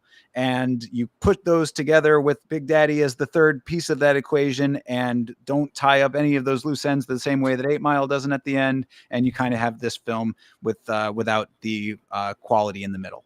What I think is also to note that I really need you guys to know is that Manny, being that he's had one other expression throughout the entirety of the movie, when you see him smile, you can tell he's never done it in his life. It's the creepiest smile that you've ever seen in your life from a kid. Like, he looks at her like she's going to get ate as a pie later. It is the craziest thing. But then end credits and then a song probably by Aretha Franklin. Am I good by spitballing it there? Is I that, mean, or is it's in that that not? vein for sure. Yeah. It's got like a faux gospel-y kind of feeling to it for sure. Yeah, and that is that's Bruised, man. That is the entirety of that film. I will save the additional trivia here, but we'll wrap it up by saying, having talked through it, Chase, what would you rate Bruised? On the boom meter, oh brother, this shit blew me out the fucking park. No, it definitely cannot even be close to a seven. Like, I mean, if that's the Oh, standard of something like average that somebody could just turn on and watch, this is a three or a four. This is horrible to watch. yeah, I thought I was being generous by saying it was maybe a 4.5 to a 5, but yeah, 3 or 4 is definitely acceptable. I'll be a little bit generous by saying it's a 5, only because I think that there were good ideas that got stretched way too far. That's the big takeaway for me with this film, was that you had the troubled lifestyle, you had the kid, and you had the fighting. Those Mhm. are the three main ingredients here. You could have done a lot of different retooling of this script to compact certain things better and move this story along in a more satisfying way. The fact that this movie is 2 hours long is really bad for it does not go in its favor. Like, it really does not help this film at all that it is 2 hours. Like, you could definitely have cut a half hour out of this movie very easily and made it a lot more streamlined. Again, I think that has to do with Netflix. I really do think that they have like quotas as to the amount of time that movies have to be if you're going to get a deal with Netflix. So maybe there was a mandatory 2 hour runtime. I don't know, but if you're going to have 2 hours, you need to use it more effectively than taking those elements and stretching them to the 2 hours, like, because it was stretched pretty thin. Yeah, I agree. I mean, we managed to make a 4-hour discussion about this movie. For So sure, yes. This is like I said at the start of this thing, this is going to be the longest that anyone has ever talked about it. So we certainly did that. Would you recommend Bruised? no, nope, I no. would also not recommend it as well. I would not recommend it from a film standpoint or an MMA standpoint. And those are the two things that you kind of need to have for a film like this. I will go through the additional trivia just really quickly. I know we're running long, but I did want to get this out because this also is some context here. Halle Berry, this is her directing debut, as we had mentioned. She was 54 years old when she made this movie. So, definitely looks wise holds up. Of course, she certainly did not look her age, but credit to her for being able to be as physical as she was in this film for 54 years old. I will give her that credit. True, fair, love it. And also, I think that she, probably there was part of her that made this movie intentionally because of that, to be like, I'm 54, but I can still do this. Whatever. We talked about the writer of this film a whole lot. This is the only writing credit for the writer of this film. Her name is Michelle Rosenfarb. She wrote, directed, and produced an 8-episode narrative podcast called Madam Ram, which is about the first female NFL team owner. Has a story credit on a short film and has something in development called Life in Motion, an unlikely ballerina ? So if you want to watch more from this writer, you can do that. I did a little research on this writer, and I went to her Instagram. She actually has a post on Instagram with a lot of information about the process of getting this film made. And what you had kind of insinuated about Halle Berry having a lot of like input on the script definitely came through. This script started out as about a boxer. Apparently this writer's father was a boxer. So it started off as a boxing story. It got morphed into an MMA story. And then Halle Berry had a lot of specific changes that needed to be made to the story. So I don't know how much was originally the writer's vision versus how much Halle Berry changed for this film. It's one way or another that the translation got a little bit muddled up. So perhaps Michelle Rosenfarb, a better writer than this film would reflect, but we will see, I guess, with her next project, perhaps. Hopefully not, though. I mean, hopefully it's maybe a more capable director, or that whatever. I thought the cinematography in this film was not bad. I thought it looked pretty good. But that's credit, I guess. And then the last piece of trivia that I have, and this is actually MMA related, so we'll close out with this. This film actually sparked a lawsuit. So in August of 2021, Kat Zingano, who is a pioneer of women's MMA. She was a UFC fighter, also fought in Invicta and Strikeforce and Bellator. She was a longtime women's MMA fighter. I think she might even still be fighting, maybe not, but she fought for a very long time if she's retired at this point. She filed a lawsuit against Halle Berry and the producers of this film because she claimed that she was promised a role in the movie. Nice. Halle Berry had advised her to turn down a fight for insurance purposes, which led her to being cut from the UFC. So she turned down a fight in the UFC thinking that she was going to get a role in this movie that never materialized. Halle Berry's team countered, saying that Zingano was released over a poor fight record, as she had lost 4 out of her last 5 fights, and that was the reason that happened. That she was cut. There was no binding agreement, no guaranteed role in the movie. Don't you love when somebody is asked, like, hey, Were you guys were supposed to have on a movie? Is that why they got cut? No, it's because they fucking suck. What are you talking about? I was never gonna fucking put them in my movie. That fucking 4-in-1 fighter. Are you fucking kidding me? Like, I all mean, right. yeah, it was a nice, easy way for the defense to have an easy door out of that litigation. So that being said, January of 2023, about 17 months worth of litigation later, Zingano finally formally dropped the lawsuit, filing for a dismissal with prejudice, actually. So which legally prevents her from filing the same claim again, suggesting that the lawsuit concluded without a court ruling in her favor. So Kat Zingano did not win the case, and those lawyers had an easy way out of all of that. Nice. Love to see it. Yeah. So, and that will do it for Bruised. Yes, as you said, 4 hours worth of discussion about this film, the most that this has ever been talked about in the history of humanity. But that will do it. So, any last thoughts, Chase? Just don't watch it, man. Just don't keep giving Halle Berry the idea that she could just do whatever the fuck she wants and we are gonna love it. I mean, damn, she is pretty in these roles, but like, yo, I do not give a shit to watch another 2 hour fucking thing like that.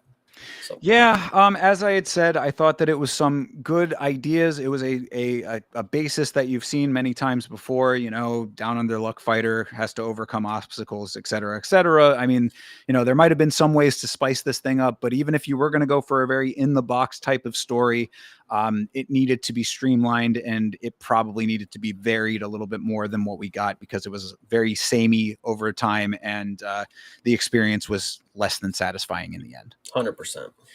All right. So, with all of that said, thank you very much for watching this installment of MMA on Film. We will be back with our next installment sometime soon.